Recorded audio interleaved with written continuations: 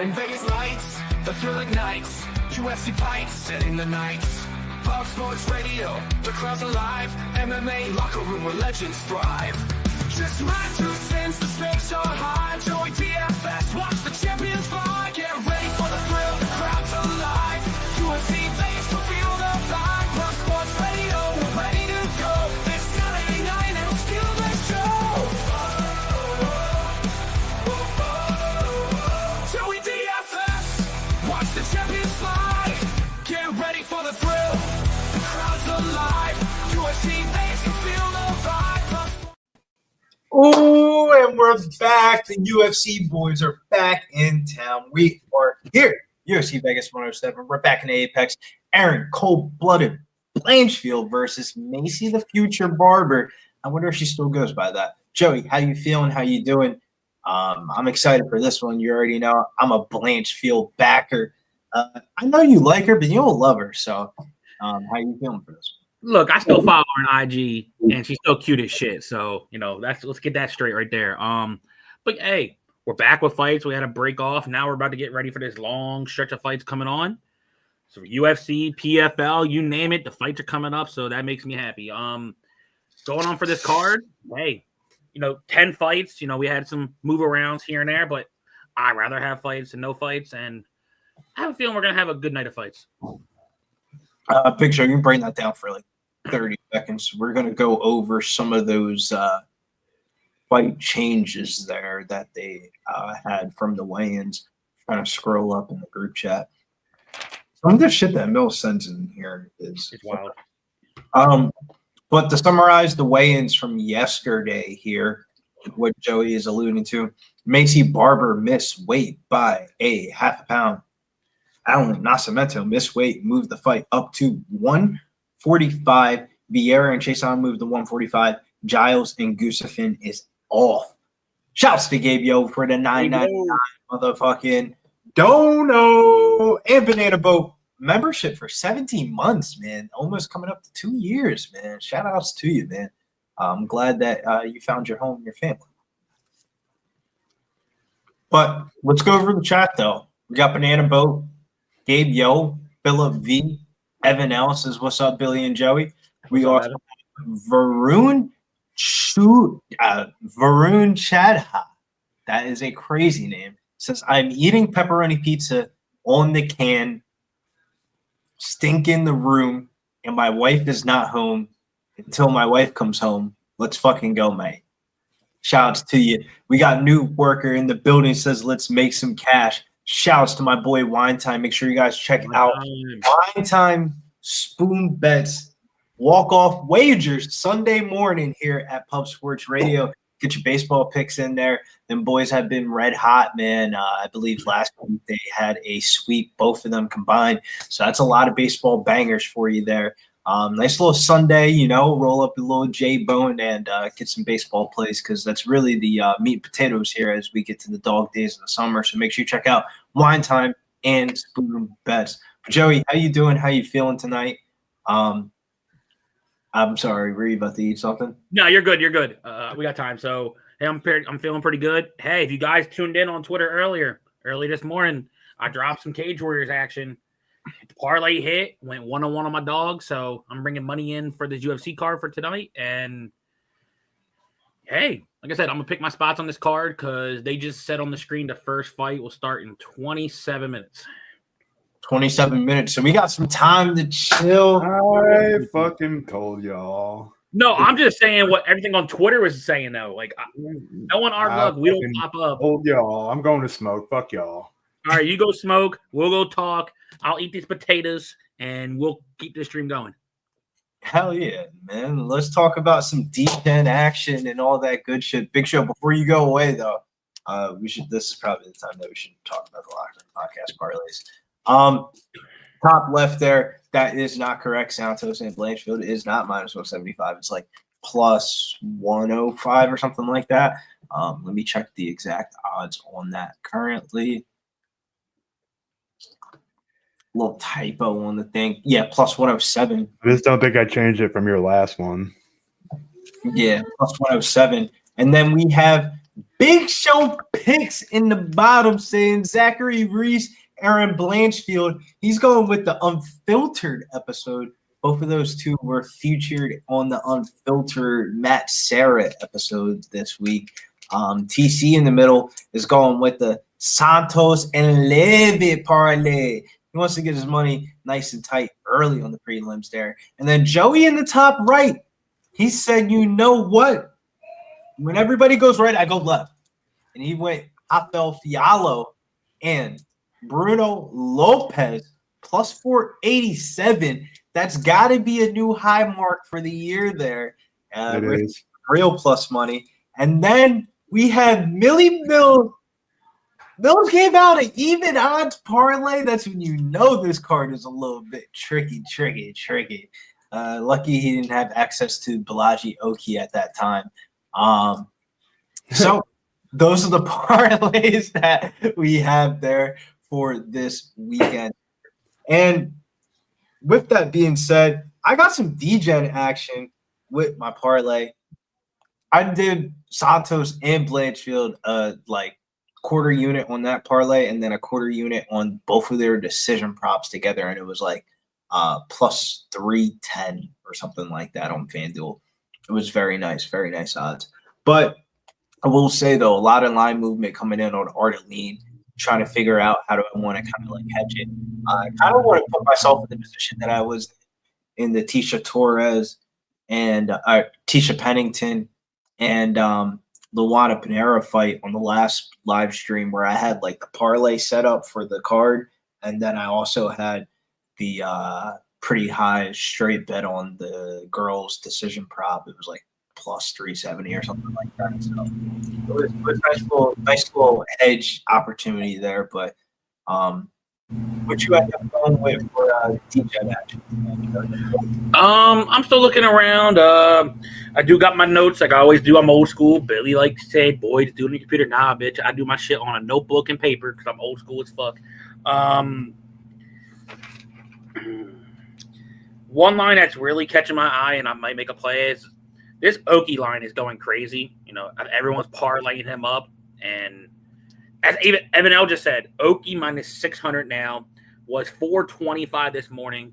The more and more I see this line climbing, I might take a sprinkle on him by knockout, because one thing we know is as well, shows on contender, he does come forward. You got to be careful. You can't come too forward on Oki because you're going to walk into a punch. This ain't 145. This is a weight class up. And Oki cuts to get to 55. So knowing a fully altogether Oki at their weigh-ins, he's probably in the 170s at least. So he can be packing a big punch. So I might be looking at Oki plus 150 by knockout. Plus 170 over here on FanDuel. I think it's almost about that time. We'll talk about some DFS lines here for tonight. I got to open up my notebook here. But let's talk about some daily fantasy here, because I ended up playing some daily fantasy lineups. I haven't played some daily fantasy UFC lineups in a while here. FanDuel, you have to put the MVP in the section, and then the fighters and stuff like that. And I went with Billy Goff, Erin Blanchfield, Zachary Reese, Jordan Levitt, Bruno Lopes, and Elise Ardolene. And then the second lineup, I did Billy Ray Goff, Erin Blanchfield, Zachary Reese, Ryan Dos Santos, Kurt Hulabau, and Michael Aswell. What'd you end up doing for DFS?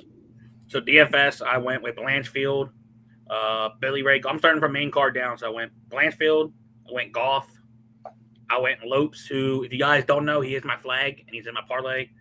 Chason, I had to try to get to that 8,000 fight for DraftKings, and I'm going to the fighter who, when does win, she puts up points. So in Chason, I went Zachary, and then I went Filio.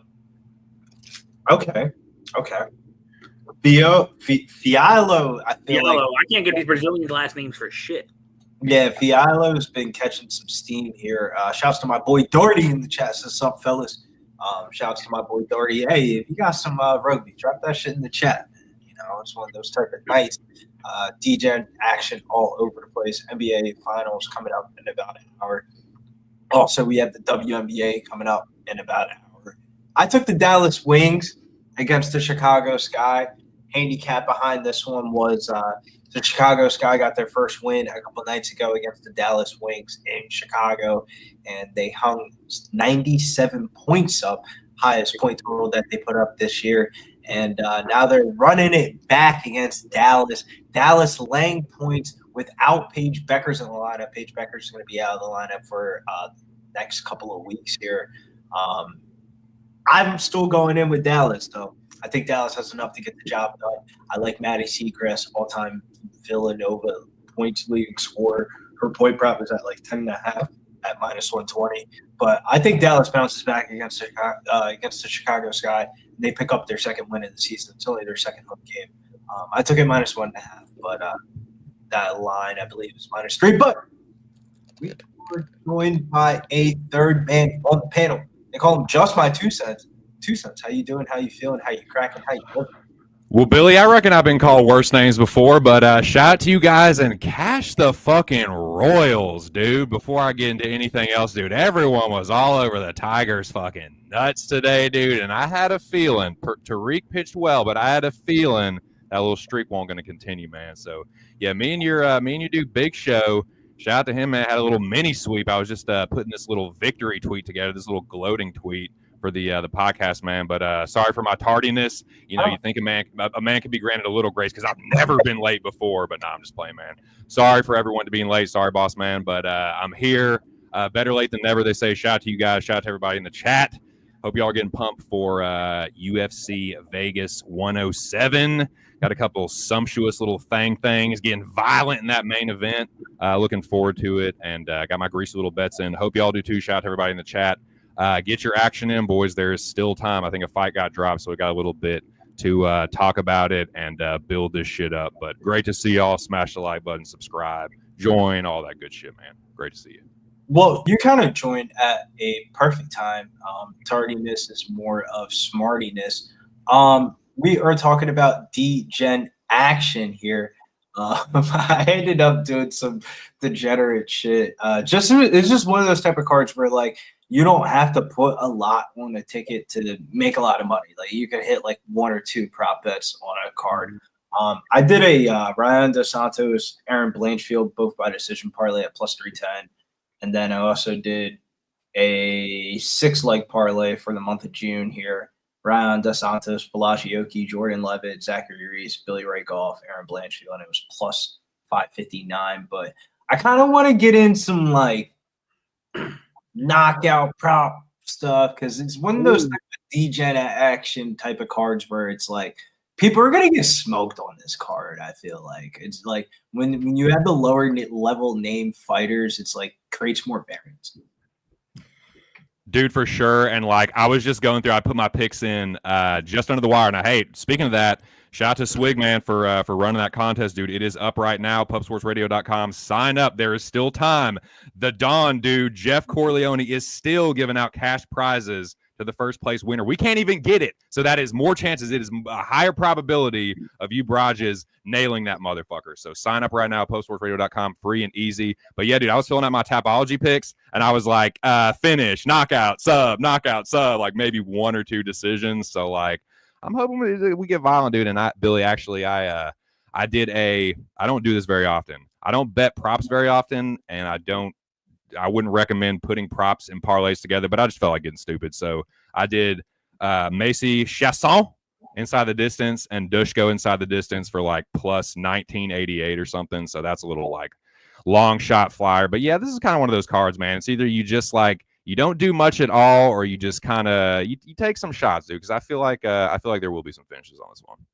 Yeah, there's been some crazy line movements. I would say from today to like now, from like this morning to now, I meant to say more of you know how like these kind of like weird apex cards are The betting public doesn't really come in until like weigh-ins, I would say, like Friday, Saturday. It's when you start seeing drastic line movement. One of those line movements is Blanchfield in the second fight of the night. That line went from -375 all the way up to 620 here on FanDuel is what I'm looking at right now. Jordan Levitt is sitting as high as -250 in some places. Some money action is coming in on Rafael Fialho from -120 down to -110. Zachary Reese is going down from -245, 235 range down to -210, 200. And also Ryan Dos Santos is down to 200, 225 on FanDuel is one of the higher book lines. Maycee Chiasson been catching a little bit of steam today. She's up to -134. Dustin Jacoby's line has kind of evened itself out back to where it opened. Ray Goff, we're starting to see a little bit of money coming in on Brahimaj a little bit. That line's at 375. Gamrot has seen his biggest decline all the way down to where the fight pre-opened a couple of weeks ago. Gamrot down to -154 here on FanDuel. Money coming in here on Ľudovít Klein. And the Erin Blanchfield fight's just getting pretty good two-way action there on the sports books. So not really too much to report there. Any of those catch your ears or interest? Well, I guess it didn't really surprise me considering how much of a fucking shit circus the weigh-ins were, dude. Like, so some of them make sense. Like Zach Reese looked like he was on fucking death's door. Like there was like Maycee looked like she was about to fucking die. There's a couple of those line movements that are just making me sweat a little bit, Billy. Like the fucking like I'm on Jafel Fio, and I bet fucking dude. Shout out to Mills. He pulled my fucking bitch card so fucking quick on that Dushko shit. And if he doesn't, I hate to, he knows me, man. He knows he knows the fucking underdogs I usually look to back, and Dushko's one of them, man. And sure enough, you got me, Mills. I bet Dushko. God, but yeah, well, I don't know, man. So yeah, I'm not one of those guys that like, for better or worse, I don't look too much into line movement. I make my reads and my bets or whatever based on who I think is going to win the fight. And maybe like that's not, some people are going to say that's fucking stupid because especially with a sport like MMA, there's things that happen behind the scenes that could potentially affect the line movement that only a certain few people know about. Kind of insider baseball shit that goes on. So I try not to look too much into it, but sometimes it is not the worst idea in the world because we got a happy birthday. I was waiting for the live stream to do it. I didn't want it to do one of those little corny little Snapchat little messages. Happy birthday, Nasty Nate. No, I wanted to do it here on the live stream. Happy birthday to you. Happy birthday. Happy birthday to you, Nasty Nate. Happy birthday, Nasty Nate. Hopefully those Boston teams can come back this next year and put some more money in your pocket. Happy birthday, Nasty Nate. Crazy, man, crazy. Another year around the sun. You can never be too grateful for that. For sure, man. Happy birthday, Nate. But birthday pick for me, Nasty Nate. Let's give out a little birthday prop parlay. Let's get some money, baby. Everybody's got to give out a one prop, but plus 200 or more. Oh, okay. Plus 200 or more. Plus 200 or more to get Nasty Nate's birthday parlay going. And do you want singing Nate? Oh man, that was the birthday gift. Was the humiliation of me singing. I'm gonna say Maycee ITD. Maycee Chiasson. Maycee Chiasson ITD. All right, so let's get this up here. I think it's still plus money. I don't know. Oh, it should be. You said Maycee Chiasson? Yeah, plus 2 something. I feel like it was 260. I made a parlay with it a few days ago. Oh. Inside the distance plus 475. Great. That is we're gonna go plus 450. Get with them, and I'm gonna stick with the women's. I'm taking Billy. Don't get laid at plus 450. He said. Nasty Nate said he's on Barber ITD. Well, keep that pick for yourself. You ain't fucking with that one, Billy. Nah, not at all. Joey, can we give you you're talking the Bellagio knockout. Can we put that in there? It's not plus 200 though, so I'm getting like. All right. I mean, I'm gonna be respectful. So ideally, there's two props I'm looking at. I'm looking at Fialho inside the distance. I think he's the superior grappler. He's the better striker. I don't want to parlay that part though. Okay, let's see. We got to give him a birthday pick, not a birthday loser. The birthday winner. We got to give him a birthday winner. Not saying that pick has a chance of winning or losing. It's just more of like I can understand the Maycee Chiasson ITD one, especially after Vieira missed weight. Like there were rumors she was in hospital too, like the night before. So like that can affect. Moyes was saying yesterday that could affect liver, spleen. I think she bodies her, man. Yeah, and we've seen Maycee Chiasson have back-to-back finishes this year at plus 450. That is a pretty wild problem. You got to get crazy with it. I think the plus 200 thing is more of like we're trying to get it somewhere in that range. It doesn't have to be exactly plus 200. I got to look at what I'm going to put it. Because I know one prop I'm definitely going to play at some point is Billy Goff by knockout. It's at plus 125. I know that's going to be one of my straight plays I'm going to play before the fight comes up. Oki's minus 700 right now. What about instead of doing that, we should do maybe like a ITD parlay, like 3 people the side distance. Because I remember I did on the last card that prelim ITD leg, and it was like plus 450 something, and we already got plus 450 right there with 2 cents. Maybe that's what we should do. I wouldn't mind sprinkling a inside the distance parlay. What, 2-3 legs, hit or miss? Yeah, 2-3 leg round robin. Like I'm already putting, like not putting, but I'm just looking at what the odds would be. Maycee Chiasson and Ray Goff both to win inside the distance is plus 928. Damn, really? Yeah, I'm saying like that's pretty wild in itself right there. Boom. Shit. Pull now that I gotta chat up, man. Now I gotta do my leg down. Shit.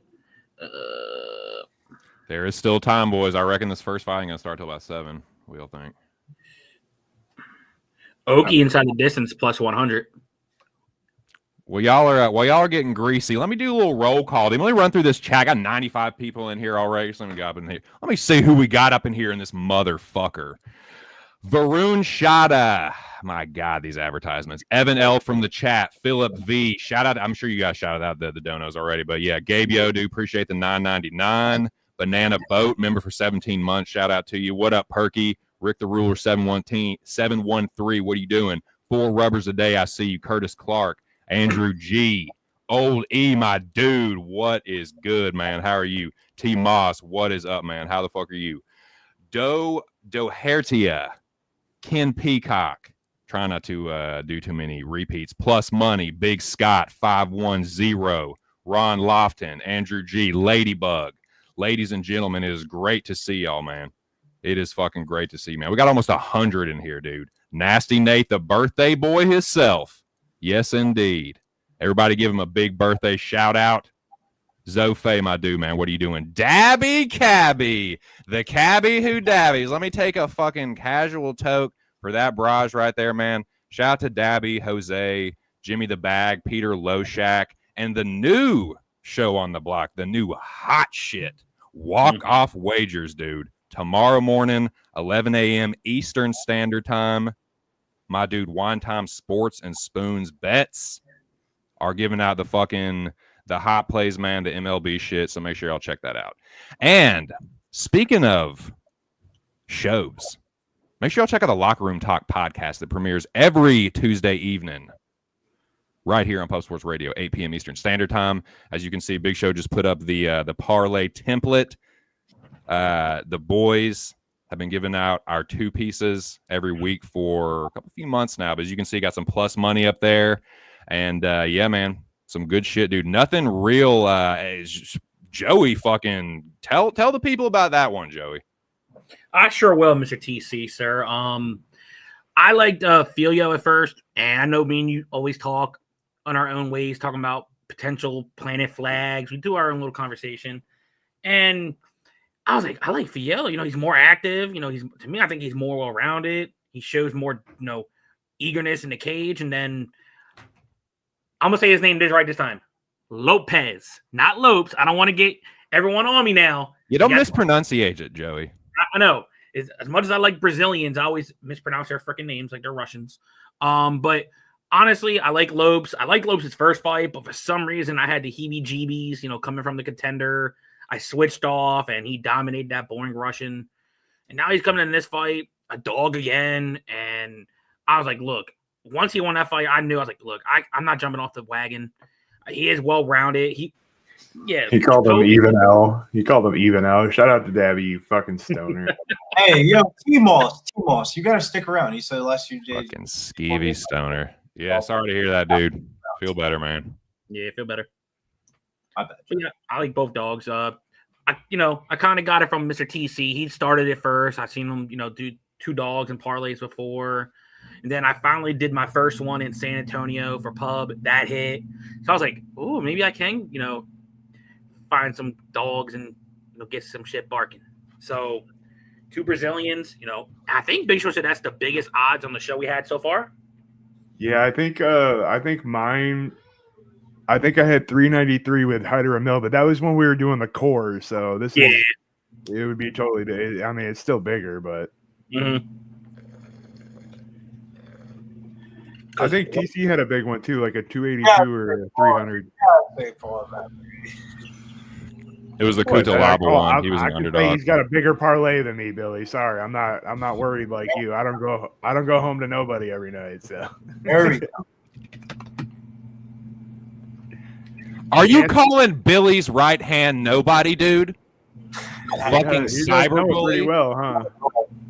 That's his betting hand too, so he be talking to that motherfucker while he be. Well, lucky for me, I'm ambidextrous. It's a big bully. So you can bet and beat it at the same time. Sounds like a new show. Give her the stranger. Beat it. He's like, oh, you think you can get this line over on me, huh? I'm just gonna sit here and hold it. Pause.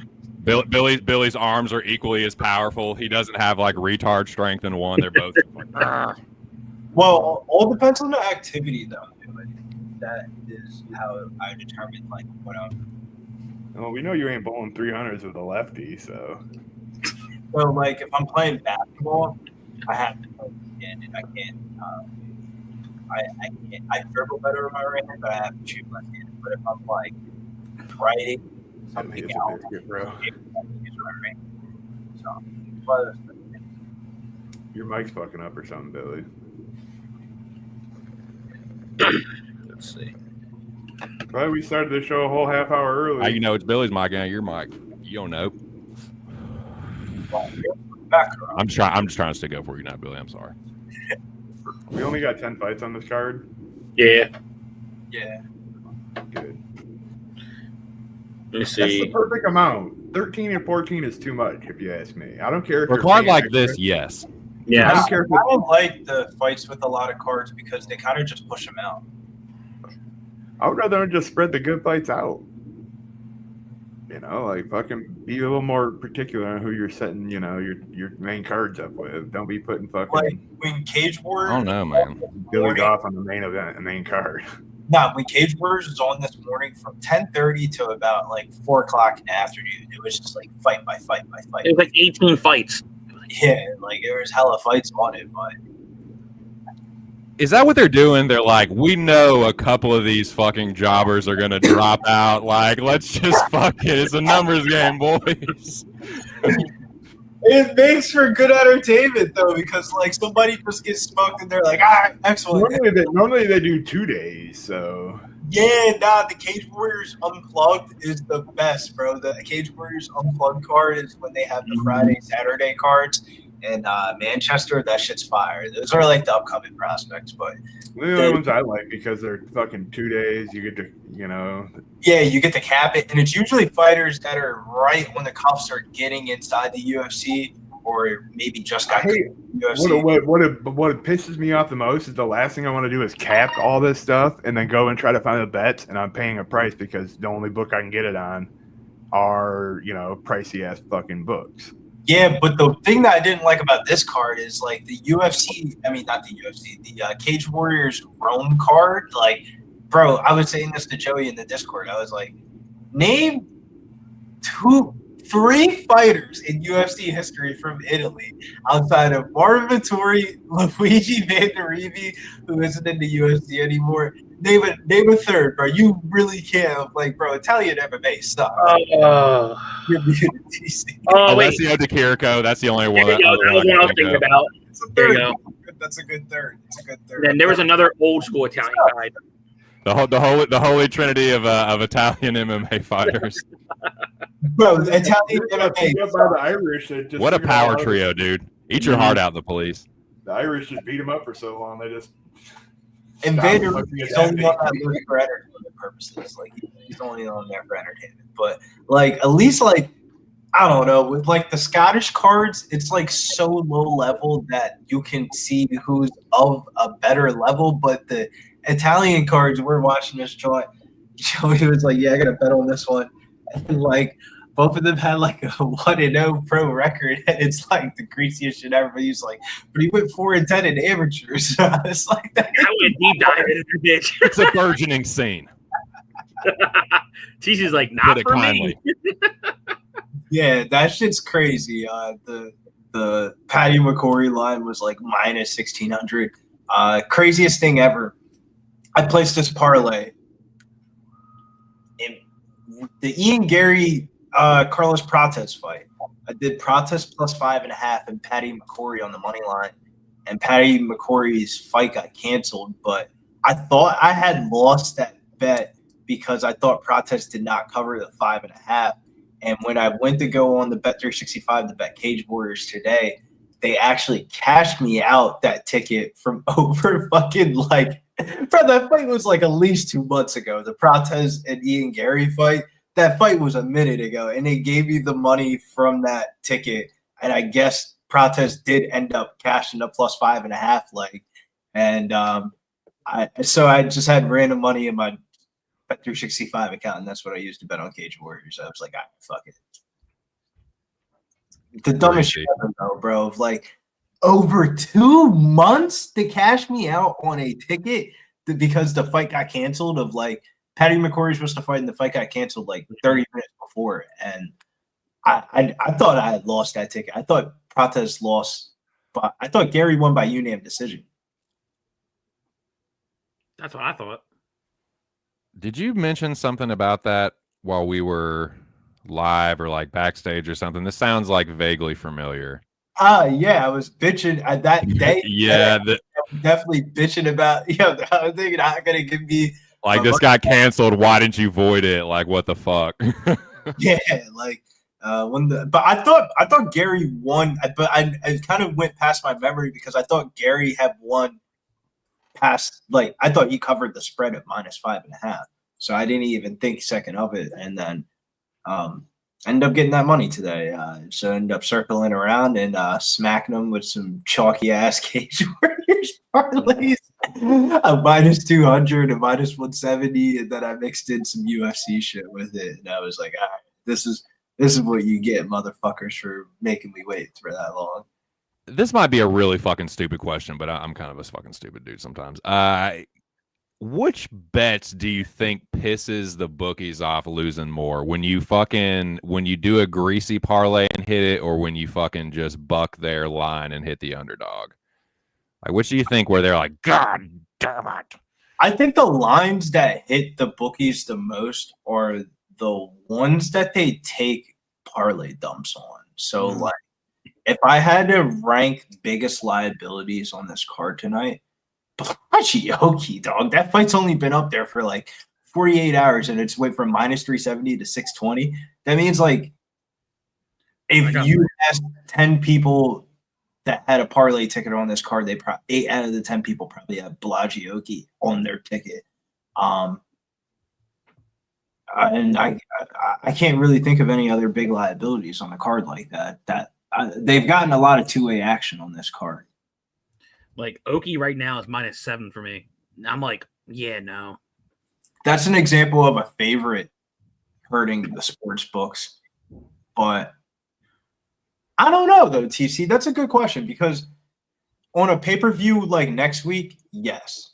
the paying out a high underdog. So like I was saying to Joey, what you've been seeing a lot is they pull out a fight that the market kind of doesn't make sense. Prime example is the Bellato Paul Craig.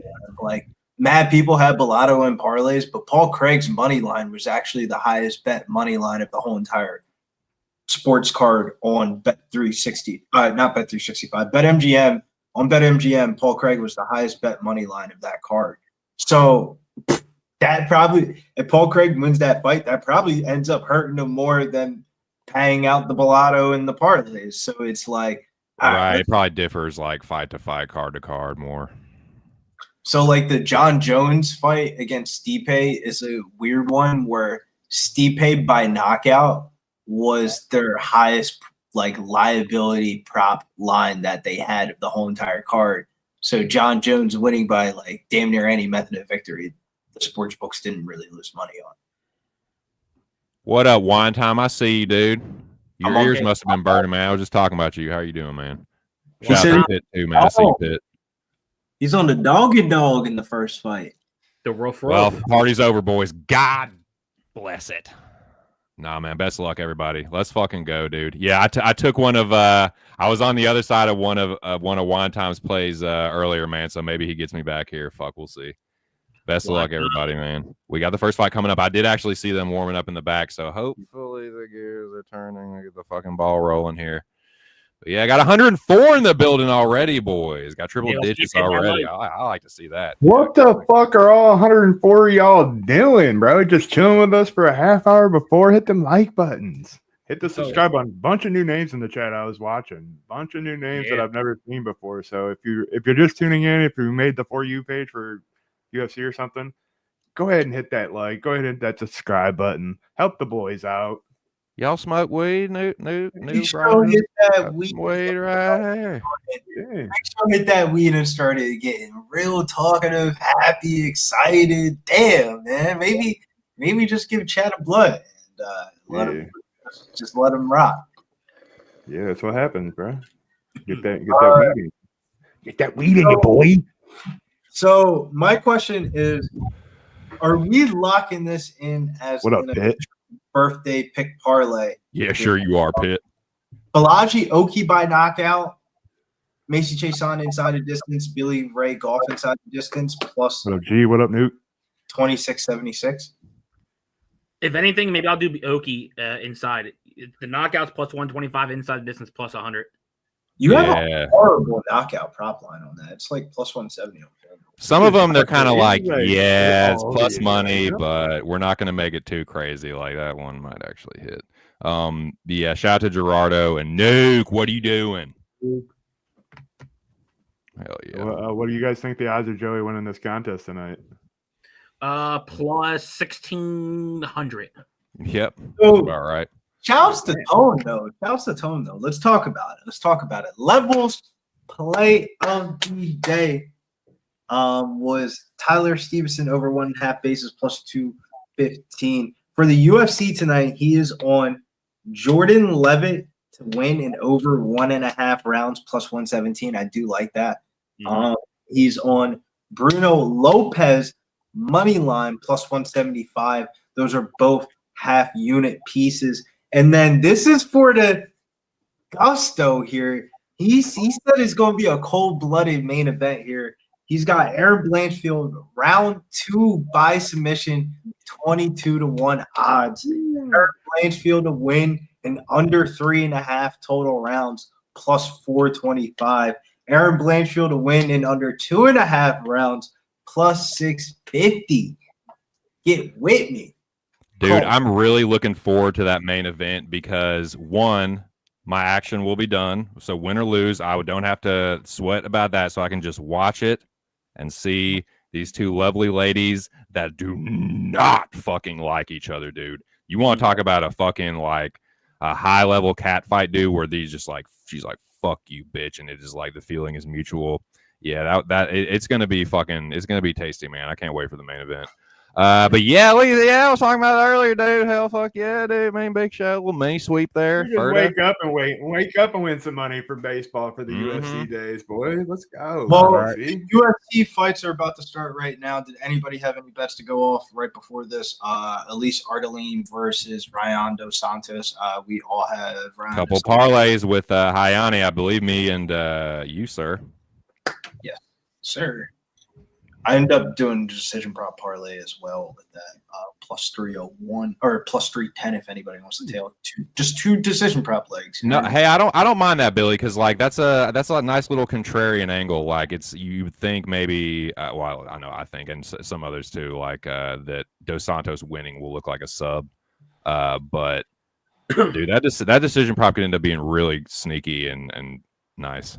Well, I always tell Big Show that the way you kind of want to set up these cards is like when you get to a fight and then the fight ends, you kind of make money off that fight, but you kind of want to make the fight in different directions of like, if I can have like 5 different Erin Blanchfield tickets, like it's not like I just bet Erin Blanchfield with 5 units. You know what I'm saying? It's like I have like a bunch of different parlay tickets that might have her get finished. My bad, Joey. So no, I did punch a bet in right for this fight. I did a little sprinky dinky on Dos Santos by submission plus 500. Ah, Joey, now you're gonna say it with the fight. Skin him a sprinky dinky dink. Yeah, we don't got to use words like sprinky dink anymore either, Joey. Yeah, dinky is a ridiculous word to say in front of people. But here we go, boys. They're starting off. Alice Ardolene with a jab, taking the center of the octagon. Hayane Amanda or Dos Santos, or whichever one of her 256 Brazilian names is, whichever one we're saying. Let's say Hayane. Oh shit! Left hook and right hand by Hayane, but Ardolene looks for lands a left hand and right hand herself and holds the center again. They're getting after it early, boys. Ooh, left hand and right hand again by Dos Santos on the end of that one. Ardolene ate it pretty well though. Alice right hook to the body in our left hand. Nice right hand by Ardolene. So she got poked in the eye maybe. He says on Saudi. Ooh, nice 2-piece from Alice. Hayane in with a nice knee and a right hand. Dos Santos. She didn't like that. Right. Oh, no, Ardolene counters, though. Alice putting the pressure on her. Alice with the right hand, left hook to the body. Dos Santos with the front kick. Alice pumps the jab. Pumps it again. Ardolene is a pretty good striker. I'll say that. No, way worse strikers. Striker. She just has really good heart. Of like she's been beat before. Yeah, she's tough and she's a decent striker. It's just that's more accurate. Yeah, like she's aggressive. She's got good heart. Like I remember the Shannon Banana fight. She was just walking down forward with reckless. Yeah, her defense is not very good. She just had a counter right hand, but she landed a nice right hand of her own there before that. Hard right hand over the top from Hayane. I like that. But Dos Santos or Ardeleon undeterred. Ardolene, however the fuck you say her name. I like the shit down attempt maybe. Oh, nice right hand. Almost gets the body lock. Damn it, Billy. We almost had that. Son of a biscuit eating. I was going to say, like, let's see, a takedown attempt here or two. You're striking a little bit too much. Yeah. Maybe trying to get her Alice's respect, but yeah, I'm with you, dude. I'm glad she's trying to get the grappling going at least. She does get the gable grip temporarily. Needed the body from Dos Santos. Ardolene doing the right things, though. Overhook, and she pummels underneath. Gets a 10-finger grip and spins Dos Santos in the fence and needed the body from Alice, but she looks like she may not be cut on the corner of her left eye. Needed the body again from Alice. Dos Santos trying to get a grip behind Ardolene herself. Pummels inside. Excuse me. Nice elbow from Ardeleon, but Dos Santos is off the fence. Hard right hand over the top from Dos Santos. Circling on the outside of the fence. Alice in her face. Dos Santos pumps the jab. Fainting. 2-piece from Ardolene out of range. Jab to the titty out of range. Right hand winging over the top. She blocks the 2-piece from Alice. Nice right hand to the body from Alice. Nice right hand to left hook from Dos Santos. Oh. Ooh. They're like almost clashing heads. Ardolene's landing good right hands, though. Nice right hand to the body. At least it's kind of minus 200. Nah, at least it's starting to get better at these striking exchanges. So 2-piece misses. Yeah, she's landing, man. Neither one of them have good defense. They're both just fucking standing there, not moving their heads and winging them. Alice with a little left hand there in that flurry. Dos Santos pumps a jab, lands that one, but Dos Santos counters with left hand. Left hook on the end of that one from Ardolene as Dos Santos lands a flurry. Minute 20 for me, boys. Nice right hand, Dos Santos. Yeah, I'm right there with you. Ardolene missed a lot of that flurry. I got 110, boys. Mm-hmm. Sorry, I'm really bad about calling out where my time is. Oh, nice left hook from Ardolene and a counter left hook from Dos Santos. They heating up now, boys. Dos Santos with a left hook on the end of that one. Nice right hand from Alice. Picked apart on the feet here, boys. I think I would say picked apart. It's pretty. They're definitely both hitting each other. Nice right hand from Alice though. Dos Santos didn't like that one. Ardolene also slows down too. Oh, left hook from Alice and a right hand. Good stuff here early from the Belgian. Dos Santos missed that right hand. They're like clashing heads a lot, which is weird because you normally see that with opposite stance fighters, but they're both orthodox. They're both just kind of charging in. Dos Santos does manage to block that two-piece. 10 seconds for me. Nice jab. Outside low kick, two-piece from Alice. Hard right-handed left hook from Alice Ardolene. Dos Santos has a chin, man, but she's getting cracked. Definitely 1-0 Alice. Yes. Yeah, you lost that first That round. looking good, wine time. We'll see what happens. Shout out to Moyes, too. He said Alice will win the first round. Dos Santos will win the third, and who will win the second will decide the fight. So if that does come to fruition, it's splitty. Got to give Moyes some credit on that one. But I think Dos Santos is going to get that fucking sub, boys. I think she's going to get sick of getting tuned. She might even get hurt and just be like, oh, okay, I got to do something else now. We'll see. So Ardolene's minus 125, Dos Santos minus 105.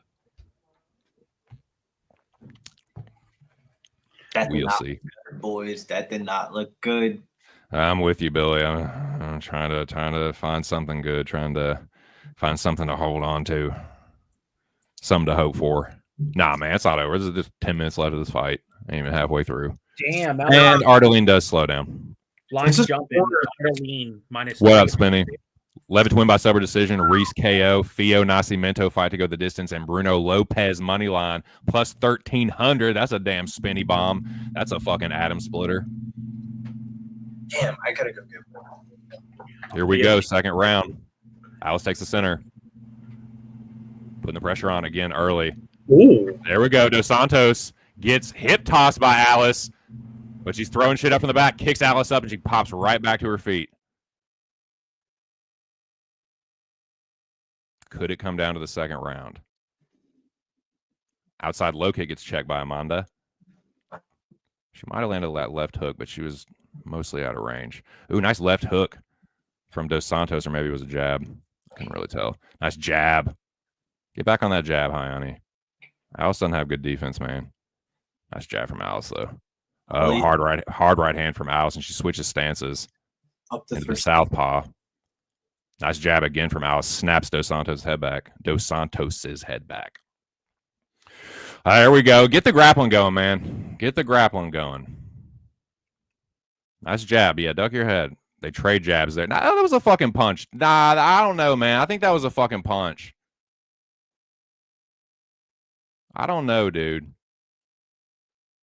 We'll see. I couldn't really tell. Up to 430 live line.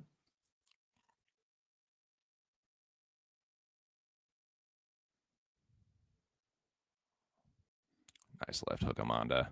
And another one. Right hand from Alice. She misses the left hook. Hard right hand over the top from Alice. Right hand over the top from Alice again. They trade left hooks there. Look like Dos Santos got the worst of it. 328 for me, boys. Right hand and left hook from Dos Santos. Alice with a counter combo. Right hand and a left hook upstairs. Alice starting to tune her up again. Nice left hook and a nice right hand and a left hook from Dos Santos, though. And again, they're both hitting each other. Dos Santos is getting a little bit of the worst of it, but they're both landing, man. Yeah, Ardolene's fucking her up. Alice with a counter. The 1-2 pull counter. 250 for me. She pumps the jab. Parried down by Dos Santos. Alice looks for the left hand to the body, right hand over the top. Dos Santos just out of range. Jab to the body. Left hook on the end of that one from Alice. Dos Santos has a chin, man. She is just eating a lot of these, dude. She really needs to work on her defense. Tries to go for the trip takedown. Now you're gonna have to get in. Get in on them hips. Nice jab, Amanda. Alice just with a little pull counter. Just fade back. Right hand, left hook. Fucking leg kick or something. Change something do up. Do something different, man. Please do something different. Nice right hand kick. counter. Fucking anything. She's Go a spinning attack. Low key, bro. She's getting smoked. She is, but that's a left hook right hand. There you go. But, and dare I say, I don't know yet. Here we go. But it looks like Alice might be slowing down just a little bit. Maybe that's wishful thinking. Nice knee, Amanda. Let's fucking go. Give me something to live for. Give me something to hope for. Something to live for is wild. Give me something to live for, dude. She tried. She thwarted again with the fucking takedown attempt. She's too small for the UFC. Right hand and a left hook over the top by Alice Ardolene. Yeah, you might be right. Nice jab. The trip shit. Just go blast double on him, Bob. I know, dude. Just you're gonna have to get desperate. Inside low kick by Alice. She's in the southpaw now. Doesn't get one takedown again. Jab, answered by a left hook from Amanda. Yeah, it seems like Alice has a little more pop on her punches. Well, the level is really on the ground. The striking is... Oh, nice right hand, Amanda. There you go. Like, she has better technique, but Alice has better power. Oh, for sure, man. She's throwing more out there, too.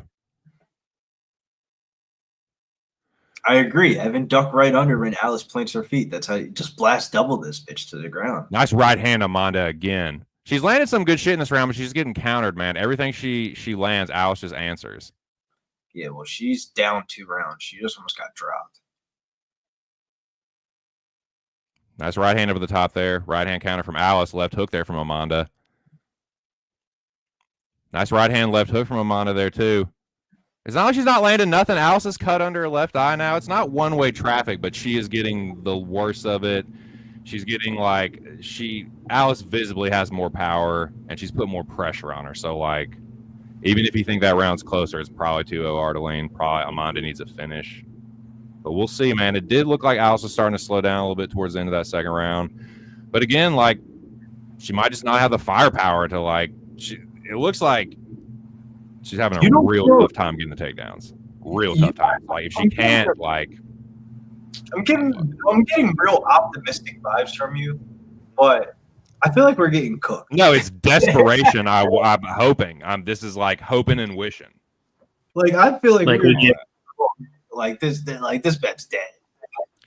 It probably is, but like, you know, I don't want to call it dead in the water until like halfway through this round. It's easily 2-0. It will literally just be like a Hail Mary sub attempt. Mitch Faring said, taking the shot on Santos live plus 900.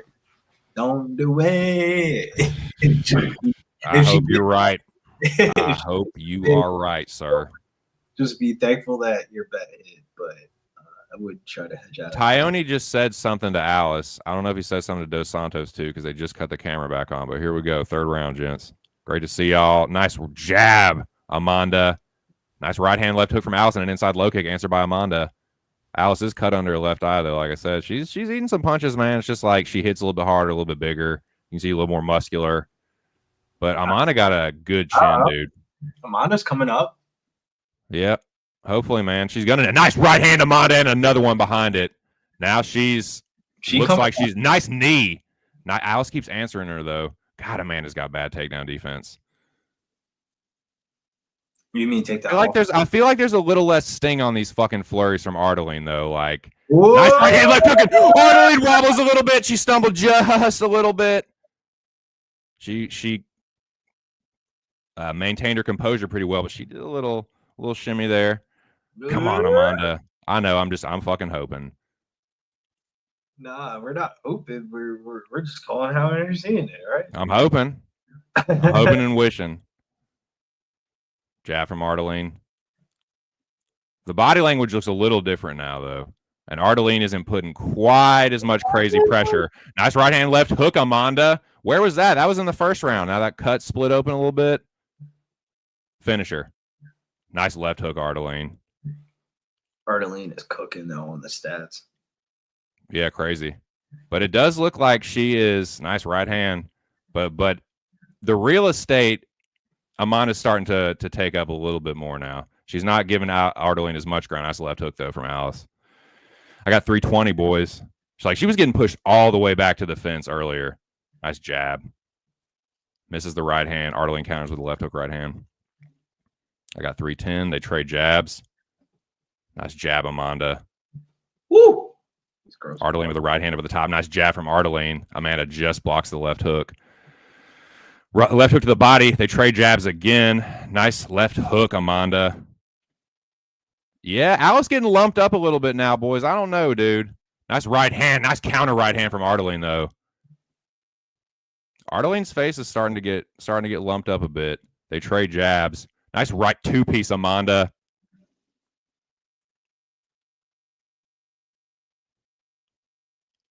Nice left hook, Amanda. Ardolene didn't like that one. Woo! Let's go. Come on. Knock this fucking bitch out. Knock this fucking 9-7 jobber out, dude.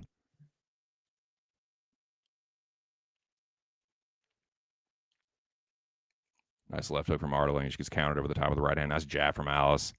Nice right hand, Amanda. Counter with right hand from Ardolene, though. Right hand to the body from Alice.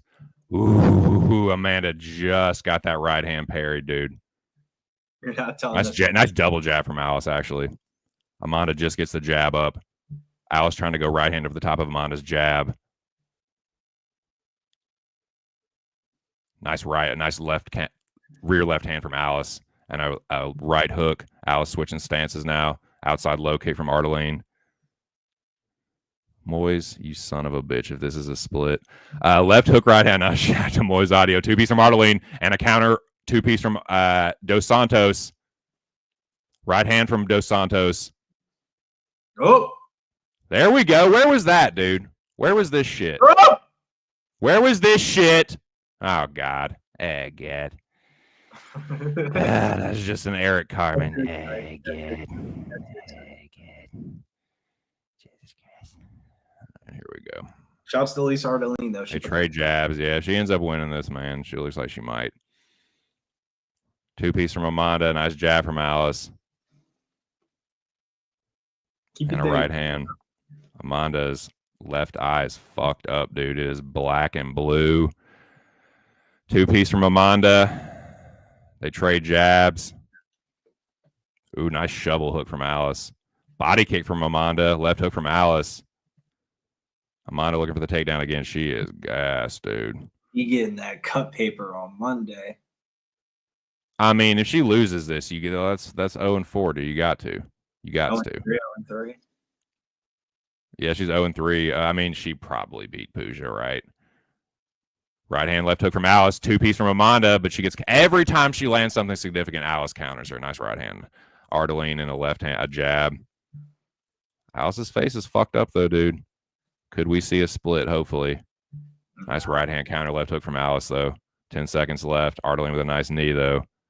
Nice right hand from Amanda. I mean, Amanda did stun her a couple times. Can we get a robbery here? Nah, it's probably going to be Ardolene. I think it would be a little bit of a robbery if they gave it to Dos Santos. Like, not crazy, but Ardolene is the best boxer in the UFC. I mean, I think that is being a bit of a, probably a little bit of exaggeration there and a little hyperbole. And Rick the Ruler says feels like a clear Ardolene decision. Banana boat 160. Probably you're right. Probably you're right, Rick. One knee split. She A got man can dream. It ain't over till it's over, till they announce the victory. But yeah, probably. We'll probably look at an Ardolene decision. so row of comments right there of Ardolene's the best boxer in the UFC. Feels like a clear Ardolene decision. 165 strikes. Damn. What do you mean split? She got smoked 3-0. I think we got cooked on that one. Probably you're right. A man can dream, though. That is hilarious. I mean, they owe her a split decision, though. I mean, I was smoked would look like she got knocked out instead of getting stunned a couple of times and getting her face all busted up. I would say that is more like smoked. But to your point, yeah, it's probably Ardolene decision. 93 to 160 is not. I'm sorry, like that's not smoked. It's Ardolene, but.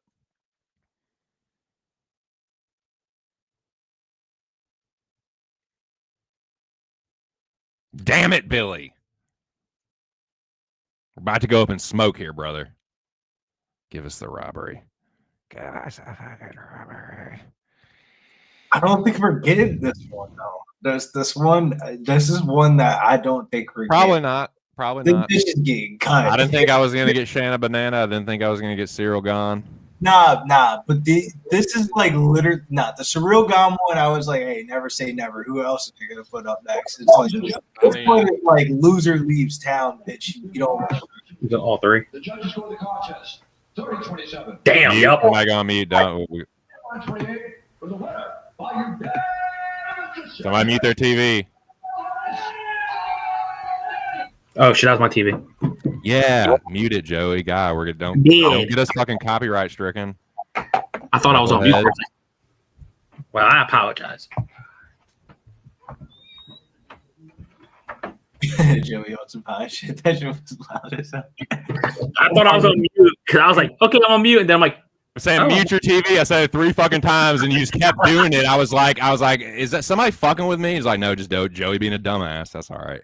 yeah, I accidentally hit like my volume mute. Parlays are definitely down the drain there. That's like half the parlays right there. But that's the downside of doing the parlays early in the week, man, and not having, you know what I'm saying? Like that was like a didn't feel good about that one, I guess.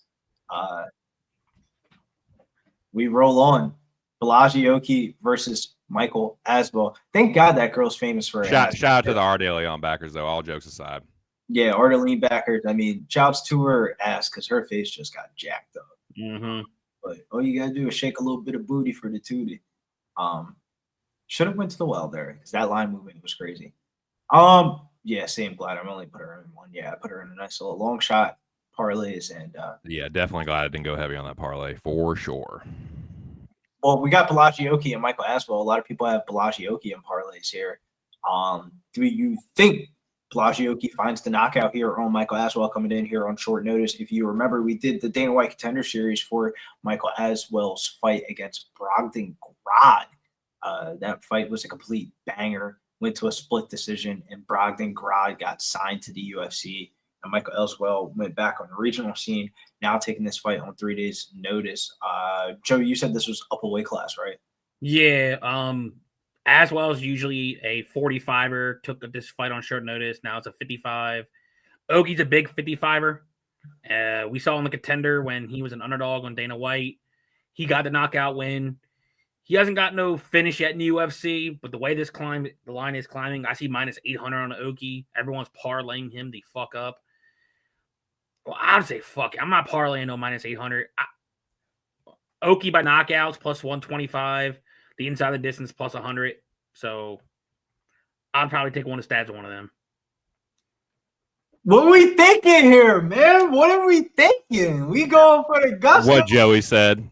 Just what Joey said. I'll take inside the distance. That's my lean because, like, knowing my luck, I'll play the knockout. He'll rock him, and then you will see Ogie do, like, some bullshit rear naked, and I'll be fucking pissed. Why you say rear naked like that? Naked. Balaji Ogie by knockout rounds 1 plus 460, round 2 plus 750, round 3 plus 1,000. I will say, though, Michael Aswell does have a good chin on him. But that's at 145. He can't be going against these bigger dudes thinking that he can lower his guard down and go blow for blow with somebody and think you're not going to get clipped.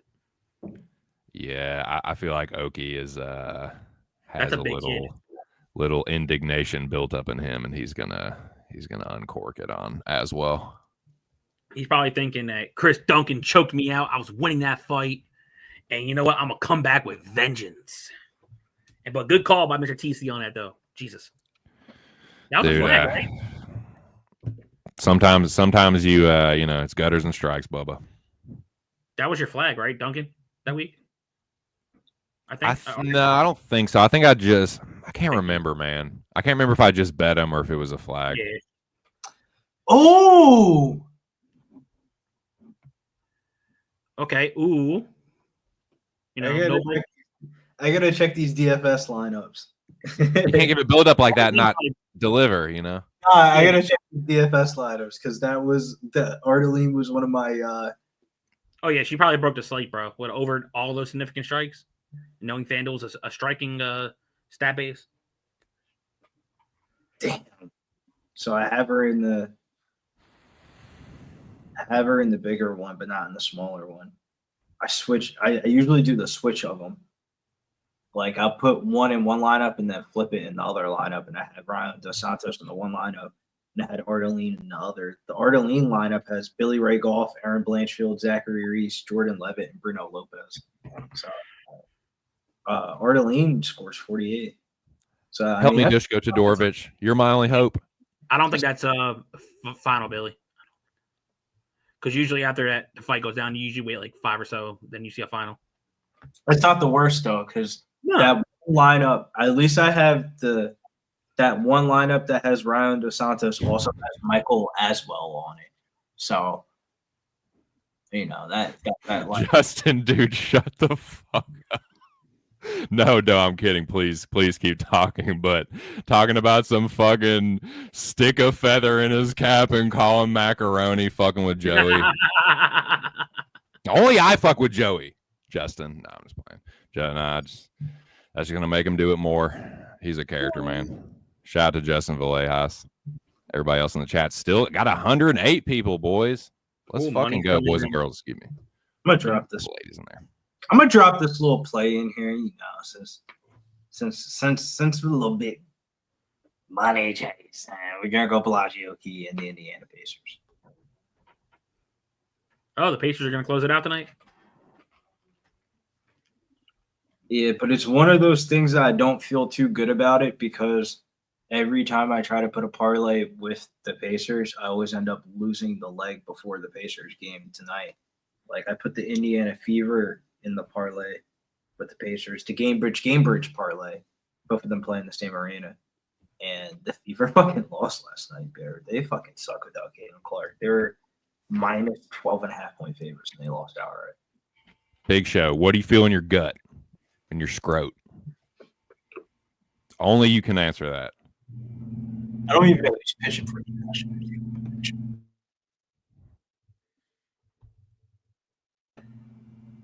I think Billy froze. Oh, there he goes. Yeah, I'm playing Oki. Fuck it, I'm going knockout. I do think he can chin him.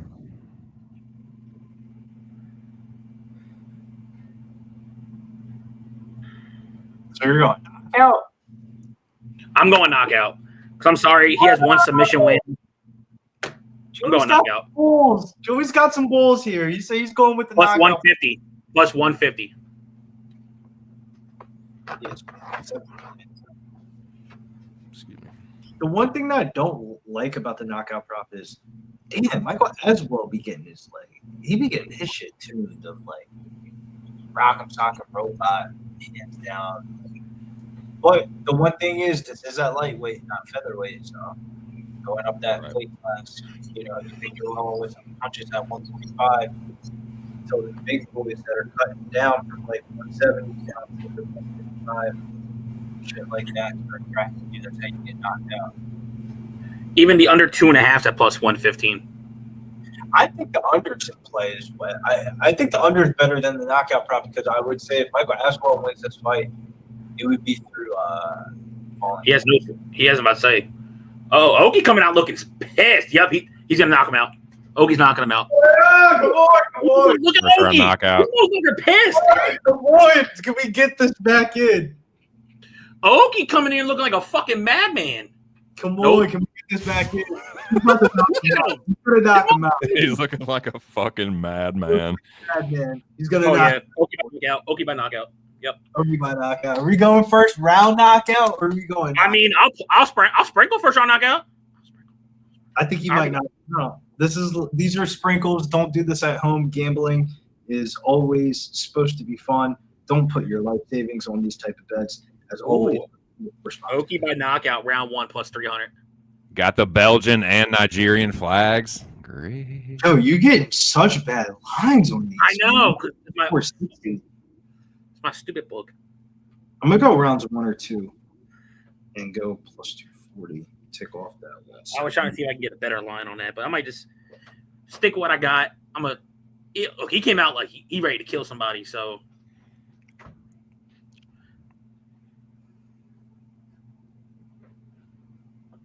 Look at him. He talking. His coach even talked to him, man. With the bleach top, dude. Great. Some old school Melvin Gillard shit. Come on, baby. What? Come on, baby. I know, dude. Looking like Bring him out. Bring him out. Is that what he's coming out to? No.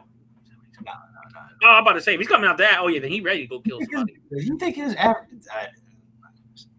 think his Zulu warrior ass knows anything about American music? Oh yeah, especially rap music. Rap music, worldwide, fucking travels good, bro. Man, he probably listens to some like some tropical fucking. I can't imagine, man. This dude. Look at his cornerman. His cornerman looks like fucking Gandhi. Yeah, this is going to feel like this. I think this one is going to be violent retribution from the Duncan fight, like y'all were saying earlier. That was one of those fights where your corner tells you after your other fight, yeah, you should wrestle more. You have the athleticism to wrestle more. And he shoots 2 back-to-back takedowns and gets hit by a ghillie. Like, bro, that shit was dumbass shit because he was winning that fight. TC's like he was until he got caught, though. Dude, Duncan has bailed me out twice on a move that I hate when fighters do. Like he hits that motherfucker. That wasn't the same ghillie. It was like the same, obviously, guillotine submission, but the one that he pulled on old Jordan Vucinic was pretty dirty. The one that he pulled on Balaji was like, we all thought he popped his head out, but in reality, he was unconscious. Like he just kind of got like, I don't know. He looked like he never defended a submission a day in his life when he got hit with Chris Duncan. The Jordan Vucinic one was pretty like both times I was like, oh my God, Duncan, why are you doing this? Yes, let's fucking go. What's this motherfucker Rob Van Dam? Dude, he has the Kevin Randleman, God rest his soul. Yep. R.I.P. Man, he had that same kind of hair at one point. The Zulu Warrior in the building with the tat on the back. It's been a while since we've seen Balaji. He made a big splash from Dana White Contender Series, but it's been pretty quiet UFC so far. Well, he's about to wake somebody. He's about to wake the hell up now. Shit. As was like, okay, don't hit me too hard, bro. Here we go. They do touch gloves. Right hand from Oki. Counter 2-piece from Oki off a low kick. Aswell takes the center. Jab from Oki. Aswell looks for the right hand counter. Oki holding the center. Aswell pushing forward. Jab from Oki. Aswell doing a lot of feint and inside low kick attempt from Aswell. 2-piece from Oki. Aswell looks for the right hand left hook. They trade jabs. Oki getting backed up now by Aswell a little bit. Outside low kick, Oki. Aswell looks for the double left hook. They clash there. Couldn't exactly tell what landed. Jab to the body from Oki. Right hand over the top. Aswell lands a right hand on the counter. Outside low kick from Oki, and he falls down. Pops right back up, though. Aswell putting the pressure on. Oki with a nice jab there. Aswell pairs the jab, staying in his face. Nice jab from Aswell. Aswell putting the pressure on. Double jab and a right hand from Oki over the top of Aswell. Ducks underneath. 2-piece from Oki on the counter. Counter low kick. Right hand left hook from Oki. Aswell circles in the center. Oki misses again on a low kick. Almost loses his balance again, too. Almost overswing sometimes. Nice jab from Aswell. Left hook body from Oki. Left hook upstairs. Left hook right hand from Oki. Aswell has a counter left hand in the middle of that too. Getting tasty now, boys. Jab to the body and a right hand over the top from Oki. Aswell lands a counter right hand again. They trade jabs. Aswell misses the right hand. Oki circles out. Outside low kick from Oki. Checked by Aswell. Oki checks the low kick. Oki did a few feinting there. Some feinting there. Jab from Aswell. Counter right hand from Oki. Aswell goes right hand over the top of an Oki left hook. Getting after it now, boys. 3-11 for me. Jab to the body. Fuck Aswell love. He went boom, hands down real quick. Like that was a nasty body punch. Aswell looking for the left hook out of range. Oki blocks the left hook. Hard right hand over the top of a lazy Aswell jab. Oki looks for the left hook right hand. Aswell just out of range of the left hook. Counter left hook right hand from Oki. Aswell with a counter left hook of his own. Nice jab from Aswell. Oki circles just out of the center. Aswell in pursuit. Right hand over the top from Oki. I got 227. Aswell looks at the front kick. Right hand from Oki. Aswell tries to counter with a right hand over the top of a jab. Outside low kick from Oki. Nice left hook from Aswell on the end of that one. Jab from Oki. Oki with a counter right hand. Left hook from Aswell. Right hand over the top from Oki. Oki pumps the jab. Aswell parries. Aswell in pursuit. Oki misses the right hand over the top. Almost needs a left hook from Aswell. Gets the guard up just in time. Body kick from Aswell. Left hook to the body from Oki.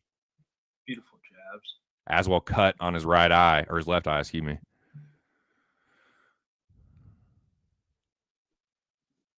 Jab from Aswell, answered by Oki.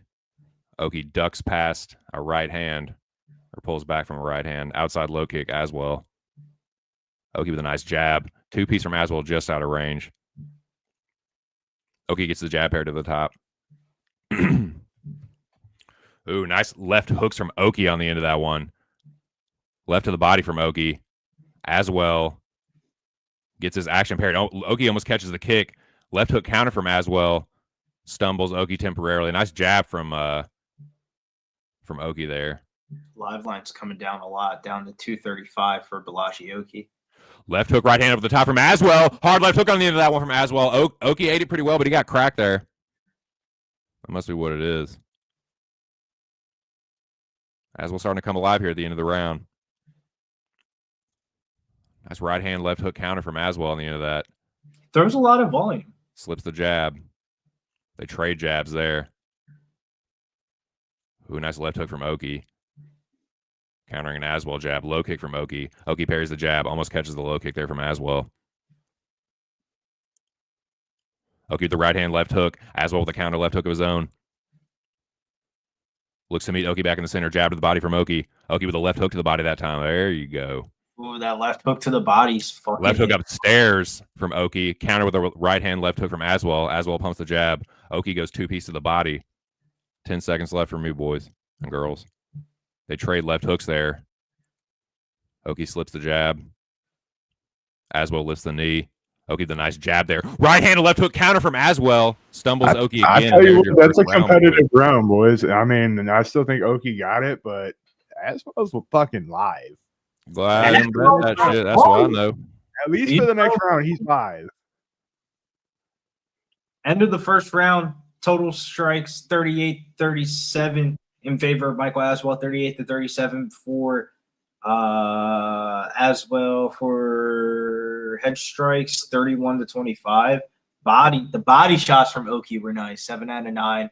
Yeah, but there's probably 7 shots where you could just see when it hit, Oki just fucking like not shelled up, but you could tell like it hit him. Like it was a weird, like a stumble or fucking lose his footing or, just stop him in his spot. To your point about him being live for the next round, though, is good, though, because Oki is investing in the body early. And that's the kind of shit that'll pay dividends if it gets to the third. You just can't take that kind of short notice catches up to Aswell. Well, that's the gamble of when you're punching to the body, you're getting close in the pocket to be counter punched. But you hopefully would like to hit on this dude's cardio when he adrenaline dumps in the second and third round. That would probably be the game plan. That's what it looks like. But it's what it looks like. Here we go. Second round. Oki pumps the jab. Great As first well. round, though. Great first round, though. live line, Yeah, my for sure.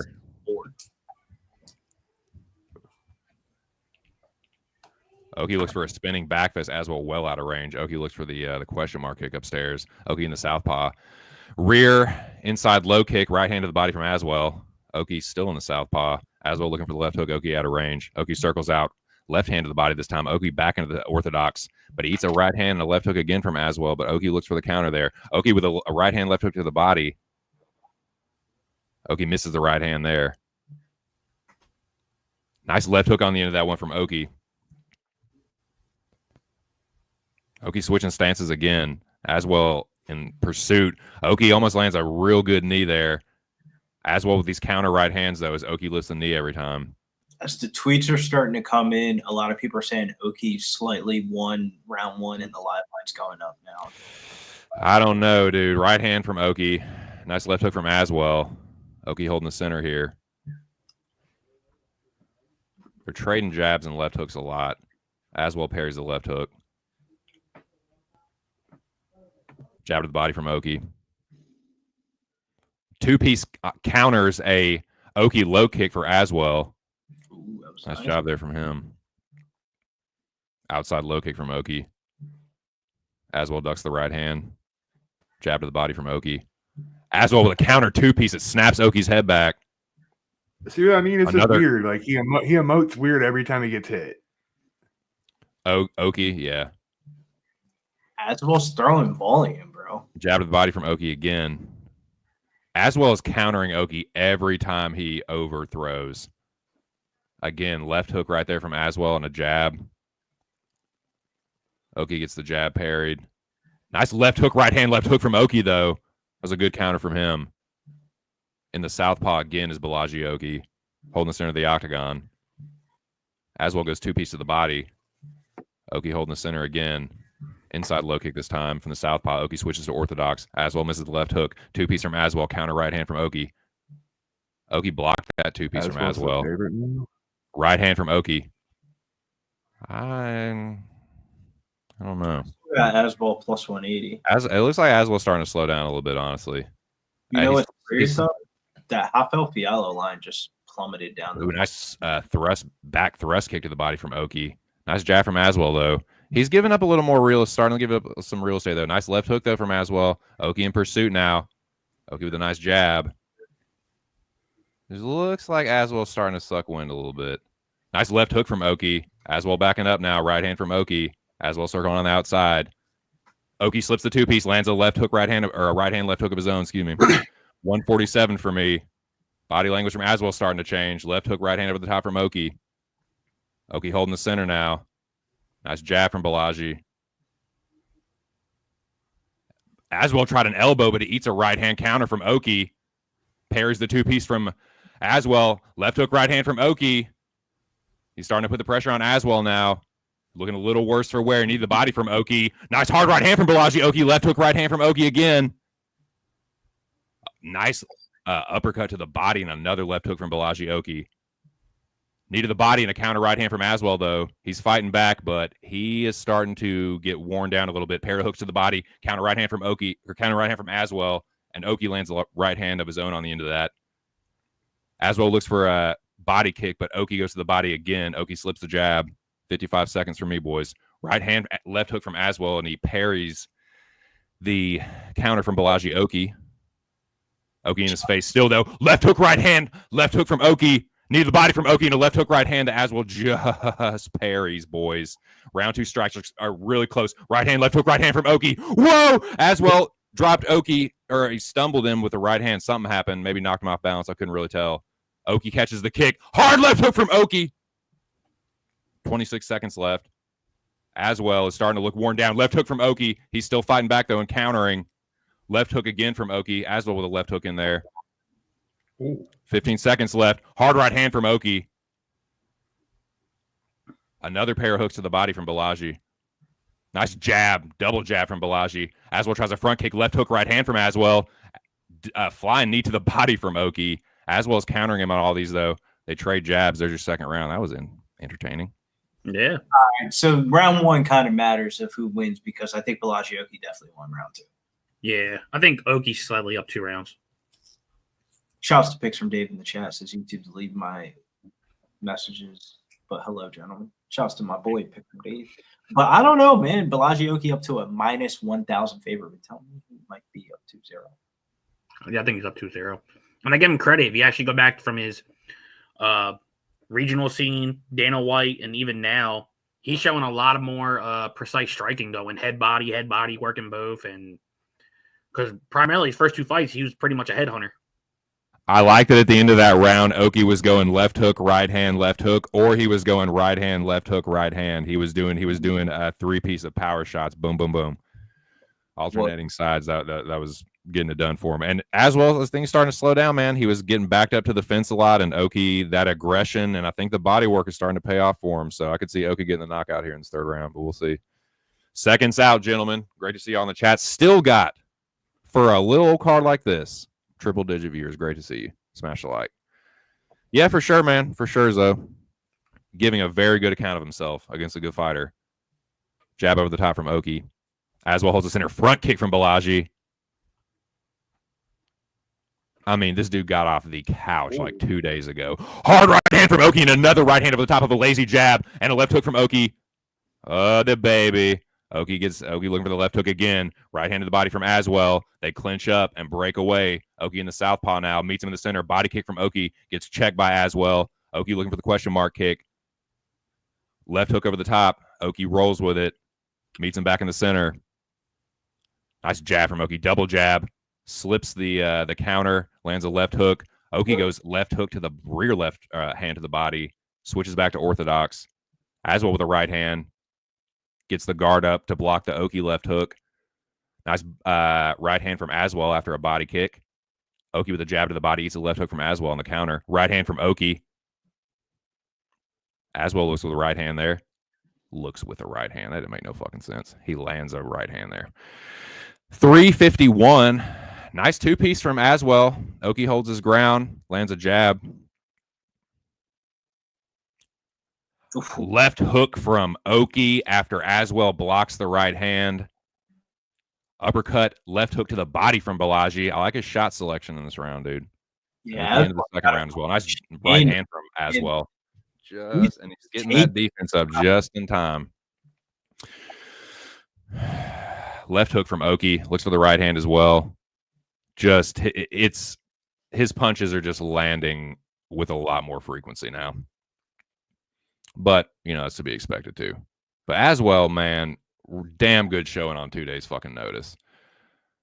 For sure, man. He can definitely take a punch, man. He is. For sure, dude. Left hand to the top from Oki. I mean, he has cracked Aswell. Left hook again from Oki. And he is a hard punching ass dude. And Aswell is just fucking hanging tough. Taking a lick and keep on taking. Left hook right hand from Aswell there on the end of that one. Oki is still he's landing this left hook right hand at will, though. Oki's left hook is really nice, dude. Uppercut and a right hand over the top from Oki. Left hook. Misses the right hand, but he lands a left hook on the end of it. Jab from Aswell to Oki says, "Get that fucking shit out of my face." Oki slips back from the 2-piece. Not a bad fight. I've seen way worse before, I reckon. Oki blocks the 3-piece. Aswell parries the right hand. Aswell with a nice uppercut left hook. Nice knee from Oki as Aswell lands a left hook counter. Left hook right hand from Oki.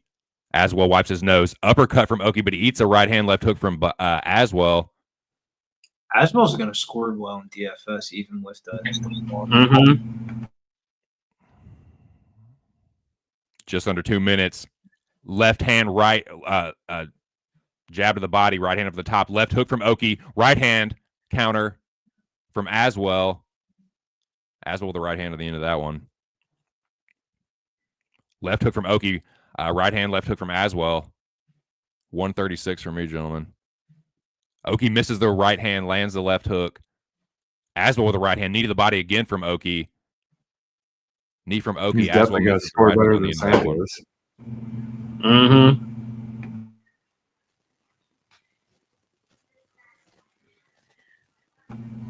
Bad front kick.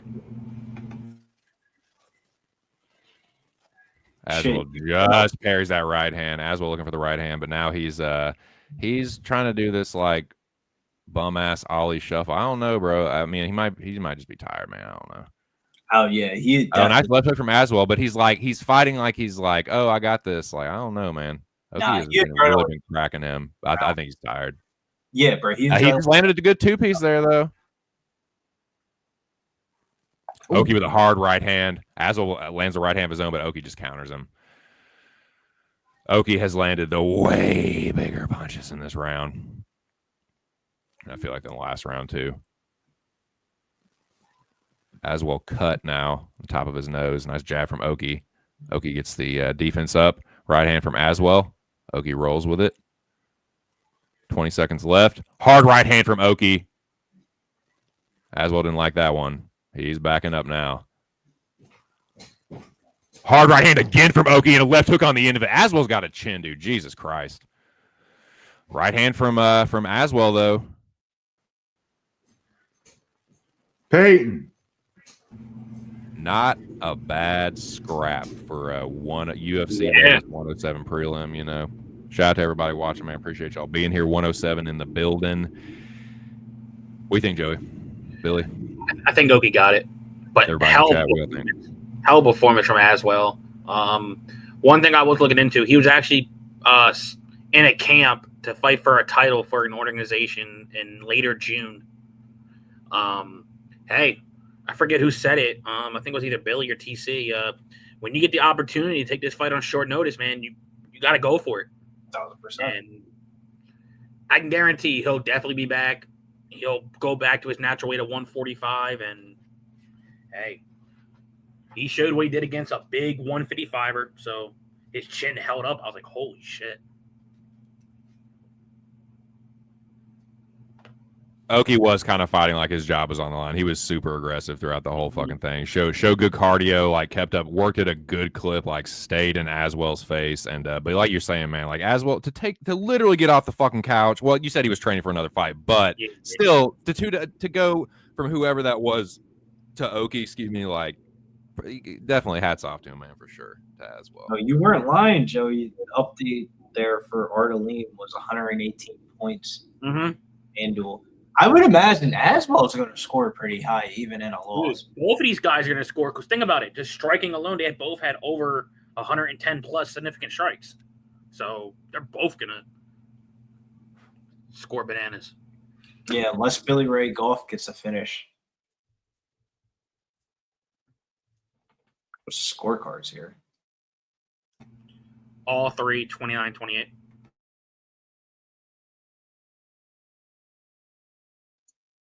29-28 or 30? Split decision before sure. 29-28. Yeah, so he lost round one. Hell of a fight, though. So, two good fights start off the card. You know, sooner or later we're gonna need a finish. Goddammit, where the fuck are these finishes? But hey, if I get 15-minute scraps like that, I ain't gonna hear me complain too much. So, but I don't think this next one's gonna be a scrap on the feet too much coming up. I'll be very surprised. Well, let's talk about it. We got Kurt Holobaugh versus Jordan Levitt. Monkey Man back inside the cage here. Jordan Levitt. It's been a while since we've seen Jordan Levitt inside the octagon. Kurt Holobaugh, the Ultimate Fighter season winner from a couple of years ago before the 20th anniversary, or is it 30th anniversary? Well, whatever anniversary, it was the Ultimate Fighter season from like 2 years ago. Kurt Holobaugh won that UFC Ultimate Fighter season. That's how he got re-signed to the UFC, because his UFC record's pretty dog shit. He's gone 2-6. He's going 2-6 across his 8 fights in the UFC, which is pretty wild that he's still signed to the promotion. But if you win the Ultimate Fighter, they got to re-sign you. That's how it kind of goes. But those Ultimate Fighter fights don't count towards his record, so he's kind of betting somewhere around 500. Jordan Levitt, though, really good ground game. Definitely, if you saw the guy at the bar and you stepped on his shoes and he stepped towards you, you would probably swing at Jordan Levitt and have no idea that this dude was a UFC fighter. Definitely not your first candidate as a UFC fighter, but his ground game's pretty vicious. Striking's kind of clunky.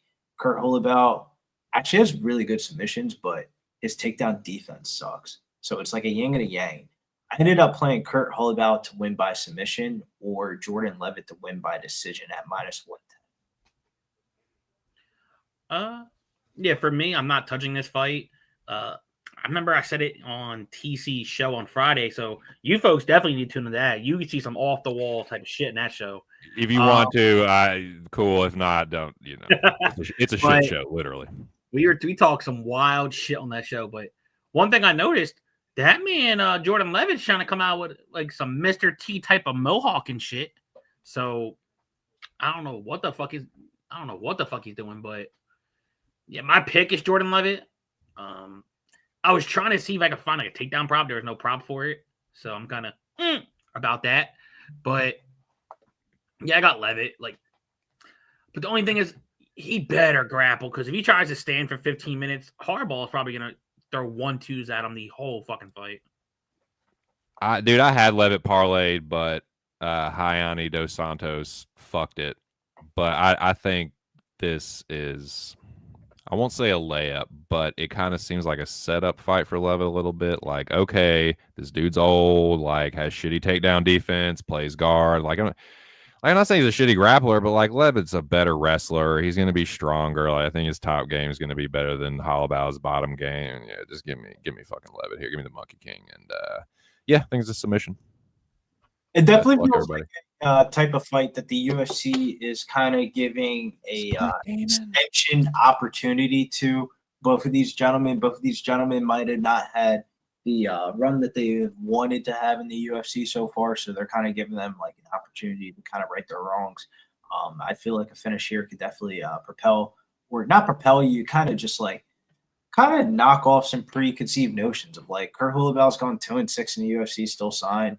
Jordan Levitt, we haven't seen him in a while. Everybody kind of makes fun of him about being gay with the twerking inside the cage and stuff like that. So definitely not gay, though. He has a wife, family, and kids. Yeah, I was going to say, I didn't know about that part.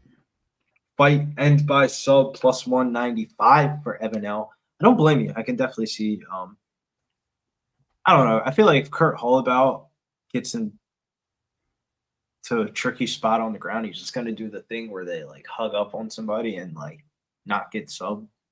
Yep. And it's just not going to get up. But you never know, though. For the W, by the way, rocking Dallas Wings. Yeah, I got nothing on this fight, but I got Jordan Levitt though. Yeah, I got Spider-Man. Spider-Man. The Monkey King. Oh. The Monkey King himself, Jordan Levitt. Why do you say Spider-Man? Well, don't they call monkey spiders? Spider monkeys? Oh. Yeah, I guess so. Shit. I didn't think about that. I was like, who can call it a spider now? Or a spider monkey? Or Who would have? Nice save, though, Billy. Nice save. Who would, Joey? Think two grapplers will cancel each other out and they stand on the rounds for 3 crappy striking rounds. I think definitely it's going to hit the ground, though. Of like, I just think when it hits the ground, it's just not going to be as exciting as we thought it was going to be. No. It's going to be like Kurt Holloway not doing anything. I wouldn't be surprised if he were in position, bro. There is an opportunity of like just pure jiu-jitsu. Kurt Holloway is not like this was a pure jiu-jitsu contest, this would probably be a pick'em. But add in MMA, wrestling, cage time, scoring, and points makes Jordan Levitt this big of a favorite. But if they were just doing pure submissions, I mean, Kurt Holloway has mad subs in his arsenal. He definitely can slap on a rear naked choke on somebody. I believe that's how he won the Ultimate Fighter season finale. But as I digress, I think he loses this fight by decision. I think when he gets to the ground, when Levitt tries to go for a sub, he's just going to stay out of submission defense and kind of hug up. Wouldn't be surprised if he reversed the position, was able to get a submission himself. We have seen Jordan Levitt be acceptable. The weird part about laying 250 on Jordan Levitt is we've seen him acceptable to being submitted. Of like, Patty submitted the shit out of him. And Chase Hooper did too. And Chase Hooper. Auto parts that I'm calling it Levitt by knockouts. Watch me shine. Man, if Levitt gets a knockout, that line's probably nice and juicy. At least what, 10-1 at least? Yeah, I can't imagine what a Levitt by knockout is. Wait, put it in the chat if you can. He does have that Mr. T Mohawk. That's hilarious. Mm-hmm. So I was like, what the dude, some of it's uneven. Like the front of it's lower, the back of it going down is way higher. I watched his Nina drama video, but I didn't I wasn't paying attention to that. Billy, can you bring up TC?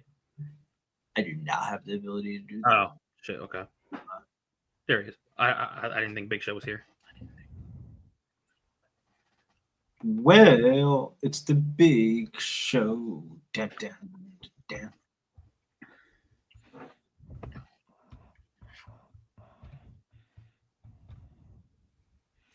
Big bad show tonight.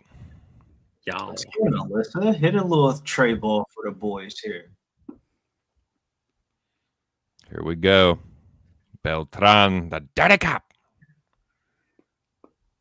What's up, ho? Cablin Asian ho. Let's get it on. Here we go. Yeah, let's get it on. They touch gloves. How about putting the pressure on? Jordan with the front kick, and he immediately dives in on a single, goes up to a body lock, gets the body lock trip, and immediately inside control. Levitt ain't playing. Deep body lock. It goes to half guard. Yeah, and Hallbow just plays jits off his back. Jordan Levitt, way better wrestler. He's trying to Hallbow. Why don't you grab that fence, boy? with that crooked ass fucking. Jordan Levitt looking to collect the wrist. Hallbow does get to a knee. Levitt throws the hook in. Levitt just drags him right back down. Levitt throws the right hook in. Pulls Hallbow to his back. Takes Hallbow's back. Looks to posture up. Levitt suplexes Hallbow. Holy shit, Joey. That was wild. Rip him off the cage, though. I don't know why it's not done more often. My man just. I know that hurt. Well, that's how we got that. Going down right underneath you. Jordan Levitt. That son bitch. Looking for the front choke. He has it. Fight's about to be over. Yeah, he's going to sub Hallbow. He may go to sleep. He's going to go to sleep. He's not going to tap. Oh, yeah, he's done. He's done. He's out. He's out. He's out. He's out. That's it. Damn. Holy smoke. Jordan Levitt. Sub. Oh, my God. Smokes Kurt Hallbow. Smoked him like. No, bro, you were not. No, you were sleeping, dog. Sorry, homie, you were sleeping. Levitt runs out of the cage. Okay, bro. He tried to clothesline his ass. You ain't Khabib, dog. So settle down. God damn, he choked the shit. That was awesome, though. Holy shit. Levitt by sub plus 300. Damn, really? That's it. Damn. I think that's Kurt Holloway's second time getting submitted in his career. So. Yeah. Yeah, so kudos. No, bro. He got taken down immediately. Gotta watch out for them Spider-Man. How do you say it, Billy?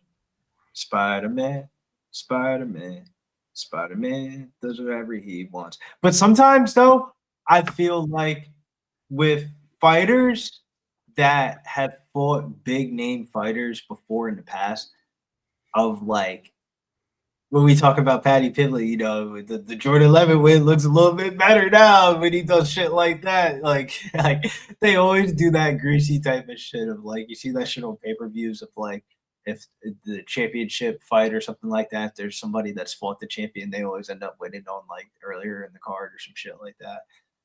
But damn, he smoked the shit out of him. Though. I thought there wasn't there wasn't any splits in. That was a let's fucking go.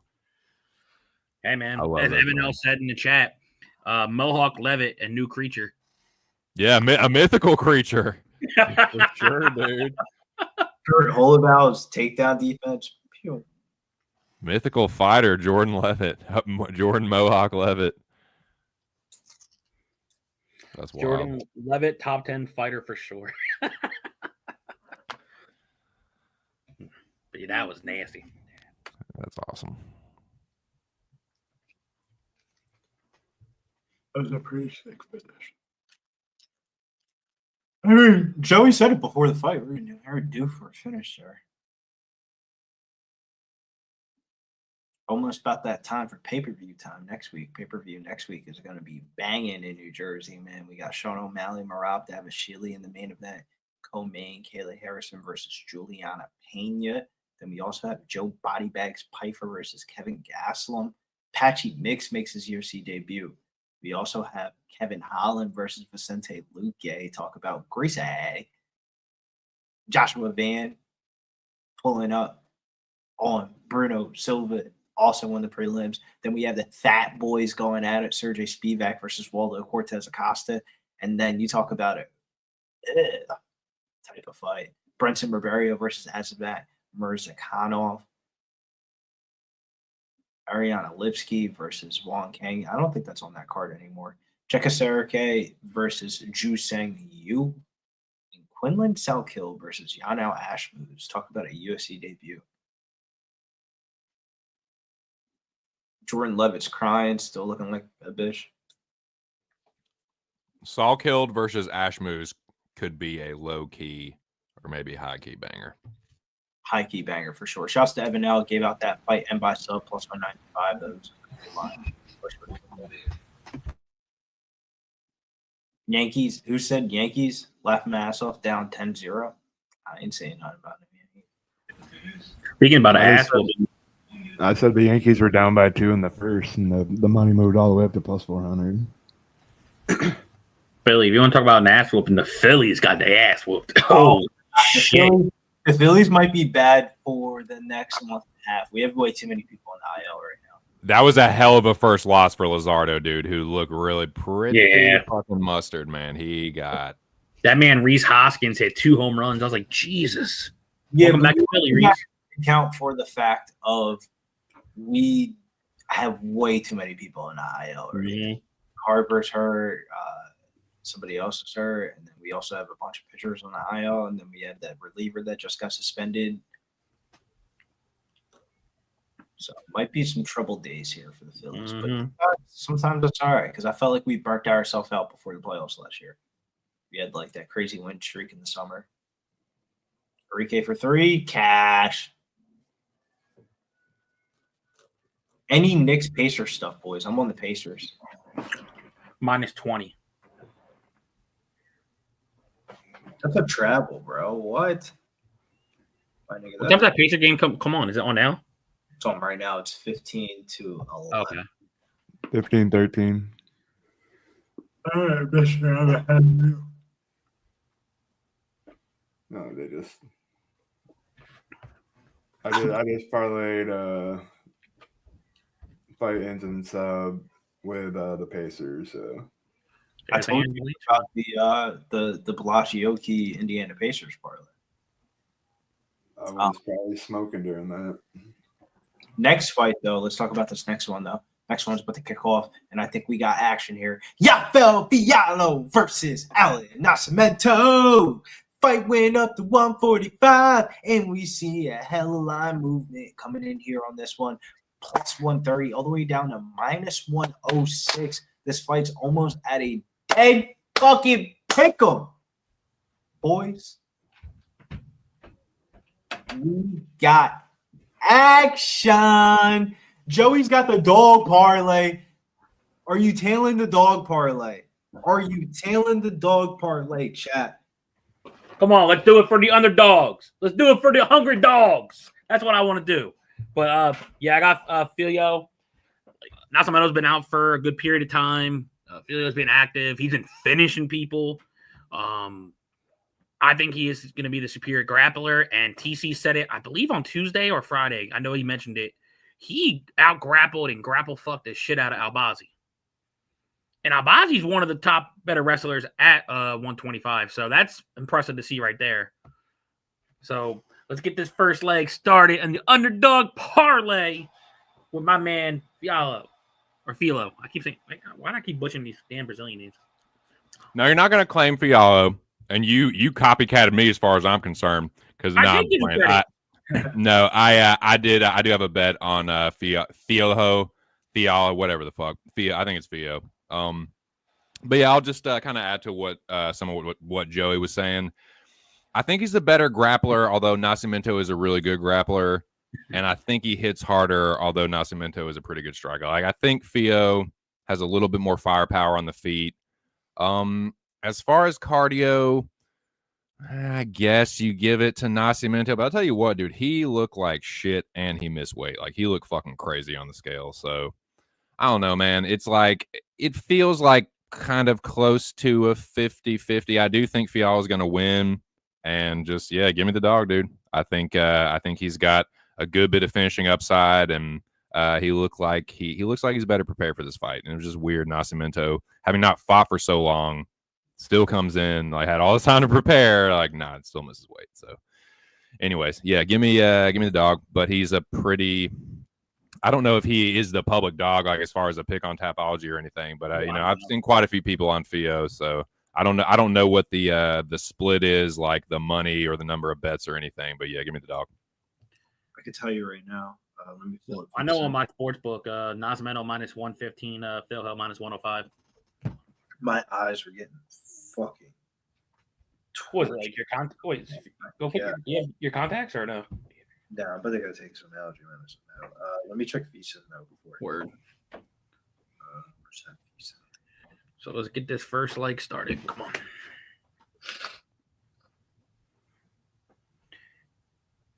And I will give credit. TC, what is the one that told me before the show on Tuesday? No, I'm just fucking with you, dude. That and I didn't go crazy on this, man. Just like a half unit on Fio. Mm-hmm. No, you're not lying though. 50% of the handle, 56% of the bets are coming in on Rafael Fialo, hence why the line is moving down towards the pick'em. I want to see how that's looking across the market, because I would imagine that's minus 106, minus 110 on FanDuel. I would imagine that'd be minus 110. I do think the weigh-ins had time. Let's get it, Wine. Let's get this underdog, my boy. Well, I got some wine for you too, my boy. I got you some. Blindly, just fighters that have missed weight this year have not done well at all. Rafael Fio prayer circle. Oh. Let us join hands in prayer. But man, shout. We still got 100 people in the chat, dude. Got this one has fight of the night potential on it, unless Nascimento is compromised, which he might be. Let me see. Varon, I don't know. I go back and forth. Sometimes I wear a hat. Sometimes I don't. I don't blame you, Evan. Everybody's on fucking Fio. I don't blame you at all. I'm gonna take Filo to win and fight to start round 2 at plus 200. Ooh, okay. Dude, sometimes those are the ones that come through, man. When you're on an island, you have to fucking do that. I was on an island today pretty much with the Royals. Big bad Scooble. But no, man, sometimes you just gotta do that. So I'll take it as the Royals scored once Scooble got out. Yeah, I'm pretty sure, yeah. It was 1-0. But and shout out to my dude Stubborn Mick too. I believe he is on Nascimento as well. I don't know. I can't remember if he betted or not, but I know he's picking him. And he's a sharp dude. So yeah, best of luck, boys. Let's fucking go. Ron Lofton, Filia with O'Neal Cruz over half a hit plus 225. God damn. Nice, dude. Oh. Best of luck, Ron. Hope you hit that shit, man. Let's get it, Ron. Let's fucking go, boys. Odie Nats plus 1.5. Okay. Boys, we're almost at 60 likes. So that's not even something I can get too upset about. Let's just keep the likes going up. That's over. The likes are over half the people that are present in the chat. So that's a good starting point, but we can do better. We can make it a 1-to-1. But yeah, one time I'll be in your show. I'll be watching your show tomorrow, my boy. And hey, if you guys don't know, make sure to tune in. Pub Sports Radio, 11 a.m. Wine time and spoons, spitting the baseball plays. Those motherfuckers know they shit.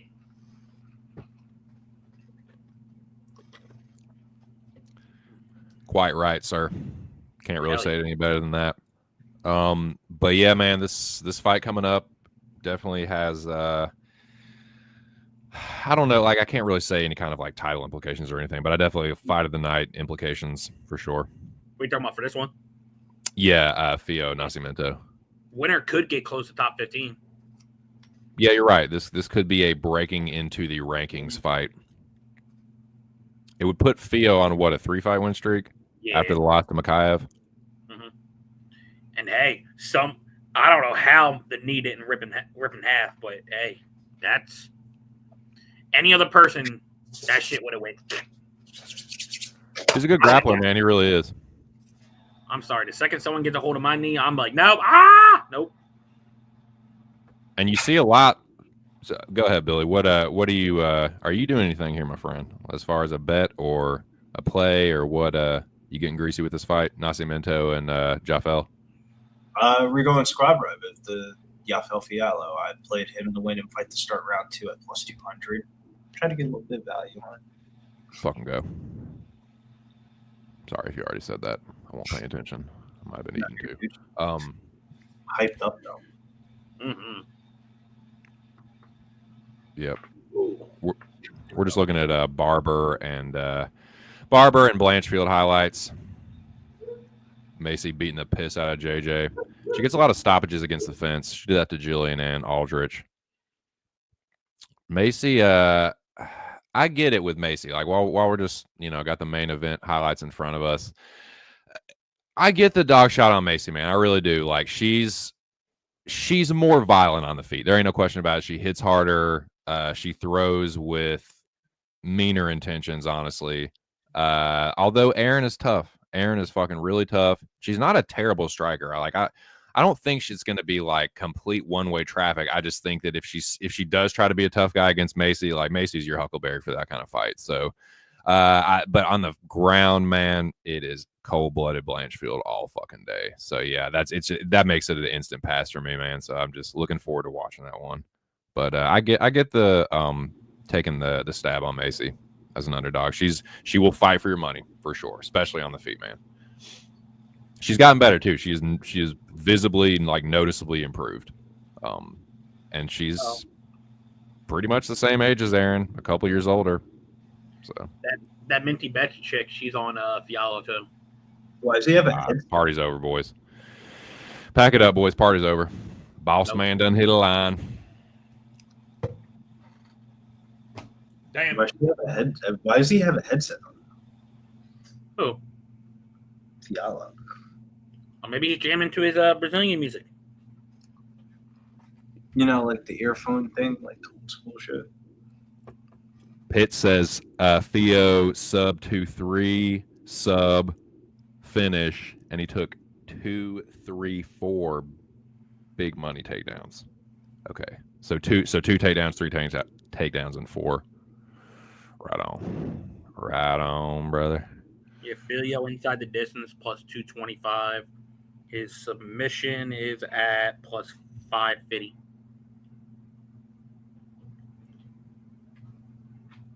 And a wild prop. I remember I did this for Ode a couple times. Fiallo to win by sub and under 1.5 plus 950.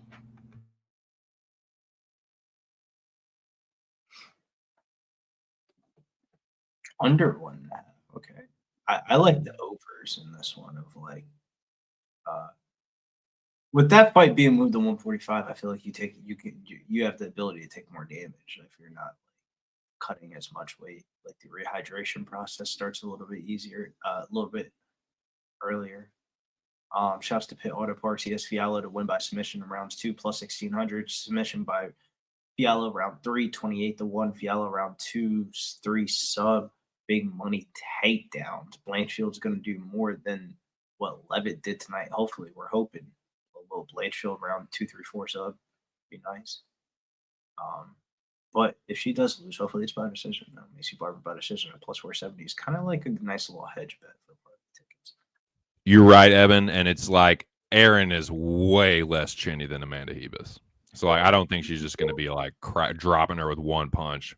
But Erin does wear damage on the face, especially the nose. And Maycee does too, though, man. And like, what sketches me about Maycee, while we got a little time here, is like she's a little fragile, man. She's a little fragile. Like as far as just like her joints and shit and like her like knee cartilage and stuff. Like I can see Blanchfield just kind of raggedy and just like kind of raggedy anning her ass a little bit, you know, just kind of tossing her around a bit, maybe repopping that knee or something. So like I think if Maycee can make it dirty in the striking, she has a pretty good chance. But if Erin just like clinches up and gets the takedowns, Maycee does not have incredible takedown defense, and the meanness that Maycee displays, Erin shows that shit on the ground, man. She is pretty fucking mean on the ground, and like she'll punch your head in, and like just a very dangerous submission grappler. So have to give her a big edge on the ground, and like I can see her subbing Maycee. And like if Maycee has any like lingering kind of anything, like she had, dude, we're talking about Theo looking like shit. Maycee looked like she was about to fucking croak, dude. Like she looked in a bad way, and then she tried to get all crazy with Erin. So these chickie D's do not like each other. So gentlemen of culture, this fight should find you well, and I'm looking forward to it. Yeah, I'm excited for it as well. Definitely Evan L says Nascimento's crafty as fuck. Vieira has more power, but not as much where I see him dead dropping. Nascimento also feel like the striking's underrated. He's big on top. Yeah, when you talk about the striking, I feel like Fiala's a better striker than Nascimento. When two grapplers face off against each other, it usually turns into a striking match. But the only thing that concerned me about Fiala was Alan Nascimento is bigger than him. Shouts to my boy Scarsy in the chat. So Billy Briggs. All right, let's get these Brazilians out here. Got a pizza in the oven. I had to put that bitch on 450. I looked at that thing again. I said 450. Damn. Like you trying to get some crusty crust? I'm like, shouts to Scarsy. He's on the Joey DFS play tonight. Lopes, underdog of the night. Shouts to Danny Best as well. Says, what's up, fellas? Danny, what's up, Danny? What up? You gonna hop up on here? Danny boy. What is up, my dude? How are you, man? Shout out to Danny. You still on vacation? He's in Puerto Rico. Man, jamming. You got some. I seen the shit. My man was sipping for sipping. What do you mean? Oh yeah, if he's in Puerto Rico, man. Sipping for tripping? Awesome. Sipping for tripping or sipping for pipping? He's sipping on something. Shit, I seen all the drinks that man was sipping on. I was like, all right, bro, I see you. Yeah, Scarzy. It's there was a fight dropped off, and then Jordan Levitt just smoked the shit out of fucking Kurt Hallbaugh. So there's we got little doldrums here, man. A little limbo for the next one. Leave the PR tomorrow. Scarzy, you riding? We're going squad ride. Fialo here. I'm going Fialo to win and fight to start round 2. TC's got a straight bet on Fialo. And Joey did an underdog parlay of Fialo and Bruno Lopes 2-legger. It was like plus 480, I think. Something. 484. Shouts to Danny Betts. Enjoy your vacation. Dude. Yep. Alibi does look huge. She is not a cute pregnant. She's still with what's his name? What's it called? The former flyweight. Yeah, Benavidez. Yeah, there you go. Do that Biggie fucking smoked in like 5 seconds. Ruined the end of his career. We got Alan Nascimento, one of 10 active flyweights from Brazil, coming out of the Chuto Box Brazil historical gym, most known for Charles Oliveira. A little bit of Ian Gary of recent in the last couple of years, but I would say a battle of Brazilian gyms here as we have Gallo from Nova and Sunset, right? Yeah, it's a Chuto Box and Nova and Yao showdown. And I will say this, man. One thing that Alan Nascimento backers have in their favor is, I don't know what it is, dude, but they be liking this little Charles do Bronx, his little pet projects and his little his proteges and shit. So if it's close and it goes to the scorecards, do not be surprised if you see a greasy split for Nascimento, whether you think he won the fight or not. They love Charles, man, and they like his they like his proteges too. So that's one thing that I will note before this jank kicks off here. Yeah, man. Danny talking about the line movement. It is. Fuck. Yeah, let's get it. Come on, Jaffel. Knock his block off, Bobo. Dude, hey, win by any means necessary. Clean his clock, Bo. Club and sub his ass. Whatever you gotta do, brother. It's not metal talking about your mama. Win this fight, Ferda. For Joey, for one time. For TC, for Billy, for me, everyone. Brand. I'm nervous though. Definitely a little bit nervous here. Yeah, we're putting our mark down as the second underdog of the night. I mean, at least Ardolene might have been the dog. Yeah, that was Alice Ardolene. Boy, she gonna be pussy popping on fucking OnlyFans, dude, on a fucking handstand. Not only did she win, she got her show money. She's gonna, I think you get win money too. I think, right? Not happy now. Yeah, she gets show and win now. And then think about when she gets that money in, she already probably has over almost probably a couple million in OF waiting for her as soon as she gets the fuck home. So she's like, man, not only who wants to congratulate me? Yeah. I mean, she definitely does have a wagon though of like her face. Oh, yeah, she got booty. She got a tater. Mm-hmm. Ain't nothing wrong with that. Because when I first saw a couple years ago when she was about to fight Shauna Bananen, and I saw that she had 3.5 million TikTok followers, which is a shitload of TikTok followers. Like that's up there with like rappers and athletes and shit. I was shocked. I was like, yo, this bitch is ugly as fuck. And then you look at her TikTok and you're like, yeah, your classic butter, dude. Classic butter, high in butter. She looks so improved. I mean, she always has heart though, Danny. She did. She definitely has heart. Like she should definitely come forward, strike, and get punched in the face and not die. And I also think we can just say now that it's like the high Annie Dos Santos experience, I think, is over. Not bad. She's quite UFC level. I mean, at 105 maybe if they get a division, but right. Every time she went in to get a takedown, she just got chucked off. Yeah, dude, that fucking she was fainting, man, very well. Her pull counter was real nice. They just introduced Nascimento as a striker. He can strike. I mean, I feel like almost all these Brazilian dudes have like a Muay Thai background. They have like Muay Thai. They all have Muay Thai fights, and they all like have jiu-jitsu.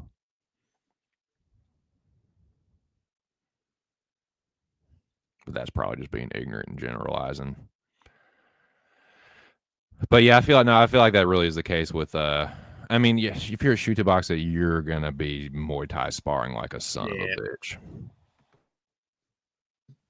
Hey, Brooklyn, baby. you are a gift from God, sister. Mm-hmm.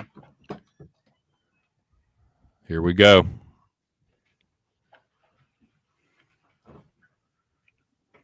The dude touch of gloves. Jaffel takes the center. Alan pumps the jab. Alan outside low kick. Another outside low kick from Nascimento. Theo misses the outside low kick. You can cut the tension with a fucking knife. Nascimento with a lot. Steady dive low kicks, two-piece from Jaffel. Nascimento ate it pretty well. Nascimento parries the combo of Jaffel. Another hard outside low kick. Theo trying to put the pressure on.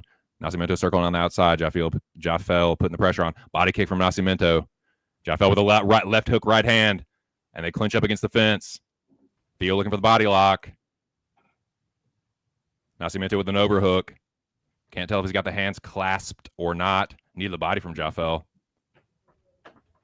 Nascimento eats another knee to the body. Looking to pummel underneath. Theo trying to get around to the back. He does have a 10-finger grip. And the superior head position. Using that again. Look like you need him in the crotch there. Got to be careful. Those do not go too low. Looking for the leg trip there is Nascimento. He still has the body lock. Looking a little stronger early. Still got a lot of fight left.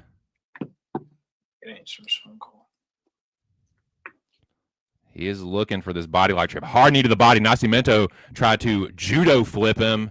He said, nah, dog. Not with this body lock, player. Ooh. Trying it again, man. I couldn't tell if Theo grabbed the fence or not, but he's looking. He had a headlock for a second, digging underneath. Nascimento had the position temporarily, but Theo gets the 10-finger grip again. Nascimento has a 10-finger grip now. Looking to spin Theo, but Theo, just the stronger fighter, ends up on top with a nice body lock trip. Little reversal there. He's in mount. And almost in three-quarter mount. Now in full mount. Jafel Theo has full mounted Alain Nascimento. Telling you, dude, Theo has a nasty jiu-jitsu. He a good grappler. With half the first round left. He very good. They dry. He's a good for jiu-jitsu. Using a good head position. BCJ San's catching steam. She's up minus 154. Not getting too crazy. Little right hand there. Nascimento does a good job to re-half guard, so to speak. But Theo just taking his time, a little over 2 minutes to work here.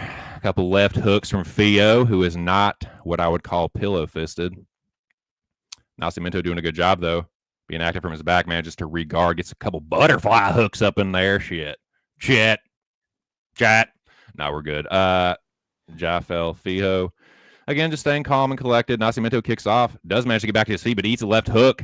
Jafel Theo in with another body lock. Good job on Nascimento, though, to wait for his opportunity. Theo, just a stronger grappler. He is just a stronger man.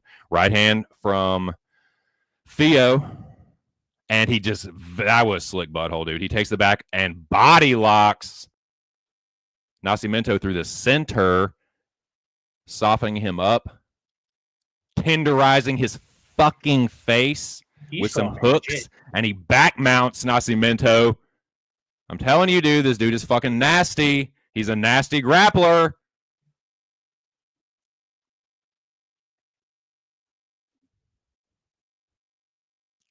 Jafel top mounting with a body lock, Alain Nascimento. Still got just under a minute here. Threatening with the rear naked choke. Nascimento is a good grappler, though. Staying defensively sound so far. Yeah, he's just like grabbing Theo it. just beating him to the position. He's stronger. He's looking for an arm triangle now. Short time here, though. Probably going to get it, but this is, a very clear Theo round, and he's just... Nascimento turns into him, and Theo just fucking mounts him effortlessly. Uh-oh. Mounted guillotine. One arm. Mounted guillotine here. Short time. Very short time. Nah, you ain't going to get it. Saved by the bell, though, man. Whew. That was a Cole Hauser, dude. That was a sweaty Fialo round 2 to start, though. I feel pretty good. Look, I'll say this one thing. I know he missed weight. If you really want to mess up someone's cardio, keep doing what the fuck you're doing.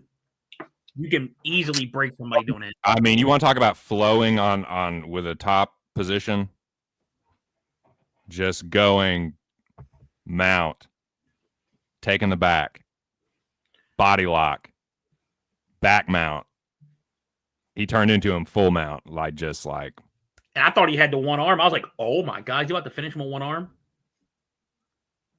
I mean, Nascimento had to be like, oh, fuck, I got to be it up. If I do the wrong thing, I could dip, bop, bit. I mean, Nascimento's a good grappler, dude.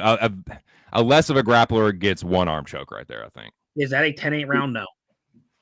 You think that's a 10-8? No, No, someone asked in the chat. Somebody asked in the chat. The damage wasn't there. No. Good control time, some takedowns, transitions. The dominance and the duration were there. The damage wasn't quite there for a 10-8. He didn't really get fucked up. All right, let's get this round 2 started. They do touch gloves again. Right hand, left hook attempt from Fio. Nascimento looks for the front kick. Fio blitzes in. Nascimento looks for the guillotine. Nice little trap there for Nascimento. But Fio pushes him against the fence. Nascimento looks to spin off the fence. Muay Thai clinch with Fio, who goes in on a single leg, and he uses the knee attempt. That was stupid from Nascimento. But as a Fio backer, I love that, baby. Bad decision from all on Nascimento. He is back to his feet, though. Got to give him credit for that. But Fio has a body lock. Sagging on him. He's grabbing the cage. Very clear fence grab. Needed the body from Fio. Push, don't grab. Dang, he's doing it again. Hello? What the fuck? He's got his fingers in the fence. Cheating bitch. Yeah, get scooped. Looking for the Kimura trap, but he gets dumped. Picked up and dumped. Fio. Oh, shit. Oh, shit. Looking to take his back again. He's a little high here. He's going to fall off the top. Fuck. Theo, that was fucking dumb. That was fucking stupid. Now Nascimento pounces on him. Nascimento. That was stupid as fuck. That was fine. Again, just making mistakes. Theo said, you made a mistake. Let me return the favor. God, a lot of time to work for Nascimento here. He's not who is in half guard here on Theo. Down to 200. Like, what? Nascimento might sell out here. I don't know. Knowing that he missed weight. We'll see.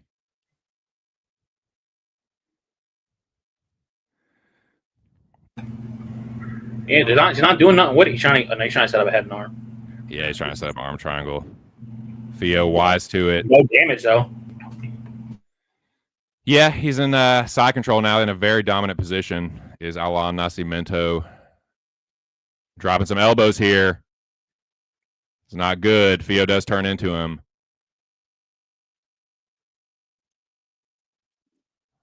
All right, at least Fio's wriggling. Nascimento looking to set up an arm triangle here. Fio doing the right thing. I can't believe he's going to Staying safe. He's trying to play it safe. I don't like this body lock from bottom, dude. You ain't gonna do nothing. That's a lockdown position. That's a defensive position.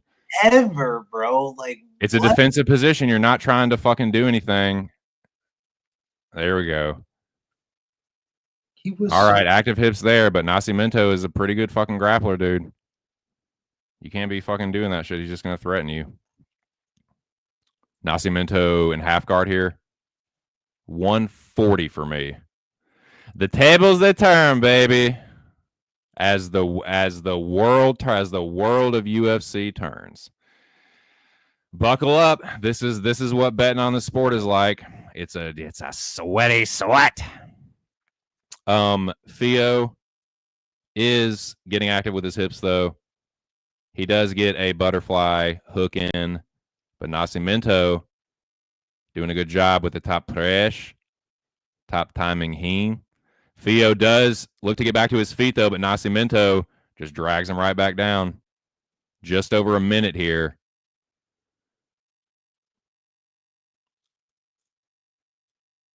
I agree, though, that Nascimento isn't really doing a ton. Like, that's what, the third ground strike he threw? Yeah, he's just holding for time control. I mean, he's threatened with a couple subs. He's threatened with a couple arm triangles. Now he is. That's a good hard elbow. And it feels like Theo's just waiting till the round ends, too. Seems like he's just fucking, okay, I lost this round. So it's going to come down to the second. I don't think Nascimento is going to finish this fight in 22 seconds. I'll eat my fucking hat.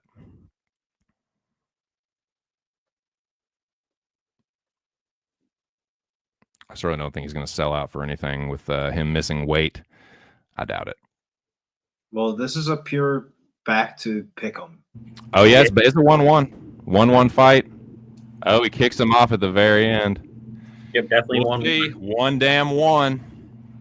1-1, but you don't know if he has the edge. Like that was some dumb shit, bro. He was too high. He was too high. reversed. I think they're both tired now. So we're gonna see who's more tired, and we're gonna see who wants this more. This one's gonna come down to heart and cardio.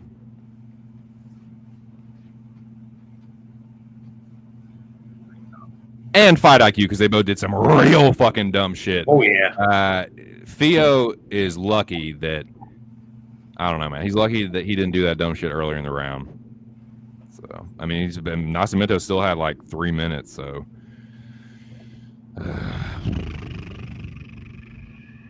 I mean, you can see why. Like it's a very clear 1-1. This has not been a hard fight to score. But here we go, third round coming up. Yeah, it's good old Bud Light. All right, let's get this third round, Theo. That is bad money. City Rise. Fialo goes from Dude, plummeted. Here we go. They touch gloves to start the third round. And they give a hug, a very respect for him. Inside or outside low kick from Nascimento misses the mark. Theo with a right hand. Let's see who shoots first. Along with a front kick. Head kick from Nascimento gets blocked. Theo with a left hook to the body, right hand over the top. Pushes Nascimento against the fence. Nascimento looks for a flying knee and a right hand behind it. Theo just out of range. Theo goes left hook to the body again. Do not. Nope. Nope. Yep. There you go. There you go, Jafel Theo. There you go, Jafel Theo. There you fucking go. Yeah. Yeah. Put that body. Yeah, let's fucking that body go. locking. Get that body Yeah. locking. Yeah, baby. Let's fucking go. Body trick, so he can't reverse him again. Yeah, exactly. Yep.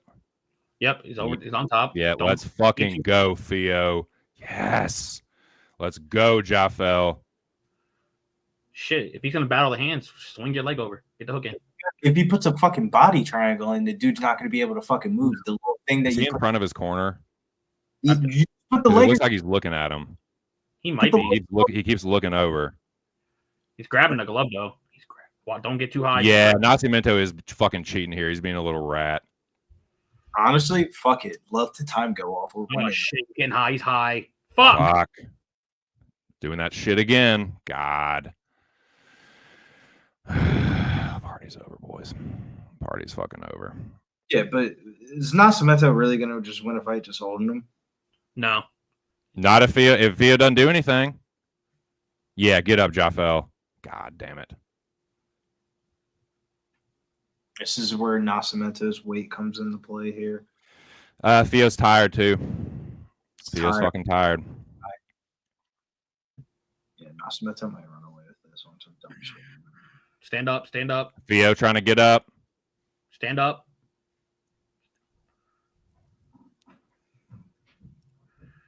He has only one leg in. Turn into him.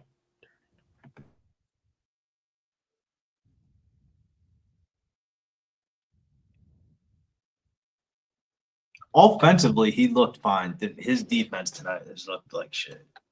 But Nascimento's really not throwing though. He's just pretty much being a fucking hugger. He's just hanging on him. He's just being a wet blanket. Oh, he's threatening with a choke now. Theo peels the hands off. Nascimento trying to switch to the Gable grip. Theo staying calm and not getting choked, but he's losing this round again. He's got to get the fuck up. And it's just, yep. You know, it's funny. I was asking myself, like, where does Nascimento have the advantages? I was asking people that, like, I talked to in group chats and shit.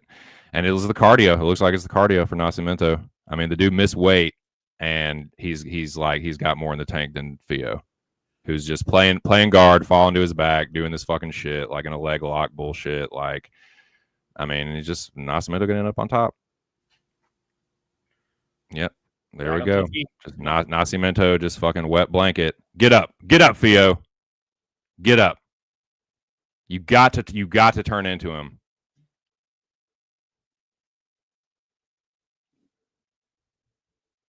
You've got to turn. Yep. Good job. Pummel underneath. Fuck.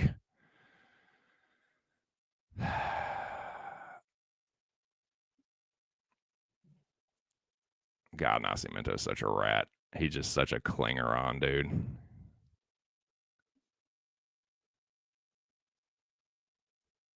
He's gonna win this fight, though.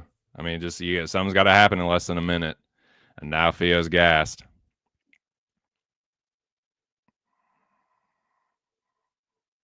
And now he's got the body lock, which is what fucking Fio's dumbass should have done. But he got high. Yep, Nascimento.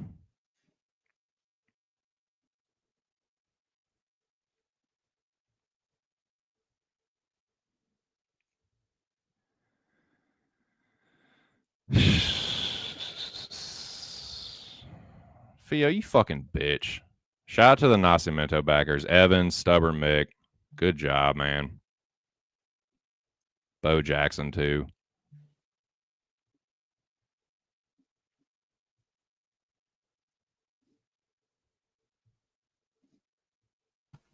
Winning a fight from being a professional. Uphill to swallow there, boys. Fuck. I hope he gets screwed by a split decision. Ain't gonna be no split, Joey. That was a very clear 2-1 Nascimento. I know. It was 2-3 Nascimento. It was 2. Adios, amigo.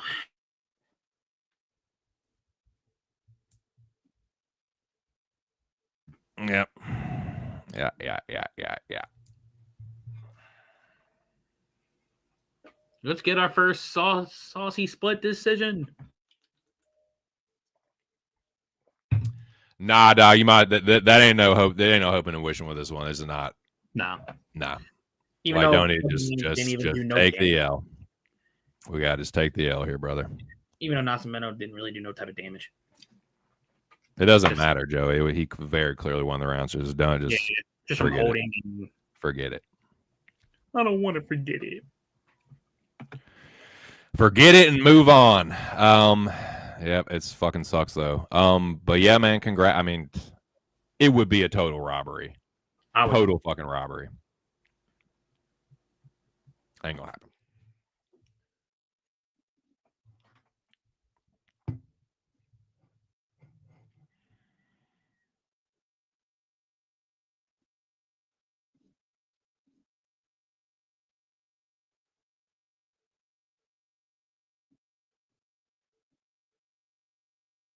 Like, it should be unanimous 29-28 for Nascimento, or it's corruption.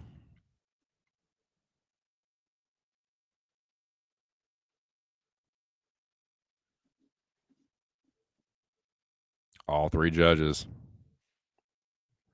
for the winner by unanimous decision. Alan Nascimento. Nascimento, you still suck. Yeah, so congrats, Evan, Stubborn Mick, Bo, whoever else was on Alan Nascimento. Anybody in the chat, man? Let us know, man. We'll put your comment up. Give you your flowers. Take a victory lap. Victory lap at Nascimento backers. Your boy got it done after missing weight. And yeah. Can't wait to see this. It's the classic win by wet blanket, just like that. That's lay and pray for you. But it was very clear. So sucks, but like I said, we just gotta move past that one. That was fucking tough. Like we lost our bets. He was kind of a public dog, and that's what happens sometimes. But yeah, what's the next fight, Joey? Next fight is Mr. Zachary Reese versus Dusko Turodovich. All right, here it is, boys. This is if Dusko loses this fight, my action is done. But if Dusko wins inside the distance, there's a chance. There's a chance I can still have a winning night. If Dusko just wins the fight, I'll cash the bet and have it'll be like a quarter unit loss for the night, which I'll still take after what's happened so far. But if he stops Zach Reese, either by submission or knockout, and then Maycee does the same thing, we're definitely back in business. But yeah, let's go to Turodovich. I think Reese is a much more winnable fight. than the fucking murderer's row that they have been serving him up. So yeah, Reese, and again, another dude that looked bad, but I mean, Nascimento looked crazy on the scales, and he just won that fight, had better cardio. So we'll see. I mean, I get why Reese is the favorite, but I think it's a pretty winnable fight for Dushko. I was kind of pussyfooting around it on the podcast, but I finally grabbed well, I'll say I grabbed one nut and fucking made a half unit bet. So let's fucking go to Dorovich. I was a little bit disappointed by that Fiallo performance of like he was in the driver's seat that whole entire fight and he just one little error from being too high and he fucking gets shits on. Ugh. Yeah, that just fucking sucks, man. Like kind of a good read, but like he just looked like such a better grappler in the first round, and then he got tired, man. He just doesn't have great cardio. I think that's definitely the takeaway for me, but it doesn't matter, dude. It's fucking, as far as tonight, it's just got to take that one on my dumbass chin. But yeah, good shit, Nascimento, and come on, Dushko. Now, Billy, Joey, what the heck are y'all doing here? I currently got nothing on this fight. As anyone knows, Dushko is damn near like my international brother. You know, you get rid of the VIH, then we pretty much have the same last name. But I'm as a fan, I'm hoping for violence.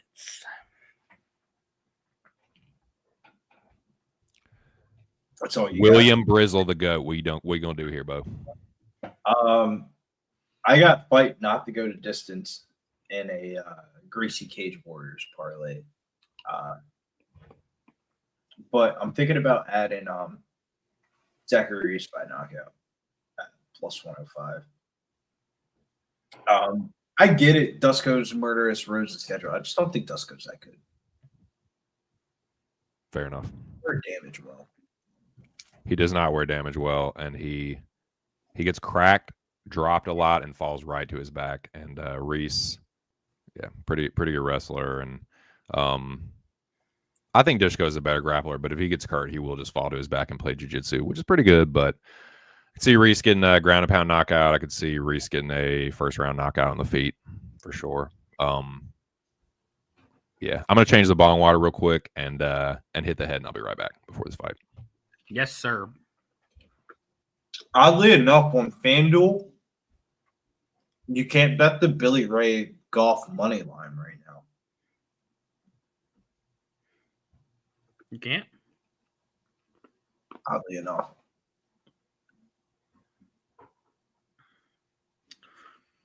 The one thing I'm considering to do for this fight, I haven't done it yet. I at least got to do one. The last, 2-3 fights, that man Zachary Reese thinks he's a grappler and a wrestler. He's at half a takedown for Zach Reese, plus 225. That's pretty good odds. So just to land one takedown. One. Yeah, I'm gonna do it. I gotta at least place one of my wrestling bets.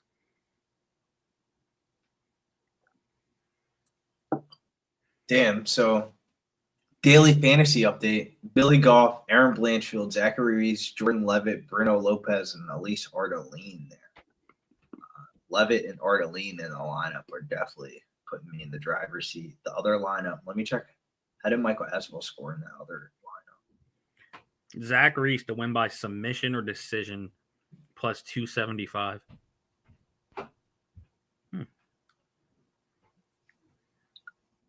I think he can just ground and pound, knock him out. So do I.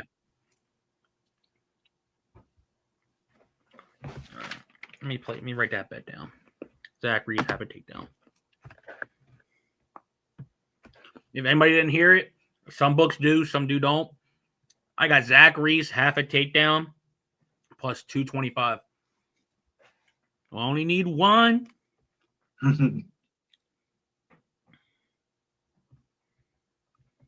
What do I have live here? I kind of want to do a ITD parlay. Zachary Reese, Billy Ray Goff. I think we're going to start seeing some finishes here on the main card. What's this? Owned at Parks Casino. One time has Reese, Maycee, Moneyline Parlay. All right, see you one time. Yeah, I can definitely get down with it. Get down, get down. Where's Big Show at? He's probably smoking. Cheers, fellas. Shouts to Action Jackson in the building. I'm eating some pizza currently right now. That's why I'm not the most talkative.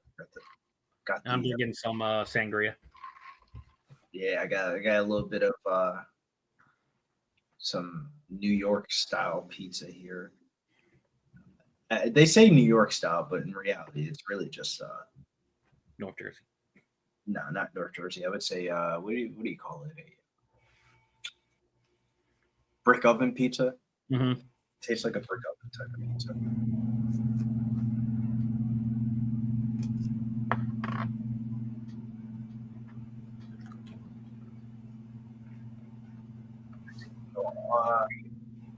So yeah, that's what I'm gonna go with here. Zachary Reese and Billy Ray Goff, ITD parlay plus 190. Let me see what I get that at. Little ITD parlay there.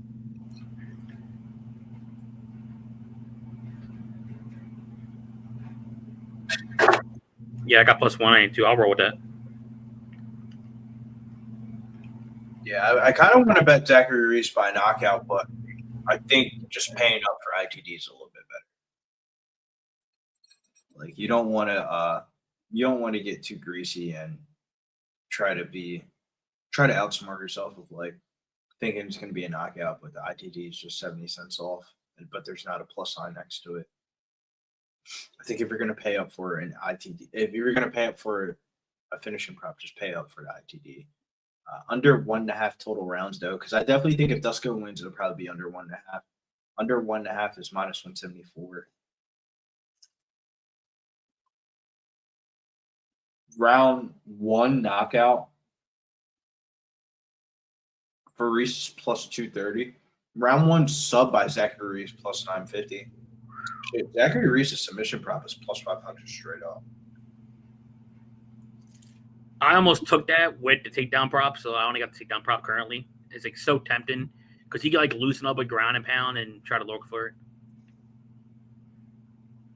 Yeah, I don't think Dusko's got subbed a lot. I think that's the only reason why it's that high. Yeah, Dusko's never been subbed. 4 out of 5 by knockout. But Reese does have submissions. Oh, only 2. Yeah, but he has that arm bar thing that he does a lot. Mm-hmm. Like he pulls that arm bar thing, or not arm bar, the triangle. He always pulls that triangle thing. Welcome back, Mr. TC. Thank you so much, Joey. I appreciate it, man. Yes, sir. Wait. Oh, Evan, do we have a line on the Dusko takedown? Yes, we do. It is half a takedown minus 115. So I think they're used to knowing that Dusko does tend to go for takedowns because he looks for ground and pound. I'm actually, like I said, I was actually shocked by Reese's because Reese has been acting like he's been a wrestler lately, but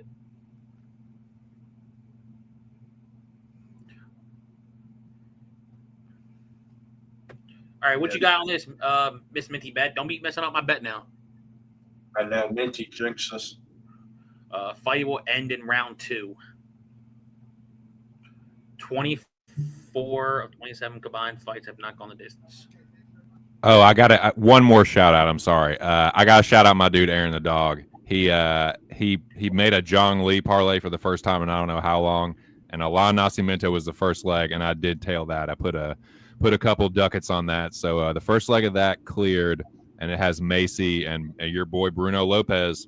Aaron's on Bruno Lopes as well. So yes, if that hits, it will get a little something back. So technically, Dusko could win, and if this parlay hits, I'll still have a winning night with that too. So let's fucking go. Greasy action shots to Aaron the dog, MMA, Minty bets. Aaron the puppy. The bets. He's Aaron the puppy when he doesn't like the card, or he's just like fuck UFC. But yeah, man, best of luck on this card. What's the action, boys? Let us know what you liking in the chat. Is it the main card? Is this the main card opener? Main card opener. Yes, sir. Yes. That explains the delay and all this fucking God. How many times are we going to see Blanchfield versus Barber footage? But you know what? I guess there's worse footage to see over and over and over if you're forced to. But yeah, kind of a big fight from an aspect of like Valentina's talking about mega fights against Weili Zhang and shit like that, but Natalia Silva, Jasmine Jasovicius, and one of if Erin Blanchfield or Maycee Barber win in impressive fashion tonight, all definitely deserve title shot considerations. Where like Valentina wants to do the super fight shit, but she's got some hungry contenders coming up. Of like Natalia Silva's young as fuck, Erin Blanchfield's young as fuck, Maycee Barber's still pretty young. I mean, like that they're all 25 and under. So like I don't know, Valentina's got I feel like Valentina's kind of writing off the younger girls, but the younger girls present very different challenges of like each three of those girls future. I feel like the new style of MMA, like Natalia Silva has a very weird fighting style. Erin Blanchfield has really good jiu-jitsu and wrestling and shit like that. So it's like all different type of styles and stuff like that. So I don't know. Valentina is writing off the rest of the division, but I think this month has proved that the flyweights are definitely coming up of like Erin Blanchfield or Maycee Barber. Natalia Silva definitely deserves a title shot. Erin Farouk's still, fresh off the title loss. Like the echelon starting to build itself up. But as I digress, Dusko Todorovic versus Zachary Reese. You said you got some Dusko action, right?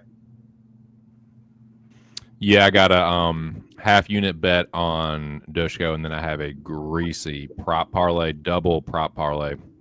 It's Dusko and Maycee inside the distance, both of them inside the distance. So let's get both of those rocking, I suppose. But yeah, this is really it. If Dusko goes down, it's pretty much that's it for me. But I mean, yeah, I can see Zachary's winning by knockout.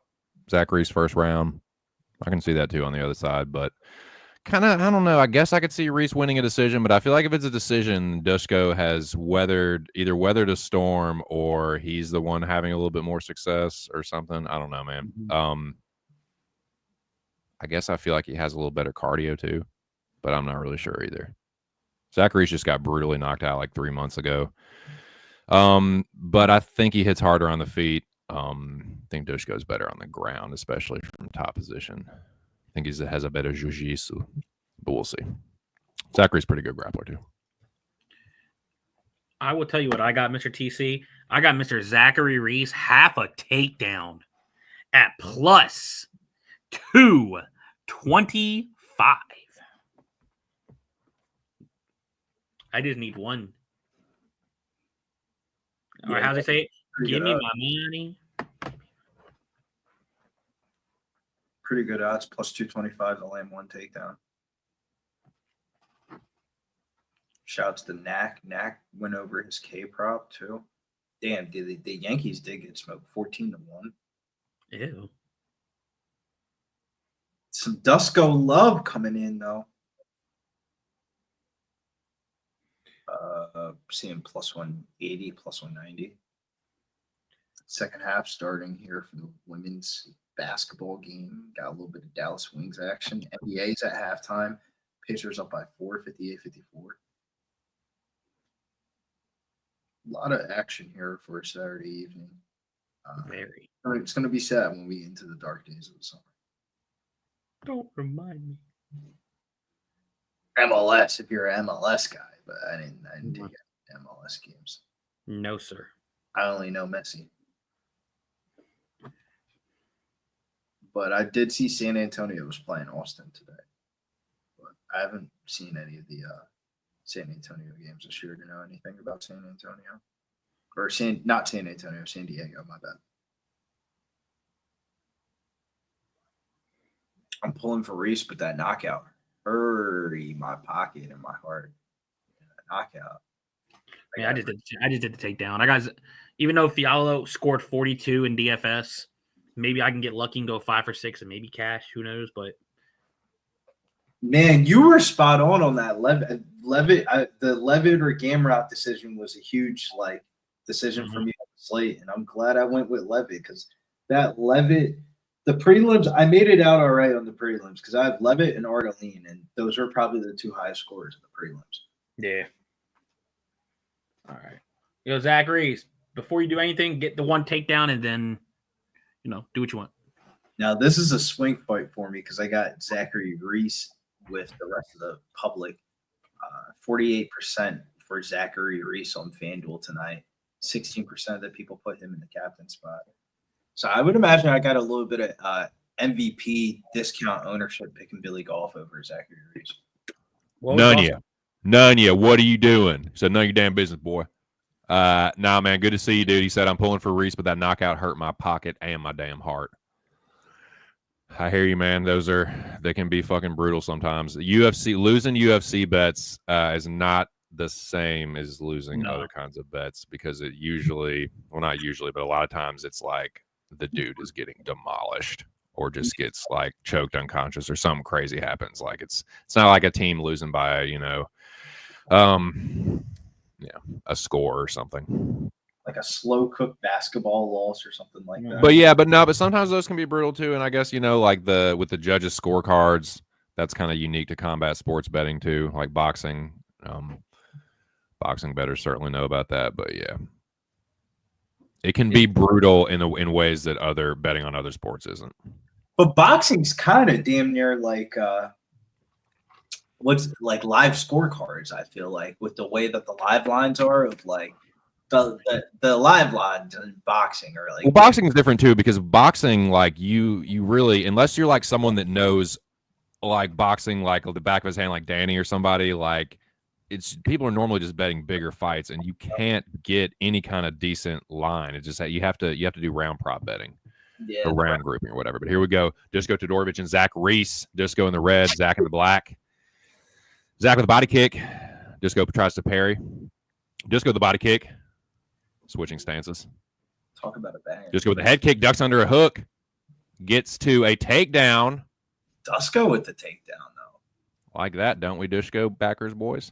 Zach Reese with the Disco looking for a mounted guillotine. Was that Zach Reese staying safe. Disco playing the jiu-jitsu. Zach Reese getting around to, I was going to say the half guard, but Disco regrips on the guillotine. This is stupid, Disco. What are you doing? He's going for it, though, and he full mounts Zach Reese with the guillotine attempt.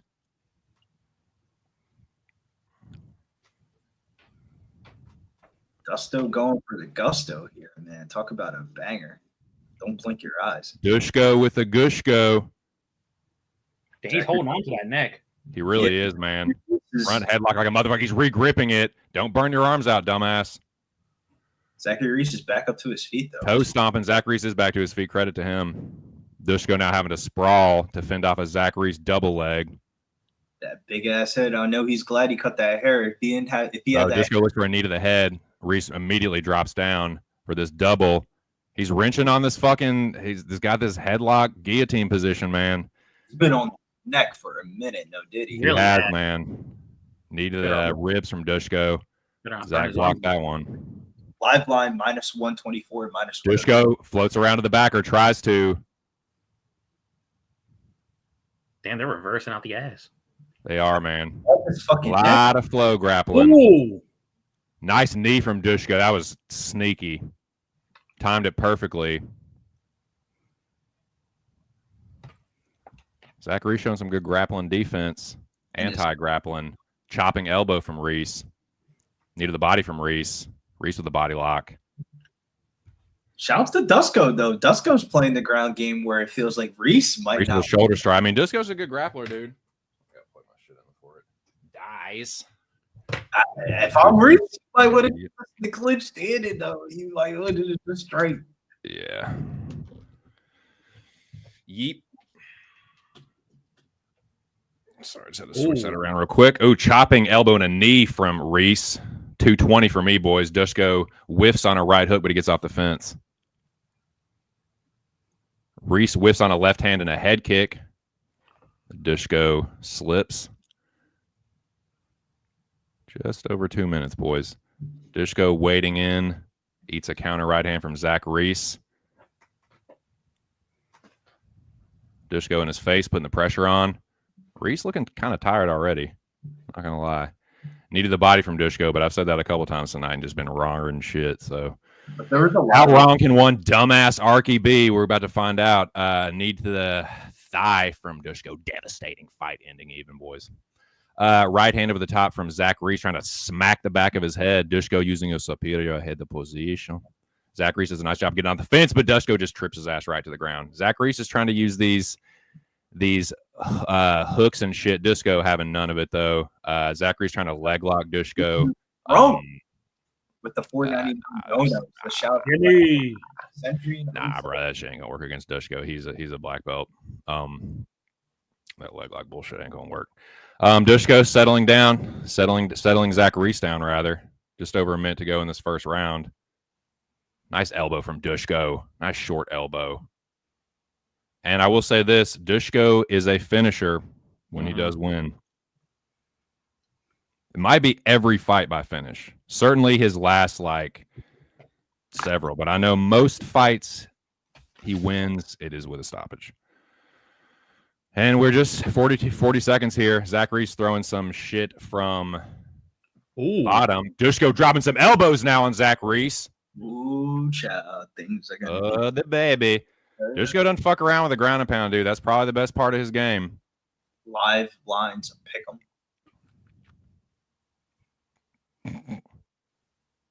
This don't look like no damn pick 'em. Mm-mm. Come on, Todorovic.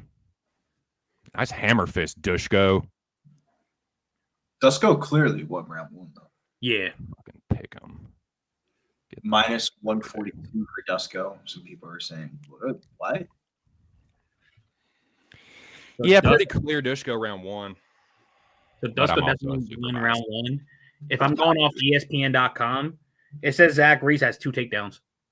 2 takedowns. Shout out to Jimmy the Drunk. Shout out. I can't do like Razor, but shout out Jimmy the Drunk for $4.99 donation. Says shout out to the host, Willie Century Jose. Yeah, you're a funny guy. Shout out to you, Jimmy. Busting chops. Hope you're having a good evening, my dude. We'll I can't tip a drink back for you because I ain't drinking alcohol, but I'll take a fucking ripski for you. I'll fucking rip the cringer. So I probably Shout got to out wait. to Jimmy the Drunk. Yeah, if ESPN says 2 takedowns, you got to give me my fucking takedown prop then. Cheers, boy. Cheers. Smoke something. Drink something. Have yourself a good time. My pan. Cheers, Action Jackson. Shout out to you, man. Good to see you.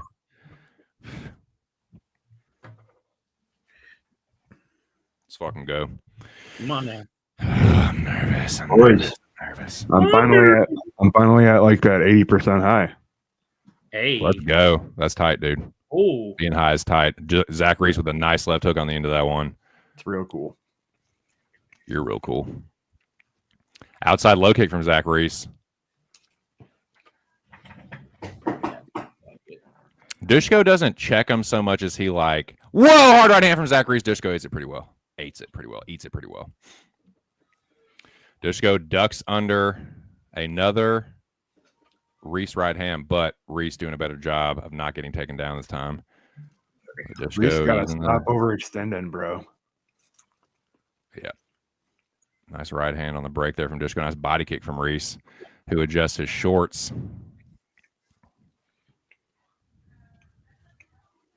I'm telling you, I think Reese is tired, man. It's pretty fucking exhausting. I think both of them should be tired. Right.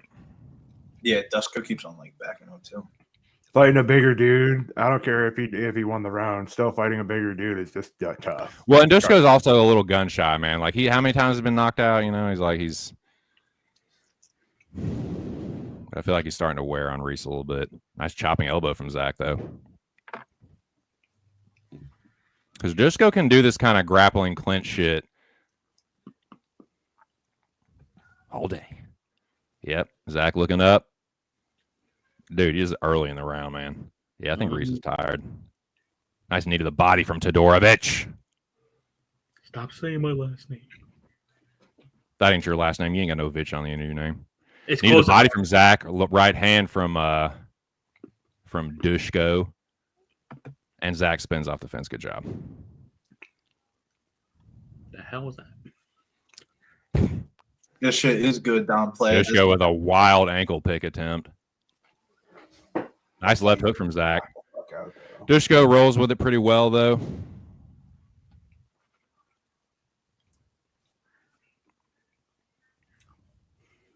It's like he's trying to bait Reese in. Dushko rolls with a left hook over the top, inside low kick from Reese. Yeah, these big boys are tired. Nice body kick to Dorovich. Zach Reese misses a flying knee and winks at Dushko. Halfway through the second round, gentlemen. Dushko misses a left hook to the body, right hand over the top. Wipes his eye. Zach Reese looks for the two-piece. Dushko says, nah, let's just clinch up instead. I like that more. Dushko using better head position. Again, Zach Reese doing a good job again getting off the fence. Nice right hand, Dushko. Eats one from Zach Reese in return. 150 for me, boys. Nice body kick from Zach Reese. Dushko acknowledges. Nice teep, too. Dushko with a nice right hand. Zach rolls with it well.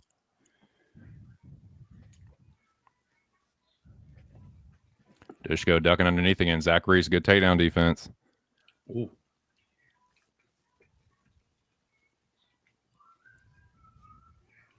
Dushko gets another takedown. Zach Reese foolishly going for this guillotine that Dushko easily steps over into side control. Just over a minute here. Get a Von Flue here, Dushko.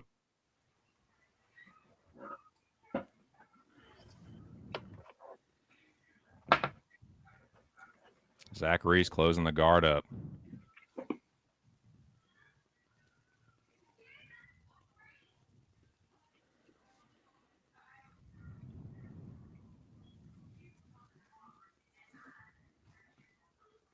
Zach Reese getting settled down a lot easier than he was in the first round.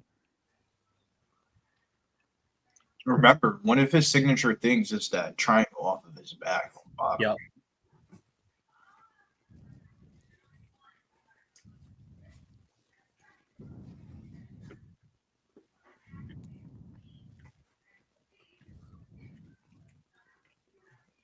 Yeah, Zach Reese is gassed out.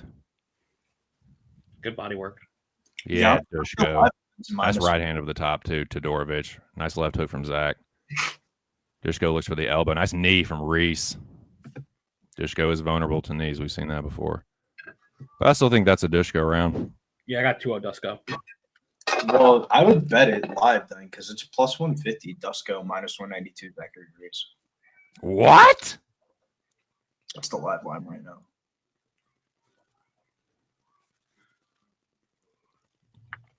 I mean, I guess I'm pretty biased.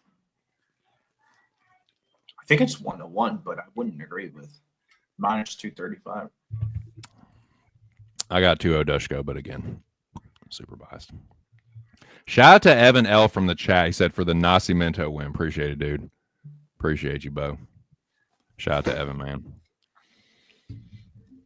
Good stuff. Excuse me. Excuse me. I didn't mean to burp in the mic like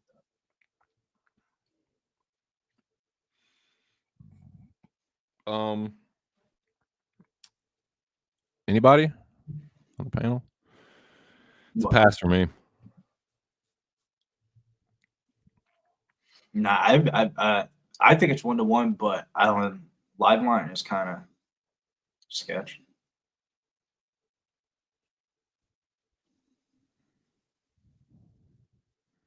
Outside low kick from Reese. Reese whiffs on a head kick. Dushko pumps the jab. Reese just out of range. Reese looks for the left hook, right hand. Dushko not having it. Left hook to the body from Todorovic. Reese with the left hook uppercut there in the clinch. Reese with a nice step and body kick. Outside low kick from Reese. Dushko answered. Reese checks it.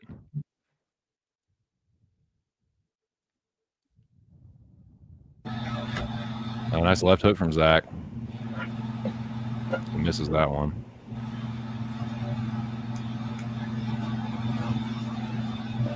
Nice knee from Zach. Come on, Doug. He checks the outside low kick. Dushko lifts the leg. Rolls with the offering from Reese.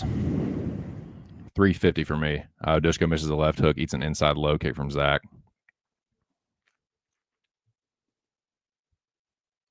Nice counter right hand from Zach after a missed Dushko left hook. Dushko checks the low kick again. They trade jabs. Reese misses the right hand. Dushko almost gets the high kick caught. Reese misses the wheel kick to the body, whatever the fuck that was. Nice body kick from Zach. Why don't you throw some more of those, Dushko?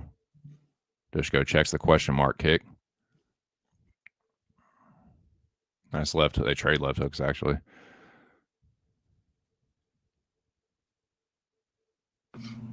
Come on, Dushko. Go, close the distance and get a takedown. He heard you. Just try him. You got to get to the hip. Pretty sure good defense, though. Looks a little bit too tired to get the takedown. Inside low kick from Reese and a body kick. Dushko gets the high kick blocked.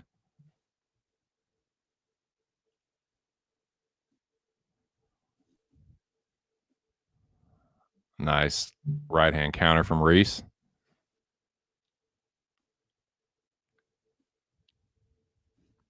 Nice right hand from Dushko. Zachary's backing up now. Yep, there were one, Nice two. two-piece from Todorovic. Reese with a body kick that gets blocked.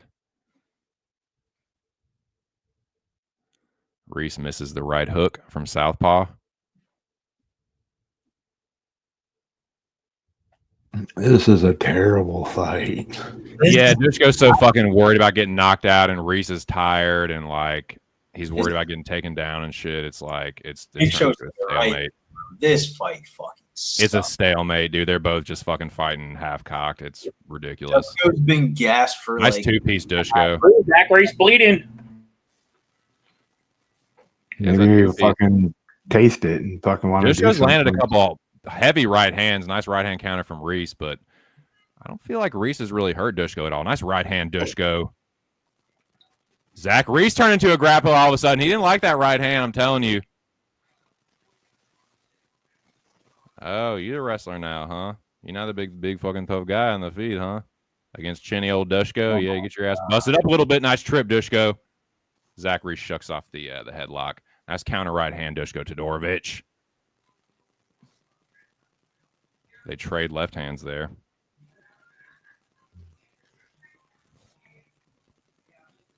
Nobody was ever getting knocked out in this motherfucker. Not the way it's going. Not the way they are fighting. They're fucking sparring, bro. They are. Dushko dives in on a double leg. Reese shucks it off. Double underhooks. Needed a body to Todorovic. fucking takedown's not gonna win you the fight right now. Of like, No, but like holding it, Zach Reese not doing shit for this last 30 seconds, and Dushko, him bleeding there against the fence was helping. But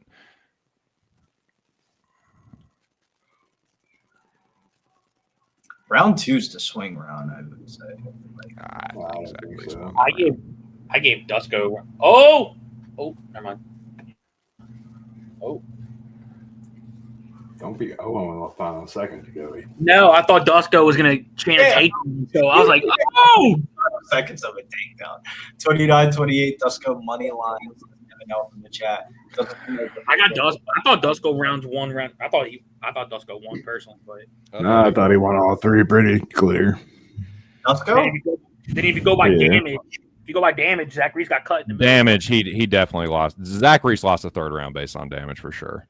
So if that's Honestly, you case, can make an argument he lost every round based on damage, but we'll find out because like I mean, I got Reese parlay. You know, he lost all 3 rounds. I agree, Varun.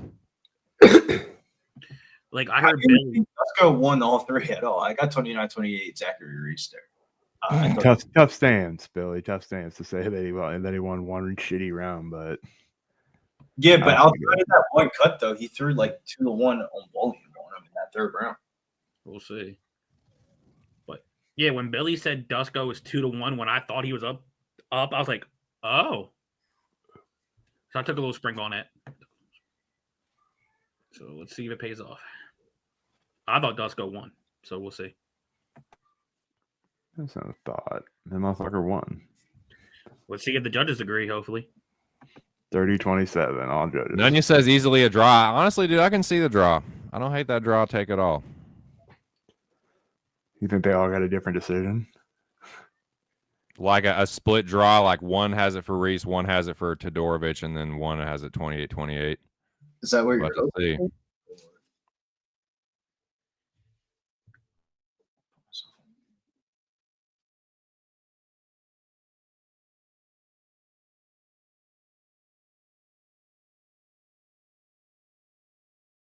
What?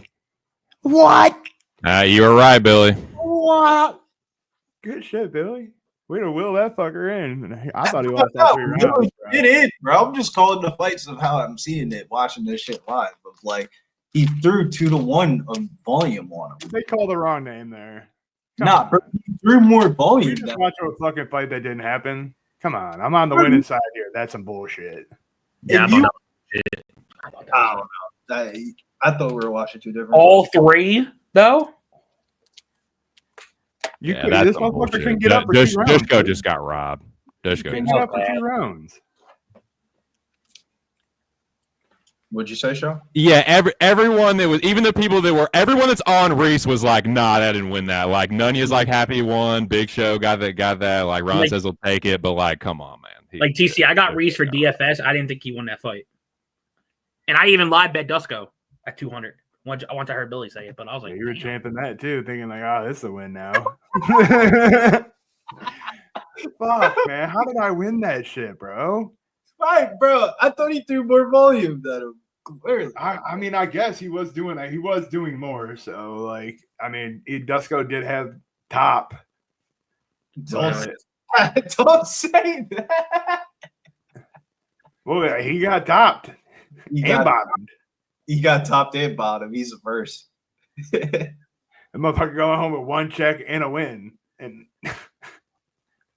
Yeah, but that cut, I see what you guys mean by the damage take of like that one cut did fuck up Zachary Reese. if that cut didn't happen, it was a 30-27, Billy. No, I'm just saying of the aspect of like you take away that cut. That's like one of his 10 punches that he threw in the 3rd round. Like, I'm thinking about giving DraftKings their money back. Just putting it on some random fucking prop. Be like, here, I don't deserve this. he's Go on chasing now. for the distance plus 450. Just the random prop that I was already thinking about what I was gonna do, like, because I don't like to parlay. I won't go back to Blanchfield. She's my second leg. I wouldn't put her in another parlay because every time I seem to do it, the next fucking leg dies. Like it just, I would Oh, and dude, for sure, Ron. Like, yeah, oh yeah, I've definitely been robbed. Probably worse than that, but yeah, that one stings. I would even tell you to parlay Billy Ray Goff on a book if you have it, because on FanDuel specifically, that money line is down. You cannot bet Billy Ray Goff. You can only bet Ramiz Brahimaj on the I money line. fucking kind of like that side though, Billy. I'm just gonna stay off, but I kind of like the Brahimaj side. So. But bro, what? How do you not offer? It's just a weird fight. Like it doesn't make sense altogether. The money line, the place it's in the card, like it doesn't make sense to me, and it just seems like I don't know, bro. It's just fishy. And there's always that one dog. Nobody was on that just felt, like that one dog is gonna end up being fucking Ľudovít Klein. No, it's gonna be Lopes, sir. You get it right. Lopes. Or Lopez. Jesus Christ. Everybody. How are you gonna make a statement about getting it right while you're wrong at the same time, Joey. I don't know. Good thing you didn't plant your flag on the wrong guy. That's okay. But let's get to the next one. Ketlen Vieira versus Maycee Chiasson. I've been sold more on the Chiasson side than I previously was when we recorded the podcast. Even on the podcast, I ended up picking Ketlen Vieira, but as any good old greasy Apex card, you get more information as the week goes. And the information that we keep on getting for this fight is all like negative, I feel like, for Ketlen Vieira. Of like Chiasson's all the way up to minus 162.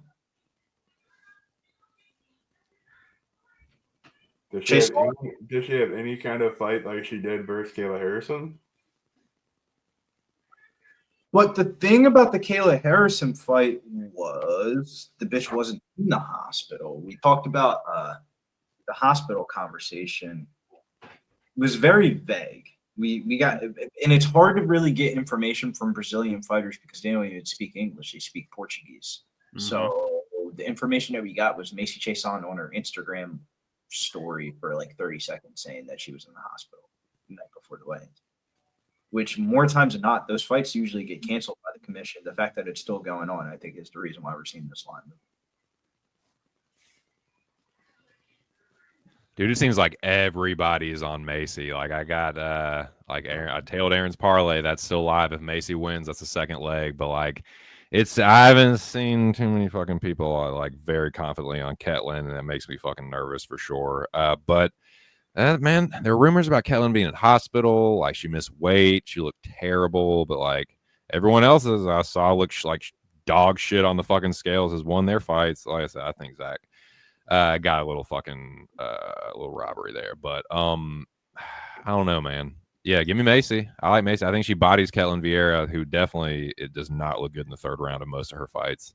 But I don't know, dude. Anybody know about it now? Yeah, give me Maycee. What did you say, Big Show?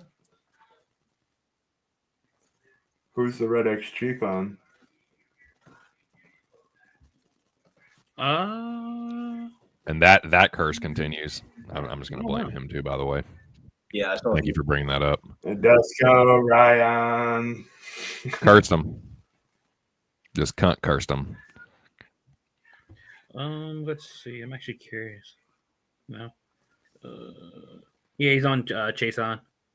I mean, how are you not? There's nobody that's walking up to the window right now and saying, yo, let me get that Ketlen Vieira money.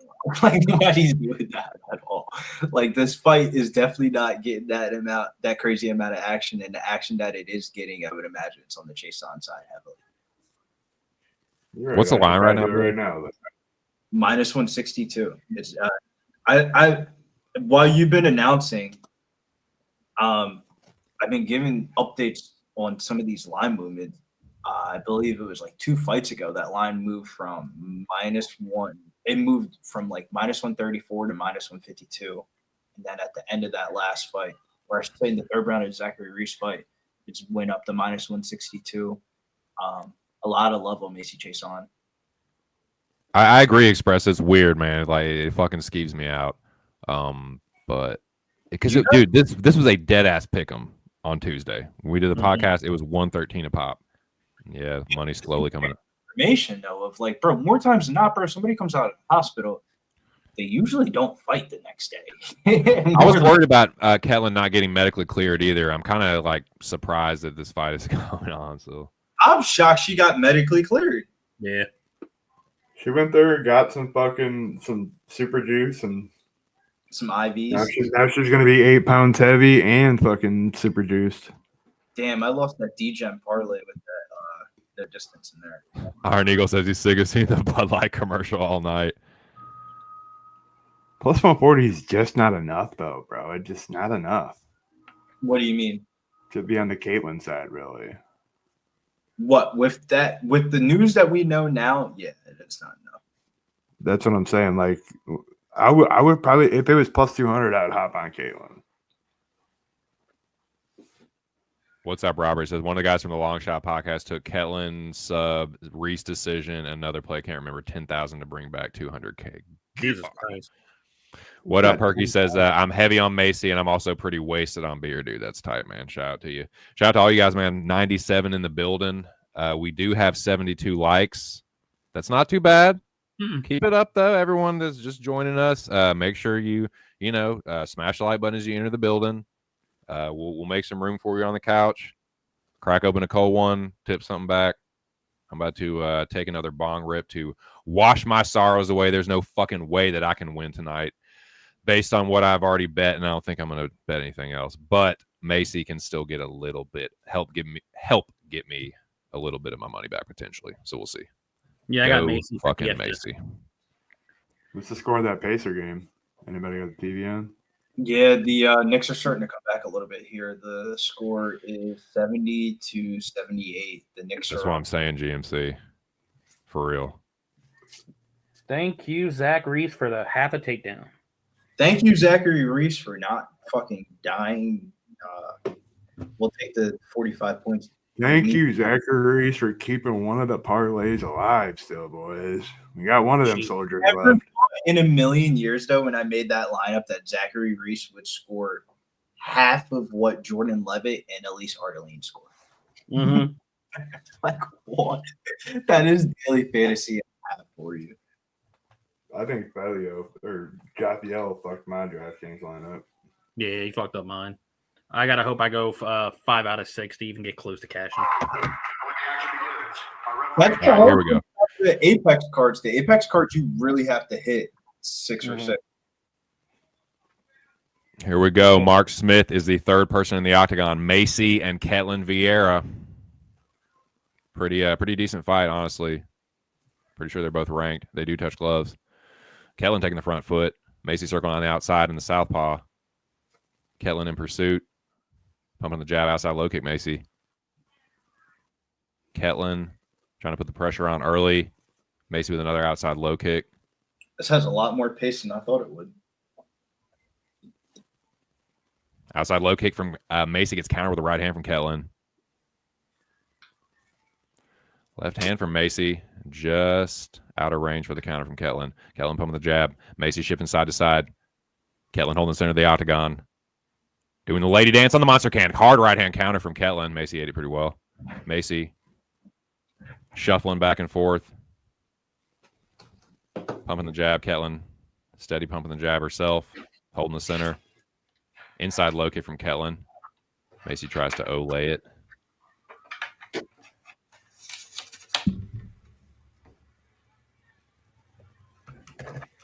Not a lot happening right now, boys. A lot of feints and jab pumps. Outside low kick from Maycee. And she shows good distance management. Head kick from Maycee and a left hook. Slips the left-hand counter from Ketlin. Ducks right underneath it. Rolls, rather. Front kick from Maycee. Counter with a right hand from Ketlin. Ketlin making sure to make Maycee pay for it when she throws these kicks. Maycee ducks underneath. Gets the left hand slipped. Pair of body hooks from Ketlin. Ketlin putting that pressure on. Maycee showing pretty good head movement and distance management.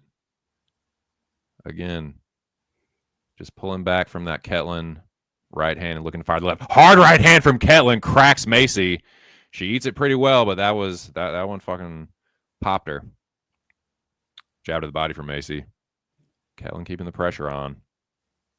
Maycee with a very telegraphed spinning hook kick. Out of range. Maycee with a three-piece punctuated with a right hand.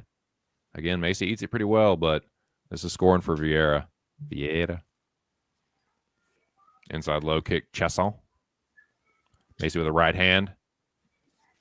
Slips the three-piece counter. Jab to the body, Chesson.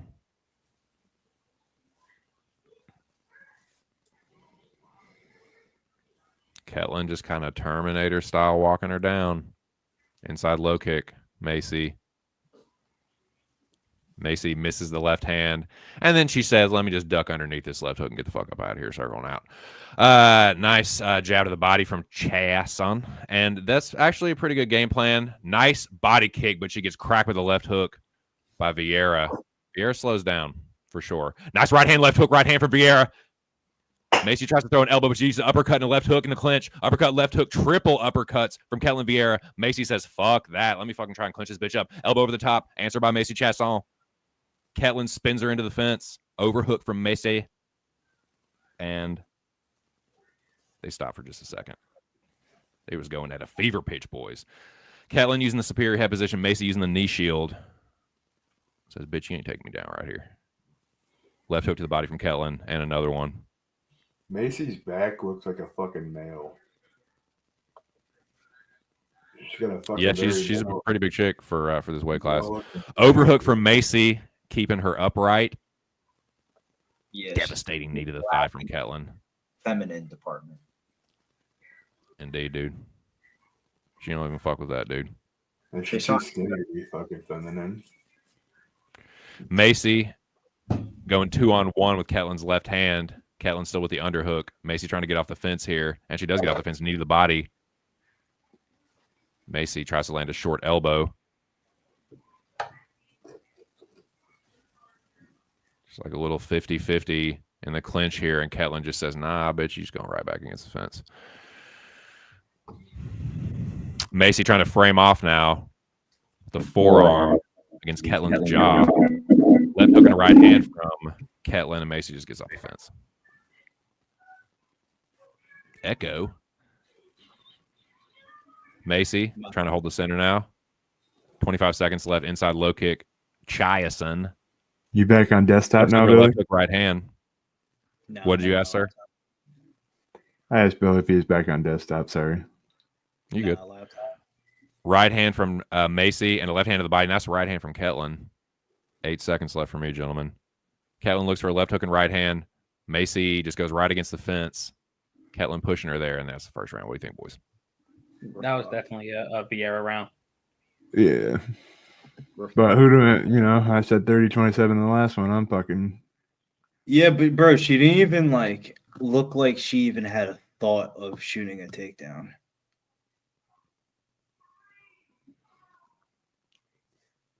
Who, Caitlin? No, Maycee. It's Ketlin, dude. Don't mispronounce her name. No, it's fine. I know Vieira. I know she isn't going to get Vieira down, but something to tax her cardio. She isn't going to tax her cardio getting punched in the face.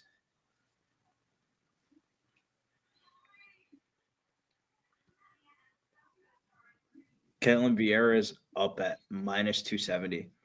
Is Maycee Chasson hurt or something? She's getting work. Yeah, I mean, she's not doing anything here. That's why I said, if she even if she shoots for a takedown and doesn't get it, at least you're taxing the cardio.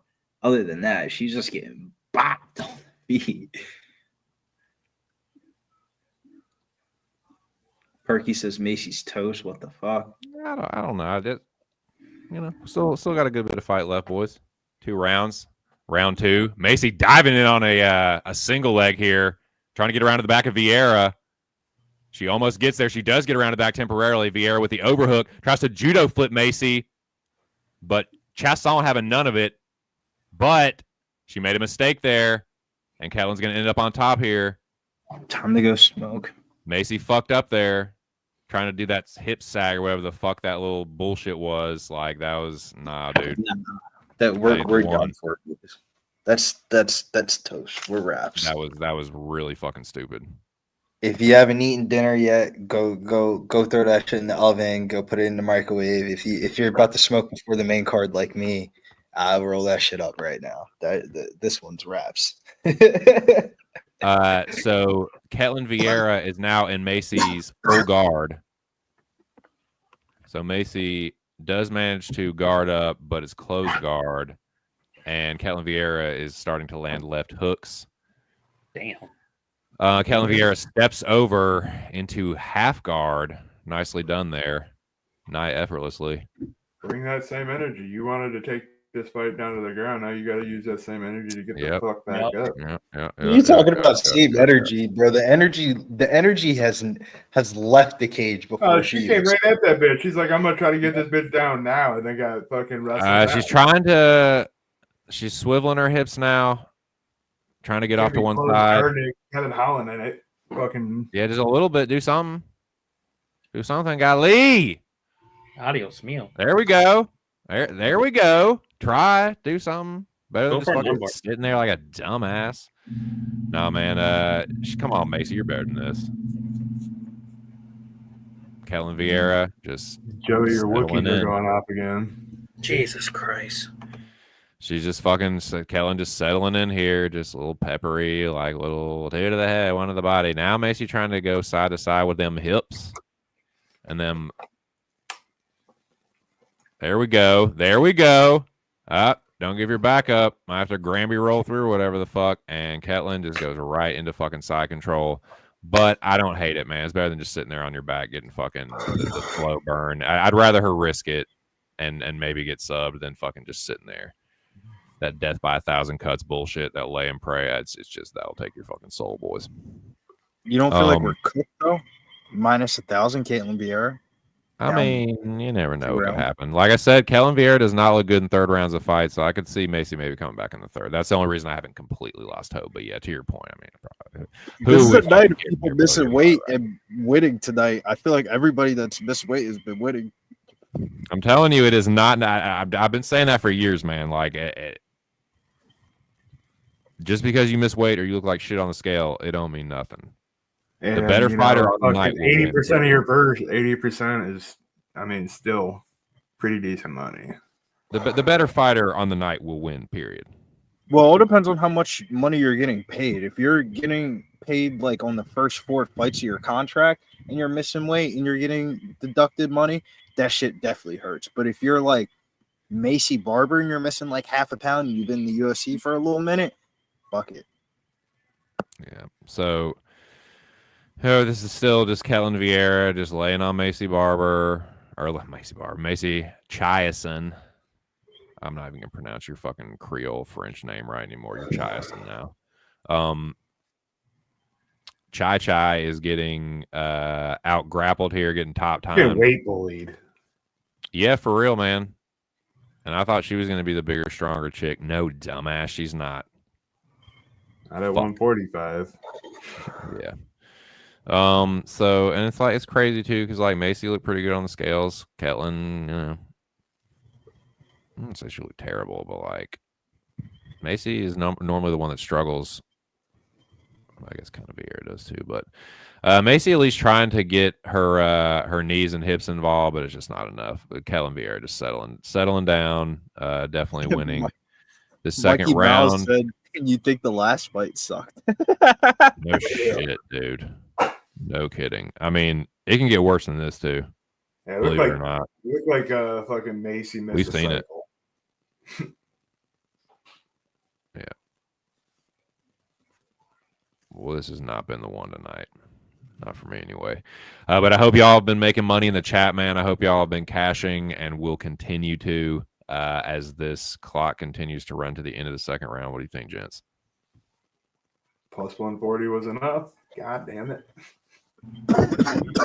Holy shit. Smoking her. I should have went with. I shouldn't have switched my pick. This is definitely a switch pick that I shouldn't have let the. Maybe she went to the hospital to get IVs because this bitch looks strong as hell. I guarantee she got IVs. They're not going to just like check you out and let you leave. They're going to give you some apple juice and IV. You guys get apple juice up there in Michigan. We get ginger ale. Bitch went in there and got a fucking bag of lactated ringer solution. Now she's all fucking supercharged up. If she got That's 10,000 crazy though. Y'all motherfuckers What up, get Dylon? apple juice in the hospital. If I was in the hospital and they gave me apple juice, I'd be like, "Come on." What up, am I, Spitter of Hot Fire? How are you, man? I like apple juice, so it's a win for me. Yeah, I Like like apple. ginger ale. I'd be pissed if they gave me ginger ale. I'd be like, what the fuck is this? I like applesauce. Applesauce is good for your digestion too. Hell yeah. And some jelly. Applebee's. Shouts to Dylon in the chat. Applebee's. Yeah, shout out to Dial, man. That's crazy though. I never even would think about that. TC, what about you at your hospital where you live in your region? What kind of beverages do they give patients? Ginger ale in South Jersey. I'm trying to think of the last time I was. It's been a few years since I was in the hospital. They just give you apple juice because it's like a quick sugar spike. He was asking me what they do in Maryland. He knows what they do up in the fucking. Well, he's acting Great like it's North fucking Woods. like some kind of fucking weird science or something. I just think it's interesting though that they do it different in different regions. I thought everybody got ginger ale when you went to the hospital. Jesus Christ. Wow.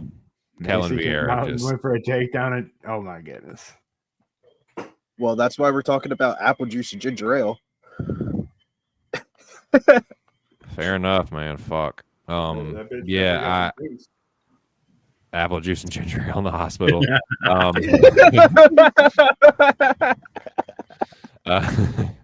It happens, man. It's just a stream of consciousness sometimes when it's these fucking shit dookie fights. But yeah, oh god, for fucking Maycee Tyson. 4 minutes in, and Maycee Tyson is shitting all down her leg.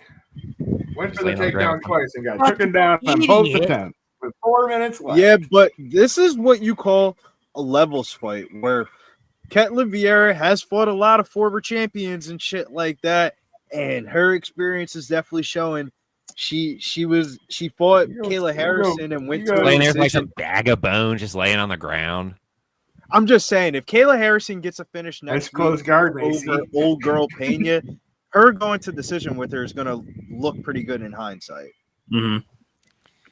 You said it, Seth. Looks like shit. It's the O'Malley show. Don't get me is excited. Don't get me juiced up. I gotta stop shitting on fucking WMMA, dude. This is not a good product.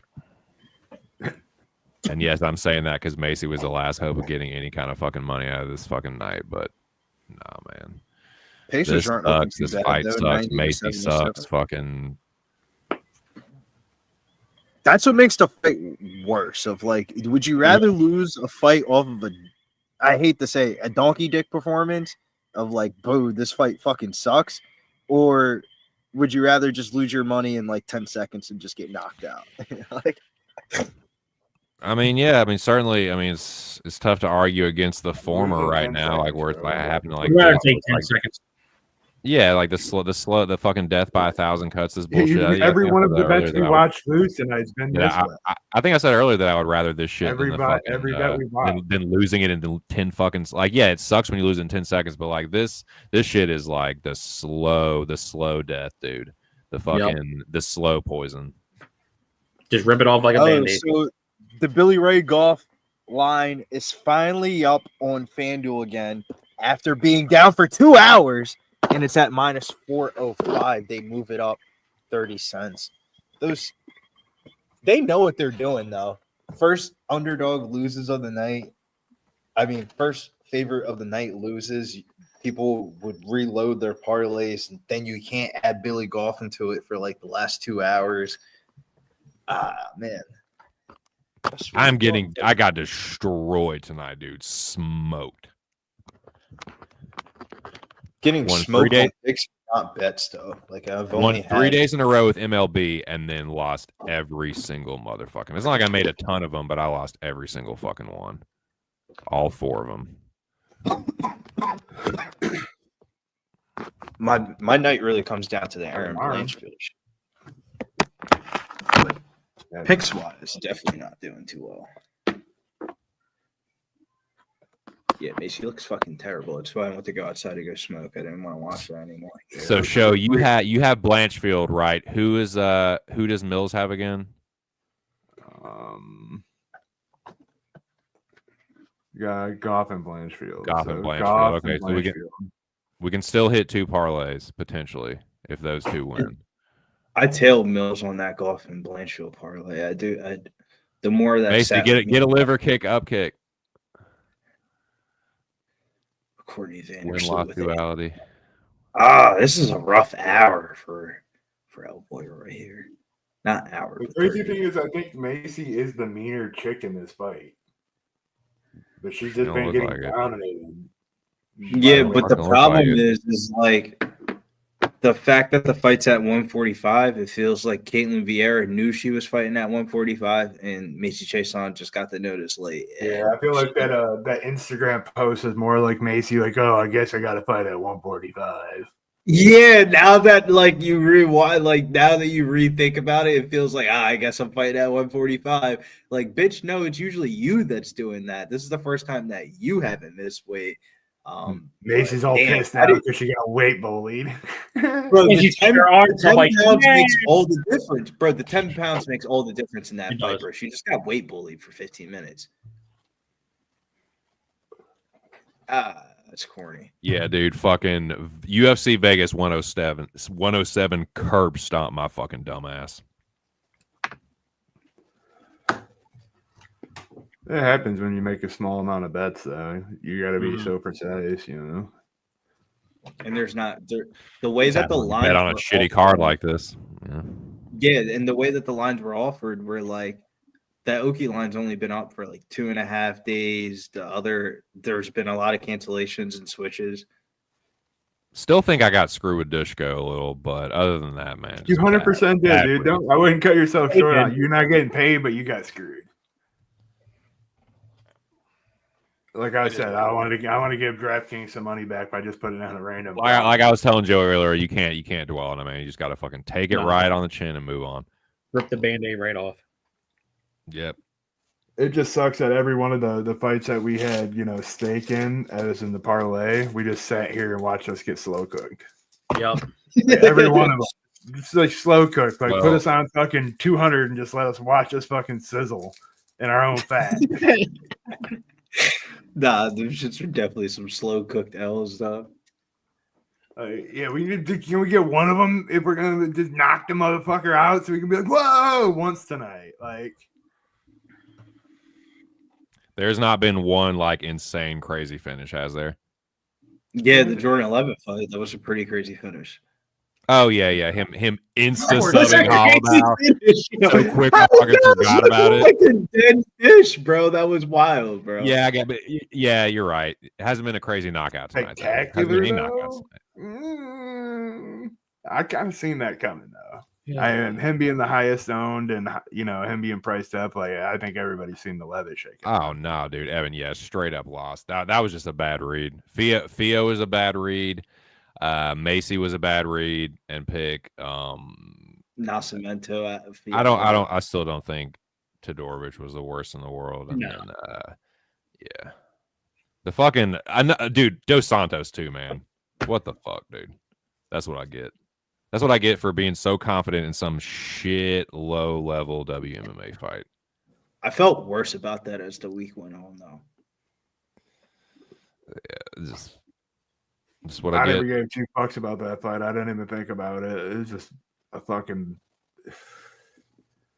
Oh too well. low level for me, dude. When you got What, a headliner female fight on here, it's hard to look at these fucking women fights at all, bro. Yeah. What's the next fight? I will tell Dustin you. Jacoby versus Bruno Lopes. Yeah, Mr. Bruno fucking Lopes. And I'll tell you what, my Planet Flag is a fucking underdog. That's who the fuck it is. And this is my last bet of the night. So if Bruno wins, then I'll see what's going on the tracks. But my man Bruno, let's get this shit work done, my boy. Let's go. $20 dono, Joey. Wear that hat the whole fight. $20 dono right now in the chat. And it'll howl every time the round ends. Whoa.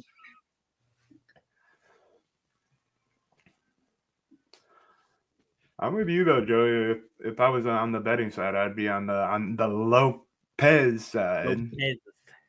There you go. Yeah, but the only thing is like, I'm telling you, bro, this guy sucks. No, he doesn't.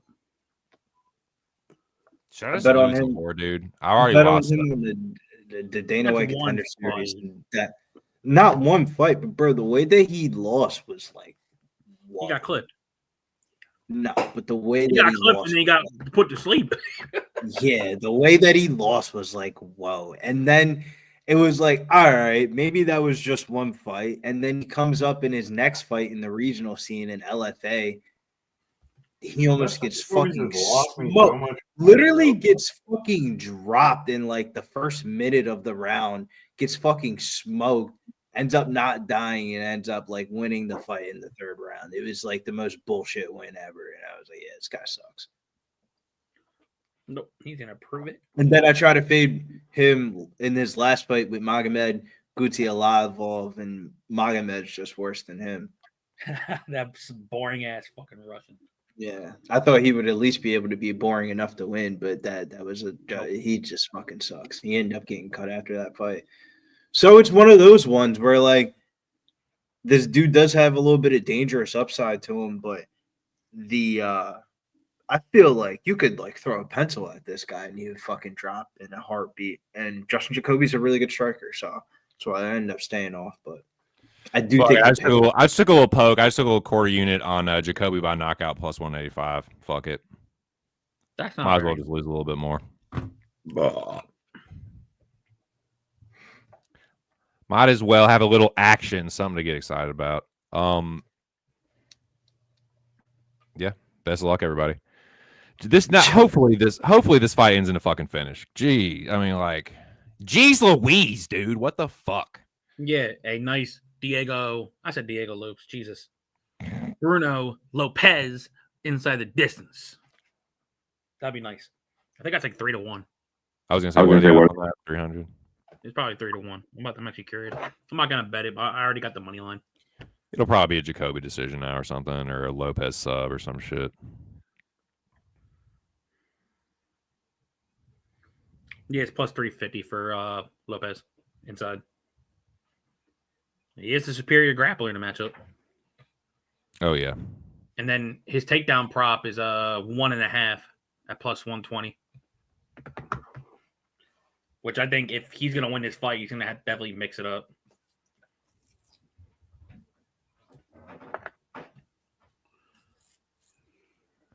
So yeah, we'll see. Maybe if I hit this one, I'll just kind of ladder. I'll just quarter unit ladder or ladder, like take what I win and put it on the next one. We'll see. If I win this one, I'll bet on another fight. If I don't, then this will be my last one tonight. Gotta be invested somehow. Because these fights ain't doing it, not for me. What's this? Entertainment wise, it just kind of been like grindy decisions. We had that one Insta sub by Jordan Levitt, but you know, it just is what it is sometimes. Random outcome ass sport. But yeah, hopefully this should deliver as far as action. Hopefully. Matter of fact, gonna take a fucking casual toke here. Hope for some good fortune and good action for the boys. Let's fucking go. Shout out to the 83 people in the building. Hit the like button. We were up to 70 something likes, so that's good to see. 74. If we can get to 85 to 85 would be sick. To raise the stakes of the main event tonight, Valentina Shevchenko will be in the building to watch UFC Vegas 107's the main event of Erin Blanchfield versus Maycee Barber. So we got the champ in the building. That means play the fight doesn't go to decision because both of these chicks are want to finish so they can call the champ out. She's in the building. Are they gonna? Nunya said, I just hit 21. Let's fucking go. Let's go, Nunya. Just hit 21 on blackjack, Mike. Right? Yeah, don't blame me. I was thinking about playing a couple of blackjack hands. They owe me a couple dollars. I don't blame you, Rob. I don't blame you, dude. Flip side. If I have to see this fucking Johnny Depp alone in a desert with a wolf commercial one more fucking time, dude. What is it with these like cologne commercials where they're like the dude has to be alone? It's all sunset, desert, alone, like some kind of animal, and it just insert the cologne, whatever the cologne is. It's so fucking weird. But yeah. What so I know Joey's on Lopez. Billy, what are you doing here again? I took nothing on this fight, to be honest with you. It just didn't like move the needle for me. Like I think the pick is Lopez, but I can't get that Dana White Contender Series performance out of him. Dude, what is this Predator anime? I had mad money on him, parlayed up inside the distance. He was fighting some jobber ass dude. Brent Barberio. He was actually fighting Brenton Barberio, and he got Perky said, I need Jacoby or I'm going to light my garage up. Hey, I hope you got good insurance, man. Woo, come on for Perky's garage. My God, the humanity, boys. No, you can do it from my pockets.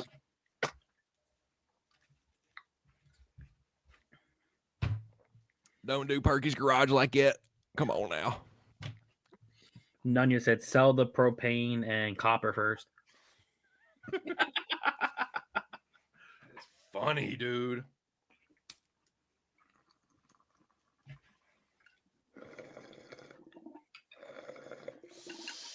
God, it's gonna be a fucking curb stomping.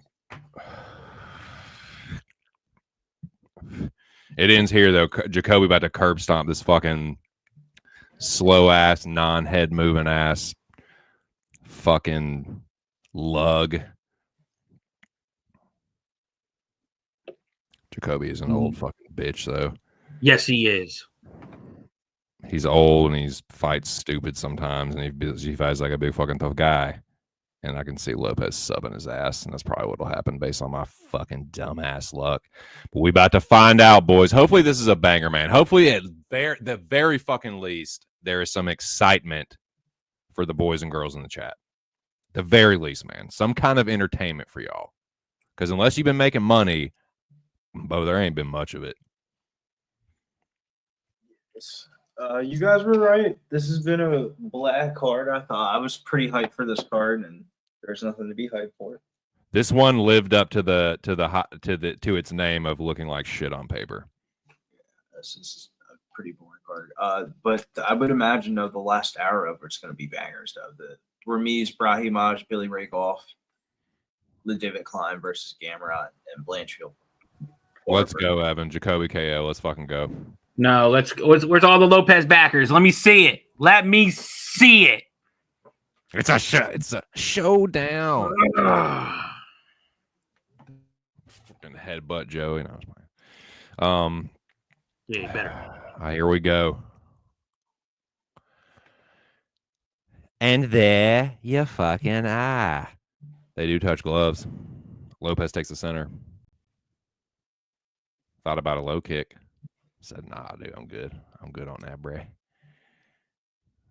Lopes inching forward, closing the real estate down on Jacoby. Jacoby slowly circling. Outside low kick from Bruno. Lopes, dude, don't say Lopes. Ever. It's incorrect.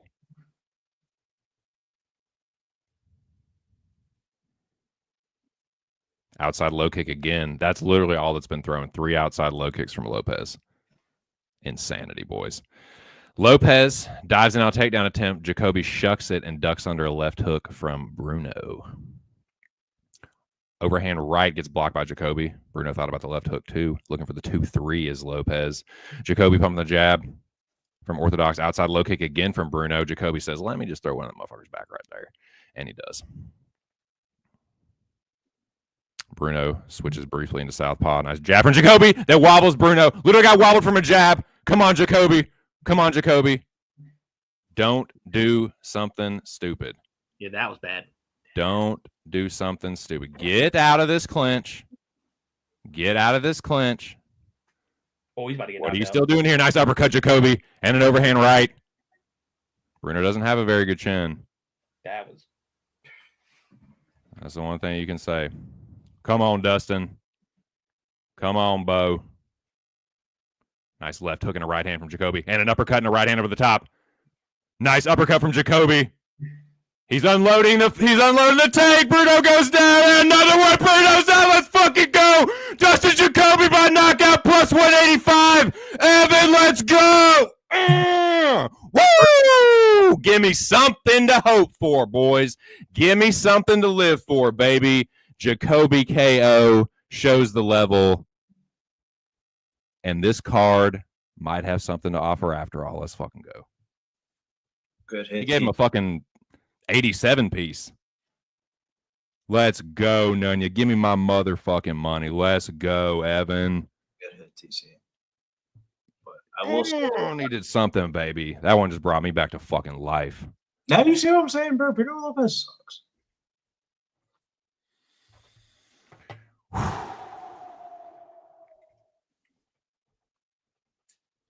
Let's go. Let's go, Perky. For Perky's Garage, baby. Perky's Garage lives to fight another day. Perky's Garage takes a licking but keeps on ticking, boys. Holy shit. Left hook, uppercut. Jacoby. Left hook, right hook, left hook, right hook. He just didn't stop, man. Right hand, shovel hook, and a right hand puts him down. Bruno was like smiling. He was like on the ground smiling. Fuck. That was weird. It ain't over yet, head kick. It ain't over yet. It lives. Let's go. The garage. He dropped him. Perky's Garage lives. Perky's sitting there with the gas can. All right, here it goes. Like, don't force my hand. Damn, Holy shit, I needed that. Jacoby's gonna score so well in DFS too. That might fuck me. That was an ass whooping. I should have went with that with the bet on that The dude. first punch Jacoby landed, wobbled him and hurt him. Yeah, bro. I bet on the dude in the Good contender, job. and that's exactly it. Like almost similar to how he lost. He got hit like one time and he just like died.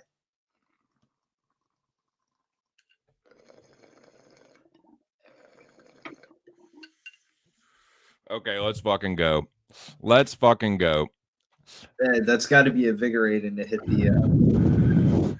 The second guess yourself on the loading up on the account, bet a greasy knockout prop, and then it ends up hitting in the first minute, first round. It's like, yeah.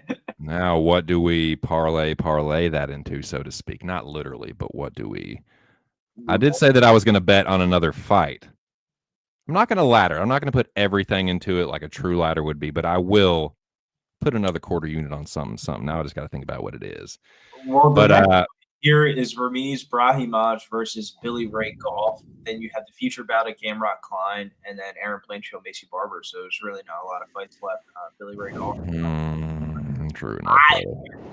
Brahimaj is a round one sub merchant. Joey took off the whole fit. Yeah, but hey, whoever had to hit on Jacoby, good shit. And as soon as he got wowed by the jab, I was like, yeah, this fight's over. Oh, my Lord, mother. Hey, shout out to you, though, Joey. Respect for playing your flag, man. Hey, dude, respect to you and Billy and anybody else, that like Mills and everybody else that does content on UFC, man. It's a brutal fucking sport, dude. And to put yourself out there every fucking week, like Billy says, and you have to fucking risk looking stupid, dude. And when it fucking comes through, man, it looks awesome because it's like everyone was against you. You're getting plus money and all this shit. But yeah, man, it's the thrill, like the thrill of victory and the agony of defeat in sports betting is like so much more visceral with MMA, and it can happen so much fucking quicker. This is a prime example, man. Did he even attempt a takedown? I think Jacoby shucked off one. It was like early. He shucked it off and then like ducked under a Bruno hook or something. But Because I'm just reliving that last like 30 seconds before he got his shit fucking rung. He's biting down in his mouthpiece and swinging in the pocket. I'm like, bro, what the fuck are you doing? yeah, dial on those, man. It's brutal, dude. Sometimes you look like such a genius and you just feel like the fucking man. And dude, especially when it's like a sick knockout or something or a sub, dude, and you cash like a greasy prop, but like, dude, when it goes the other way, dude, it's like I broke even tonight, if you count UFC and Cage Warrior. So I'm good. I'm just gonna chill for the moment. Goff and Brahimaj. yeah, Brahimaj. I don't know, man. Like, it does seem like everyone is on Goff. Like, Oh, Red X is going to reverse sweep, it looks like. I can't really talk too much. I just barely avoided it. Yeah, I'm nervous. I'm on my way if I don't get this golf line in here. Goff. What's Goff by decision? I will say the one thing about Billy Goff that's frustrating is Plus 200 TC. I don't know why I think someone's going to get starched in this fight. plus 220 on FanDuel. The only thing that concerns me is like Brahimaj is he's a round one merchant of like he's definitely gonna go for it for 5 minutes. Yep. Whatever happens after that is like Pandora's box. Like Billy Ray Goff could submit him, he could punch him out, he could win a decision, he could be slow. Like you never know. Billy Ray Goff, the land of takedown is minus 220 is wild. Ramiz Brahimaj, the land of takedown is minus 135. I mean, he's been knocked out once, you know? You talking about Brahimaj? Yeah. I think that was the Max Griffin. With the And that was the injury where he got his ear fucking blasted off. Yeah. That was such a gross fucking That was a arteries. gross injury for sure. Him to win and fight to start round 2 is minus 135. I saw Danny tweet out that line. I thought that line was pretty good as well. Yeah, I know. Billy Ray Goff's a knockout artist, so it's a total like contrarian. It's trying to get fucking cute. I think that's trying to get a little too cute. I might just save it for the co-main. I will say how greasy you personally would like to get is up to you, but greasy lines that will knock your socks off. Brahimaj round 1 sub plus 1600. Brahimaj round 1 KO 30-1. Round 2 KO 40-1. Round 3. Now we're just doing, but see, now we're just doing this. Now we're just Billy Ray Goff by knockout in round 2 plus 600. Billy Ray Goff by submission in round 2 23-1 odds. Billy Ray Goff by knockout in round 1 plus 380. Poo. Billy Ray Goff by knockout in round 3 10-1 odds. There's some stuff to get greasy. So Billy Ray Goff. Is there a chance that Ramiz wins this fight? Or like, nah. Because I mean, like initially, I didn't think twice about this shit. I was just like, I'm gonna fade Ramiz automatically. But like, I don't know. Well, if you're gonna fade Billy Ray Goff, I think you would just bet the under 2. Do I take a stab on Ramiz here? Do I go real contrarian? People never I think what I was gonna do if I won that last fight, I was gonna do Goff by knockout. Goff by knockout ain't gonna get you nine. No, but I'm just saying, like I think he gets a knockout before the end of the fight because he's gonna pepper volume. Noche UFC moves to San Antonio, Texas. You guys see that? Noche UFC moves to San Antonio, Texas. If I had the bread for it, I'll do it. UFC Noche's in Texas? Oh, Jeff might. Damn, Jeff might go to that dude. Shit. What's the date again? Whenever UFC Noche was. I forget when that date is. Like, I have no idea what you. the actual Mexican like independent. Like, fuck. I'll look for it. Let's see. That is fucking crazy though. UFC Noche's in fucking Texas for what? Looks like we're going to Noche's, boys. Yeah, we're going to UFC Noche. Right. I can almost confirm that.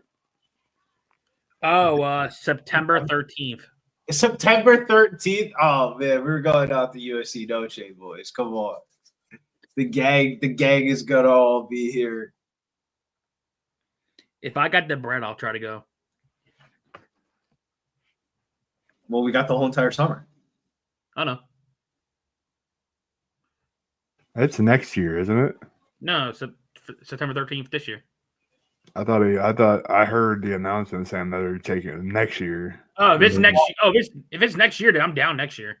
UFC Noche is usually in September because that's when Bob and O'Malley fought last year. Was the UFC Noche card in Vegas in the Spear? Yeah, They've it's not shown it in the Spear again, so they just announced they're doing it in Vegas. Billy Ray Goff taking a lot of money inside distance line, going from -115 up to -140. ESPN Plus. But yeah, if it's gonna be in San Antonio next year, I'm down. I was thinking I might just take Ramiz money line. But he is like win one, lose one fighter, like literally since the LFA. LFA into the UFC. Win one, lose one, win one, lose one. Boom. Like back and forth, and he's due for a loss here. I'm gonna pass here. I think I'm gonna pass here. I think I'm gonna pass and wait for Gamrot fight. Might do something there. Might just be the main event. I don't know, man. I don't fucking know. I did say I was gonna bet again. Maybe I just my first instinct was go against the grain and say Billy Ray Goff decision. What's the double chance for William Ray?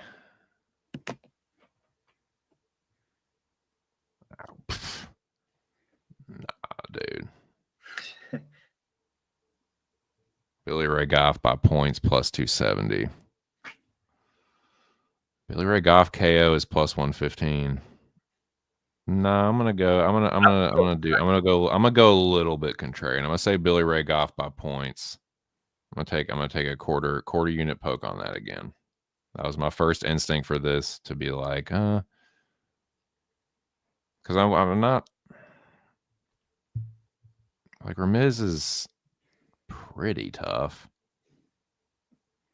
I don't know if he's gonna necessarily win. Yeah, I'm gonna do that. Billy Ray Goff by points plus 270, quarter unit. Stab there. Nationals 8-0. Louder for the boys in the back one time. Let's go, dude. Nice. Yeah, shout out to Wine Time once again. I know we said it earlier, but shout out to him and Spoon's Bets. They will be live tomorrow morning, late morning, 11 a.m. Eastern Standard Time, right here, Pub Sports Radio, for walk-off wagers, dude. That's the new hot shit that Pub is offering the people. Shout out to them, man. It's an awesome show. They're both really sharp with MLB and other sports as well, but been really sharp with MLB this season. And yeah, keep that shit going, man. I will be there. I'll have my cup of coffee, my fucking sipper, and have a bong packed. It'll be a good time. Hope to see y'all there. I'll definitely be there. Maycee Barber is so sexy, though.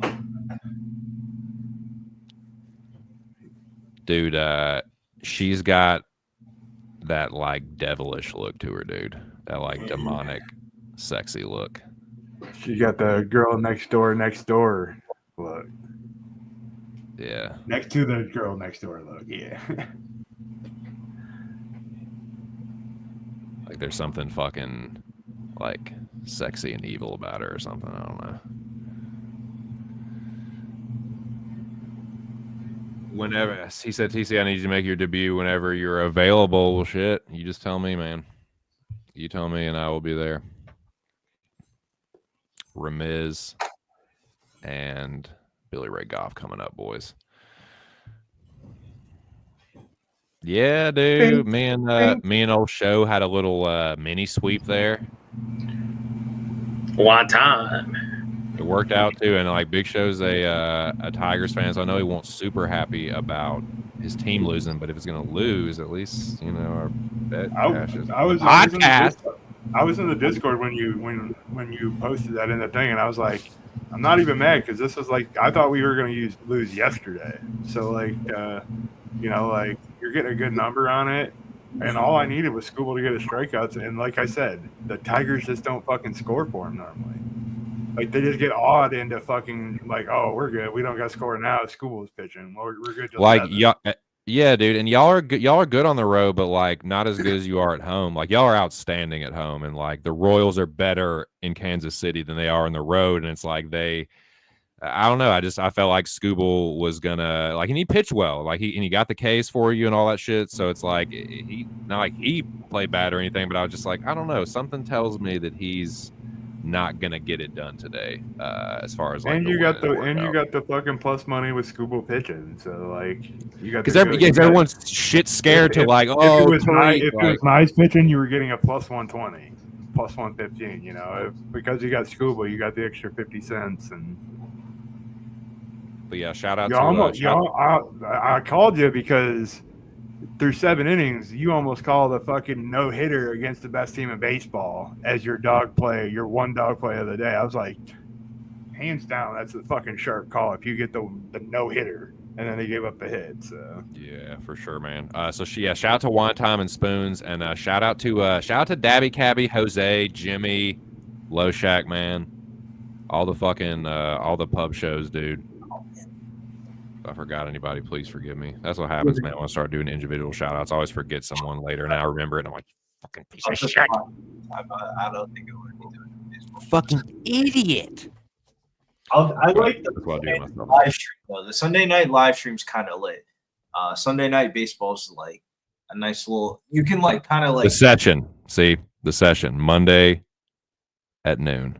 Dabby, Dutch, be there. Smoke weed. Sorry, Billy. Go ahead.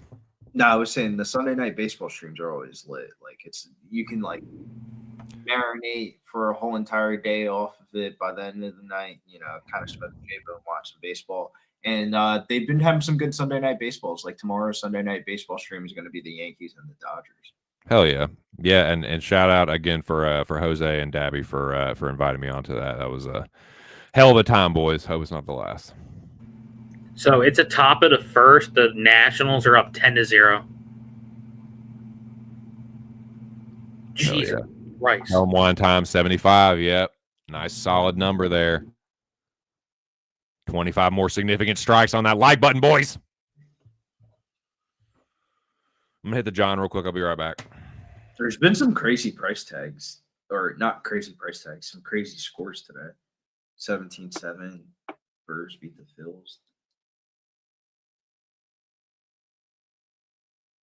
16-3. Tampa 18. Yeah, Nationals are going belt to ass. And it's only Halliburton and the Pacers will advance to the NBA Finals. They'll be taking on the Oklahoma City Thunder. I actually like that series. Yeah, 4-2. Yeah, everybody thought it was Knicks and 6, but it was actually Pacers and Chicks.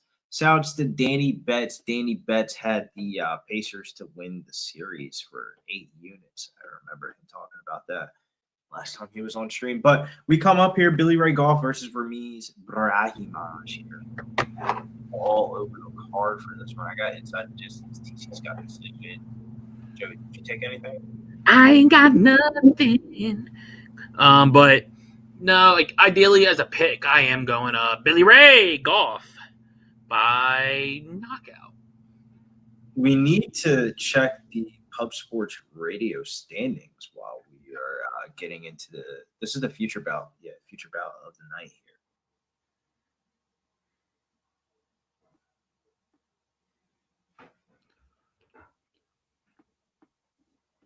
Justin, a lot of times, he is having a good day.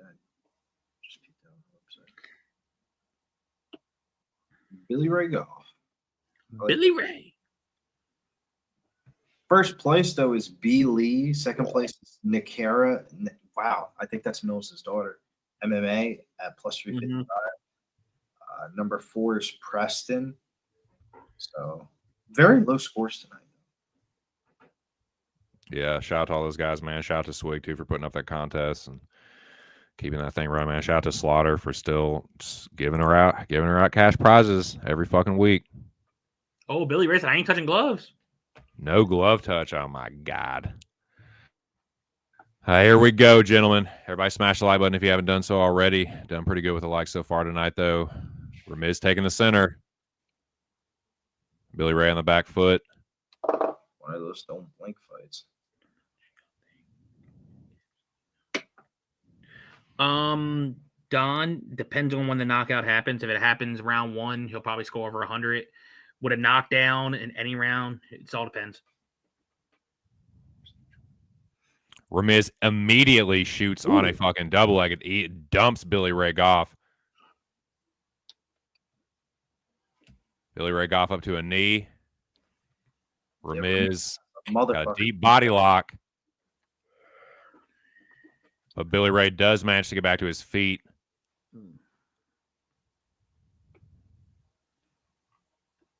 He's got a reverse disposition. Indeed. Ramiz drags him down. Tries to hop on the back. Oh, shit. He does hop on the back. Uh-oh. Evan. Uh-oh. Ramiz looking for this choke here early. Billy Ray on one knee. Ramiz all over him like stink on shit. He's a little high now. Billy can try and shuck him off. Staying safe so far. But Ramiz is threatening very early with a choke here. I believe he has the body lock too through the middle, if I'm not Billy mistaken. just gotta get him off and just start throwing bombs. Bombing away, dude. He does settle him off of off of his back. He's still got his back, but he's not as high. Billy looking to turn into him, and he does so, avoiding a precarious situation early from Ramiz Brahimaj, who was using superior head position and a knee to the body to keep Billy Ray Goff up against the fence, and an overhook as well. Nice elbow over the top from Billy. Billy gets the body lock, says, well, let me turn your fucking ass into the fence. How you like that shit? And Billy now using the superior head the position, trade and knee to the body. 240 for me, boys. Ramiz with the knee shield.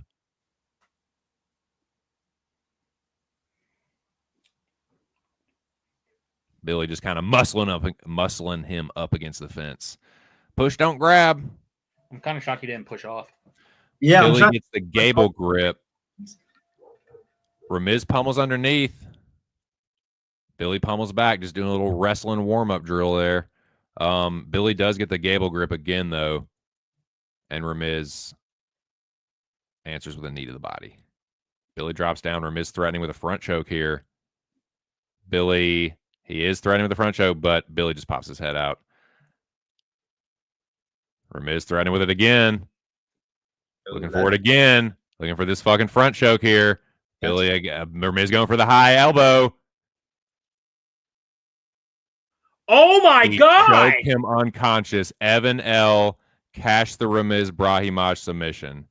Ow. Literally choked him out in seconds. Oh, Holy my fuck. God. Should have rode with you, bro. He's out. You don't be zooming in like that, bro. He's out. As Evan's fucking victory train, I'll just give you salute as you fade away into the distance on that, man. Holy shit. So wow. Anyone who had Billy Goff, I want someone to tell me, why in the blue fuck is he trying to shoot takedowns on a guy who only has grappling? Holy shit. Holy smokes. That's that was impressive. That was an impressive finish, though. It was very impressive. Holy shit. He's like, I know, man. I shouldn't have shot for a Pass takedown. it, Philip. Good shit. That Shout was Brahimaj, round one sub merchant. Ramiz Brahimaj finally gets 2 wins in a row for the first time since the LFC. oh my God. Or Yeah, he went LFA, out excuse me. quick. When he reversed that position, I thought he was going to break away and strike a distance.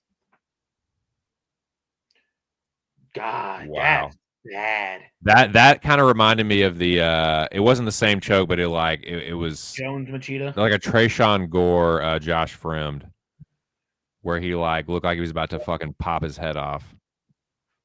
Shouts to Ramiz. Wow. Standing Gilly. That was No, dude, I didn't no, I didn't take it, man. I didn't take it. I pushed out at the last minute. I'm happy for you though, man. I'm glad you fucking hit it. The sub, Evan was talking about the sub. I didn't ride with him, man. You got fucking cash it, dude. Evan Express, cash that shit, man. Good shit. Yeah, respect. Well, that's a damper into the night there. Had that parlay, and that is down the drain. By sub, dude. He subbed him. yeah. You hit the sub, man. I didn't take it. You did. You hit it. The DFS lineups all down the drain there. a lot of parlays who parlayed Billy Goff are definitely Dude. Weird card. Yeah. Cash it, man. Cash the sub. He fucking gillied him. It was a guillotine, right? Yeah, it was a nice Gilly Yeah. too. That was. Dude, I was like, and this is the dumbass reason for not doing it. Oh, you win one, lose one. That's such fucking wiki capping. You fucking moron, 2 cents. But hey, man, I'm super happy for Evan and Express. That'll turn your night around, man. And if you're having a good one, that'll make it a lot fucking better. Yeah, that kills my DFS night too. That was like a swoop banger. That was the. Boy, I'm getting the full gamut of UFC MMA betting emotions. The like taking a chance when you don't want to and kind of don't, and you hit it, and then not taking the opportunity. Like, and I've been dodging a lot of bullets recently. Like, as much as I've been bitching about the mixed results, like I've been passing on some fights where I almost bet and then I would ended up losing it. But that was a missed opportunity there, man. But shout out to the Ramiz backers, dude. If you have Ramiz by sub, fight ends in fucking round one sub, anything like that, cash it. Hey, Big Show. You said you had Ramiz and DFS? It'd be like that, dial on. You already know, man. Just got and he was just 16. There's a thing in DFS. I don't know if FanDuel does it. Billy would know more than me. Brahimaj was like 16 seconds over from hitting the 60-second bonus. Jesus Christ. Yeah, Brahimaj got 115. Bro, he might even score even more because usually after the fight, they usually finalize it and he might get more.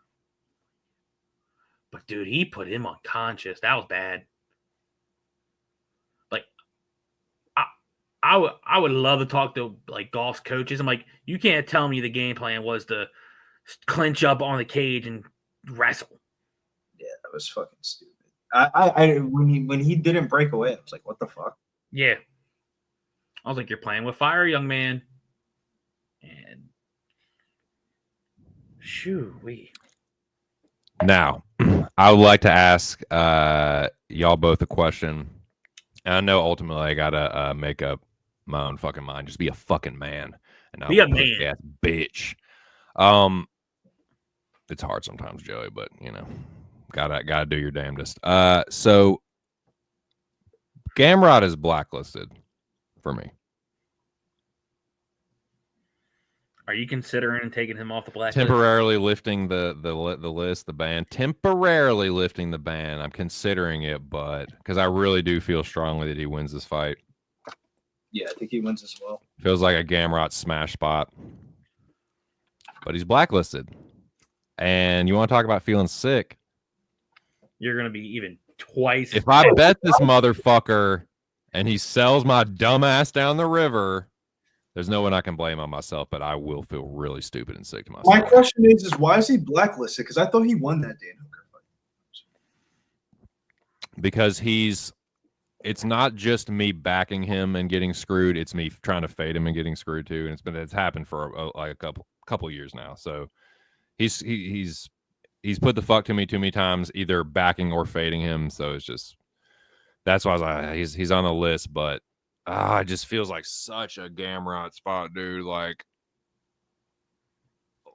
it just seems like, I don't know. Maybe I'm overthinking it. Probably am. But yeah, he can, as of right now, dude, Gamrot can no longer order delivery from my my Hop Sings franchise location. Just is what it is. It might just stay that way. I don't know. I'm gonna take another toke or two, mull it over. What are y'all doing here, boys? Co-main event. Gamrot, Klein. Y'all getting greasy with the underdogs? You gonna knock Gamrot out, or is Gamrot gonna fucking rat his way to another victory? As a pick, I got Gamrot. Even though I do like Ľudovít Klein as a fighter, but I just thought when I saw this matchup, it was a slight, maybe too much of a step up right away. But I'm just gonna enjoy the last two fights. But I got Gamrot. Took Gamrot. Yeah, I got Gamrot too. I took Gamrot and Erin Blanchfield. I don't feel crazy confident in it, but I got to scrounge up some type of money here on this card tonight. So that's what I end up doing. It does kind of feel. I mean, but Jacoby was chasing too. That hit. Should have fucking trusted my gut with Ramiz. Now it's like, am I trying to chase that and it's gonna fucking lose? And I'm just thinking, I'm already fucking have paralysis by analysis, dude. So I'm just gonna take another hit. The weed be letting you know. Evil lurks. So like I can definitely See if it's I could stop and be cool, but why not? I think Gamrot really does win this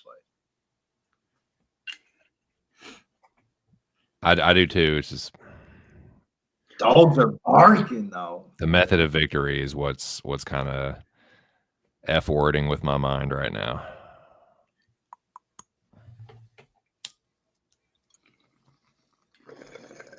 Let us know what you think in the chat, boys. Let us know what you think of that. Gerardo says Klein Barber plus 657. Evan taking Gamrot money line. Small shot on the sub. Don Play says no when to hold him, when to walk away. No. Yep. Never count your money. Yep. That old famous song. No one to hold 'em. Mm-hmm. No one to hold 'em. Walk away, no one to run. Gamrot will win this one by decision or sub. Plus, he has a huge sack, says Perky. Great. Comatini says Gamrot. What up, Christopher? How are you? Klein moneyline, says Action Jackson. I don't like betting guys that win by puncher's chance. Yeah, I feel you. I feel like it's a little step down for Gamrot. Klein's been fighting good. Like, he's been stepping up. So I guess I can kind of see that. But I don't think so, man. Like, I think I just think Gamrot is beating better fighters. I think he's going to beat Ľudovít. What's fucking with my head right now is like the method of victory. Like, I feel like it's either a dominant decision or a finish, and it's like I feel like if I bet the fucking ITD, he's just gonna fucking rat his way, hold on, get rocked by Ľudovít, and win like a fucking split or something. But we'll see. Haven't done anything yet.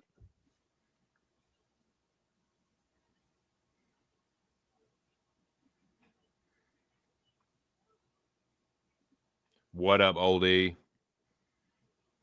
Yes, sir.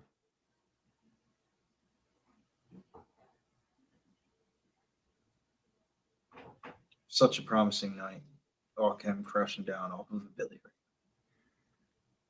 Oh yeah, dude, you like the it's the Ocean's Calling shirt, man. There was a bunch of shirts to choose from. I like this one because of the material and like it. I like the collar, dude. The collar fits well, and I'm a fucking tall, gangly dude, so I'm very particular with like t-shirts and shit and how they fit. And this is a fucking nice one, man. This is a sick festival too, man.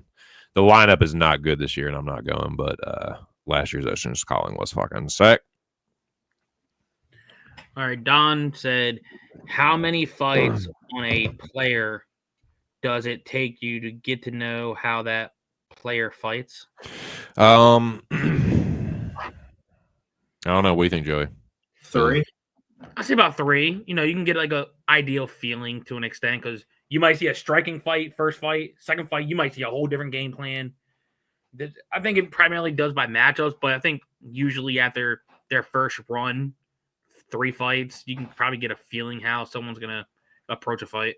3 UFC fights. Yeah, you want to see how they debut, and then you want to see how they return from debut, and then how they like. You know what I mean? Like you want a little bit of a sample size. I would disagree though. I would throw in the Dana White Contender Series fights because some of these people fighting on Dana White Contender Series are fighting harder fights than what they're fighting on their first 2 to 3 fights in the UFC. Like we saw Cedric Dumas fight the dude Penaz or whatever, bro. That's better than any person that he's fought in the UFC. So that's true. Sometimes they do fight tougher competition, but my only pushback and devil's advocate would be like sometimes they look really good on Contender Series and people will overhype them. So I want to see how they look in sometimes they can get butterflies because that it doesn't have the same feel for better or worse, but it depends on the fighter. And that's another tricky thing is like it's fighter to fighter, fight to fight. But yeah, to answer your question for me, yeah, I'd say I'd agree with the boys like 3 fights. 3 or 4. And the reason why I say 3 fights is because I throw Contender Series as one. one of those fights. My for me. car is covered in bird shit. Pretty sure that helps win bets, dude. That's a lot of luck, dude. That's your favorite chair? It's covered in bird shit. No, it's stupid. That is clearly bird shit. Well, boys, bird shit on that like button. We got 70. Actually, excuse me, there's 77 people in here. We got 78 likes. What more can a man ask? I get it, dude. This fight card fucking sucks. We got 2 more. Co-main and main. Gamrot and Klein is coming up. God. Maybe I just hang tight. Keep a little bit of my winnings from the Jacoby knockout. And just take my fucking whooping like a man. That's what I'm doing. I'm just enjoying the last 2. I broke even. That's what they want you to do. You got it. You got it. No, I have a rule. It's like when it comes to bets, I do it like baseball. I get my 3 outs, and if I can at least break even through my outs, I'm like, chill. That's what they want you to do, Joey. You gotta smack them over the head. I was hoping for a smack it over the head, but Lopes is the only one that got smacked over the fucking head. I was like, God damn, my boy. Hey, Lopes is still my boy, though, man. Just because you get knocked out, man, it don't change nothing. You cool. Yeah, I'm gonna just chill. I'm gonna just chill on that.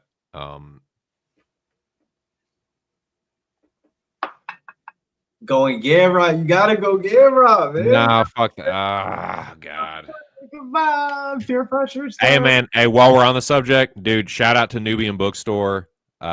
New kind of partnership with him going on the podcast. So shout out to him, and he is a man that puts some real fucking money on fights, and he has a big bet on Gamrot. So good luck to you. Appreciate the support, and shout out Nubian Bookstore. Make sure y'all check him out, man.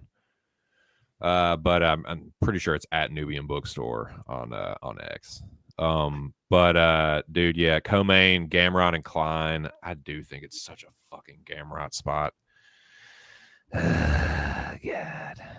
I'm a fan of both, so that's another reason why I wasn't touching this fight. Fucking cognitive dissonance, man.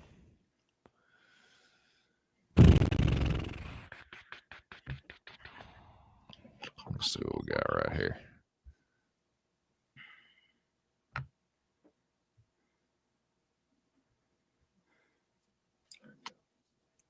I think it's on right now. Gamrot's 154. I don't really feel like threading the needle with the method of victory. If I was going to do anything, it would probably be inside the distance, but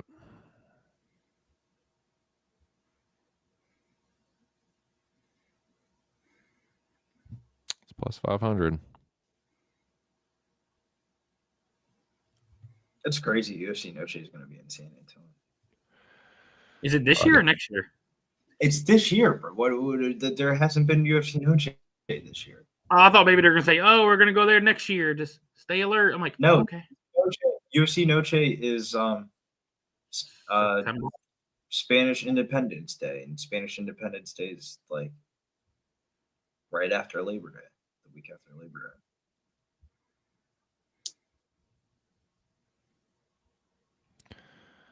Day. Does Gamrot get a submission or not? Oh, out here? Should have took the Goff under 2.5.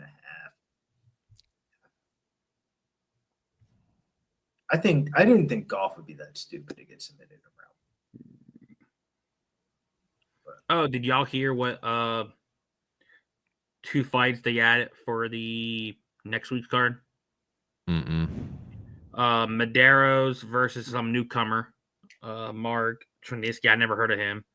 And then Chaos Williams is fighting Andres Gustafsson. So it didn't make that. Nice. That should be a good fight. Yeah, it is a good fight. I actually like that better. I actually like that better than Jeremiah Wells or the other one they were going to have. Who was that? Trevin Giles. Trevin Giles, yep. Nah, fuck that. Gamrot is blacklisted for a reason. Fuck Scamrat. I'm just going to pass on that one. I might do something with the main event, but I'm just going to chill on this one here. I do think he wins, though.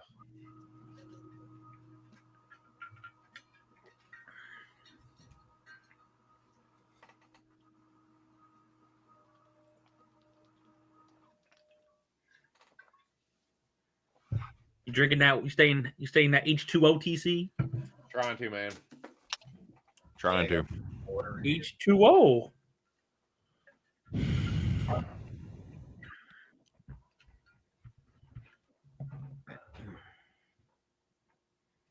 Tough night for the boys for the first return card for the UFC here. You can't win them all, brother. It's all good. We can make a little bit of scrimmage money here on last two fights.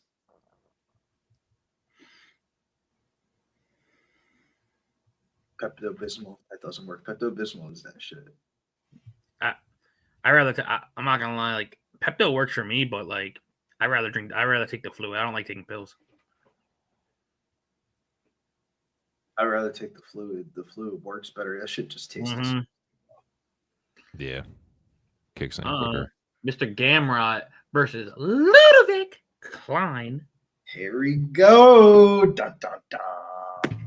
Do. This is like the crossroads for Gamrot. Gamrot was a 2-division KSW champion. Niggas was calling him Polish GSP when he first came over here. I remember that.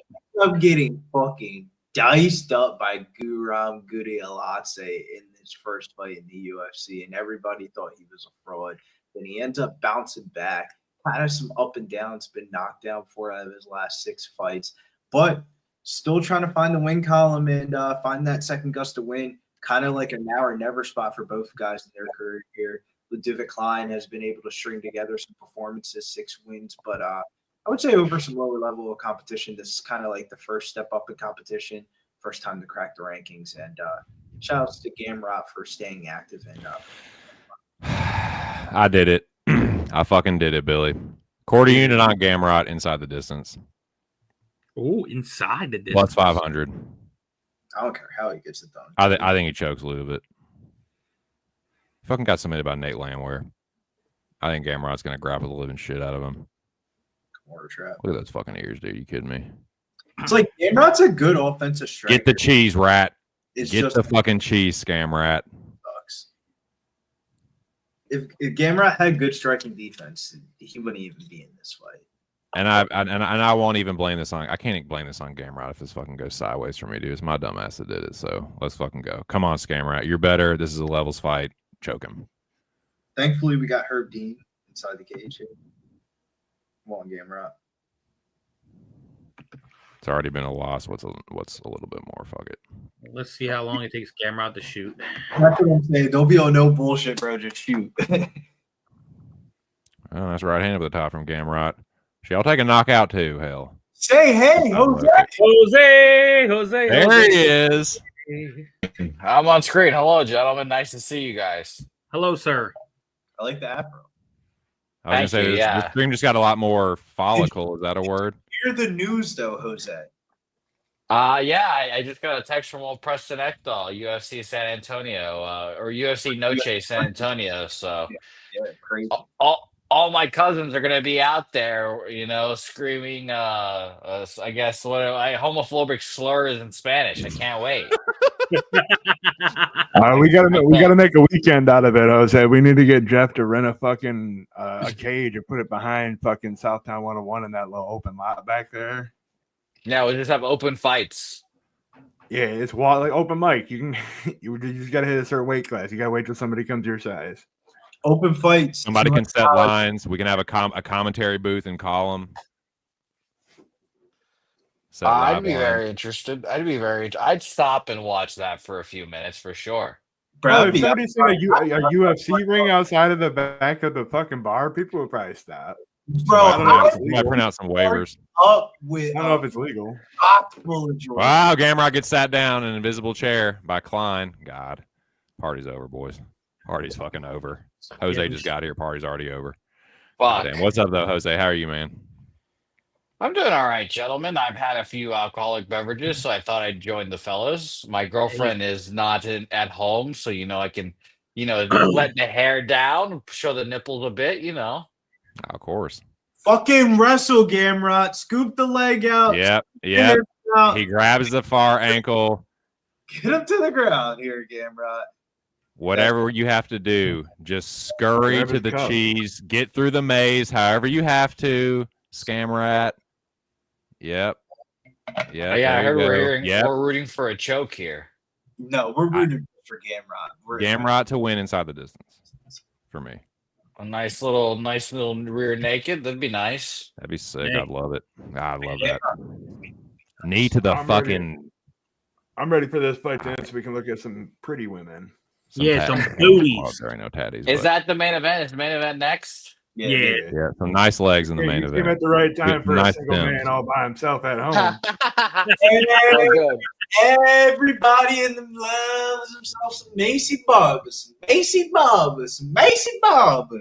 Fuck yeah. Yeah, I heard OnlyFans was a segment this week on the Locker Room Talk podcast, so I was immediately interested.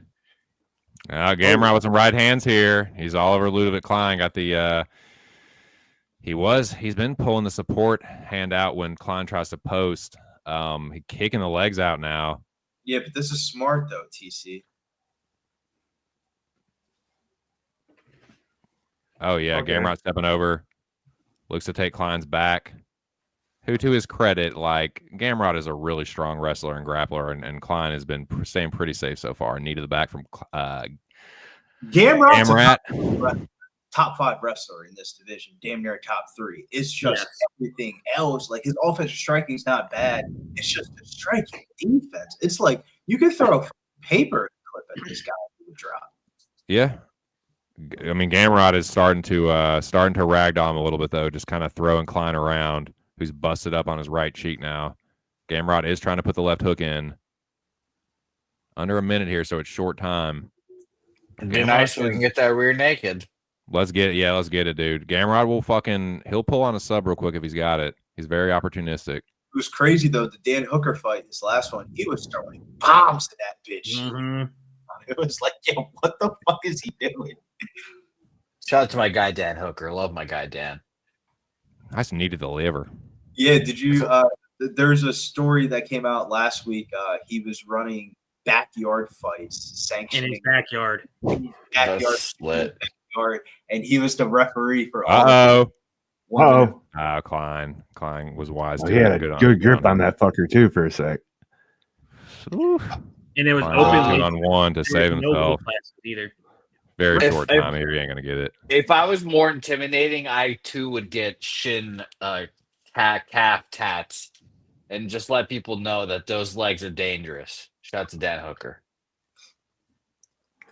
Dan Hooker's stupid though. Yeah, I got mine because of Shogun. Oh yeah, I mean he definitely just rolls into every fight and tries to get knocked out, but we love that man. Mm-hmm. Nah, he looks at fighting like if I'm gonna get punched in the face, hopefully I can get fight of the night. Because I think that's the most OP way to get paid in the UFC is getting paid fight of the night. You lost the fight and you still got paid $50K. Mm-hmm. That's the bonus ever. Like I just think way to get your win money. Yeah, you just got paid the same exact amount of money. How are we in a commercial break? End of the round. For a minute and 50? Because the advertisers paid a lot of money for this time slot big show. How do you think business works? Are you guys seeing commercials? Yes. Yeah. WNBA on. I got a commercial break. We'll be back with a good hard-earned corporate money for that. You guys actually got commercials? That is absolutely. I've been having this fucking we'll be back fucking I had a commercial in a timer on all night. Refresh that shit then. Interesting. It's been all night. Right to the ground, baby. Gamrot dives again with his single leg. God, his single leg is ridiculous. He literally just rips it the other way. It's insane. I just tried to bet this motherfucker inside the distance plus 600 and I couldn't get it in time. So I hope I barely got the plus 500 in. Come on, Gamrot. Find the cheese, you scurrying motherfucker. A lot of time left in this round. Gamrot in a very advantageous position. Klein does do a good job of regarding. Now Gamrot will arm it. Gamrot's his front choke series and his arm attacks are fucking ridiculous. He'll pull a key lock. He'll pull a fucking Kimura. we there yet? I'll put a key lock on you, TC. Ooh. I'll key your damn lock. Is what he says. Don't hurt me now, Jose. I got a wife. I got a damn family. How is this? He's got a family. He's got a family. You think because you have cooler hair, I'm gonna let you bully me? No, That's true. You're dude, right. it's great to have you on stream for real, though, man. Shout out to you and the whole fucking pub, man. The whole pub family. Of course. If I'm just sitting around, not doing anything, I might as well join the fellas here and Bullshit, yeah. man. pick up some quick cash here with my guy Gamrot. Come or on, Scamrot. Gamrot. Get this fucking finish, dude. He does manage to step over into half guard. Now putting a lot of shoulder pressure, threatening head and arm, a choke, arm triangle with a jiu-jitsu. Yeah, Gamrot was definitely a lot. I shouldn't have. Full guard again. Klein hanging tough, getting peppered up. The UFC knew we were going to have some shitty long fights, man. That's why they dropped a bunch of. No shit. We're like, oh fuck, let's make some Gamrot moves go, somehow. man. That was a hard right hand over the top. Gamrot trying to get into side control. Klein doing a good job, staying defensively safe. I was gonna say defensively sound, but I just fucking say that way too much, man. Come on, Scamrat.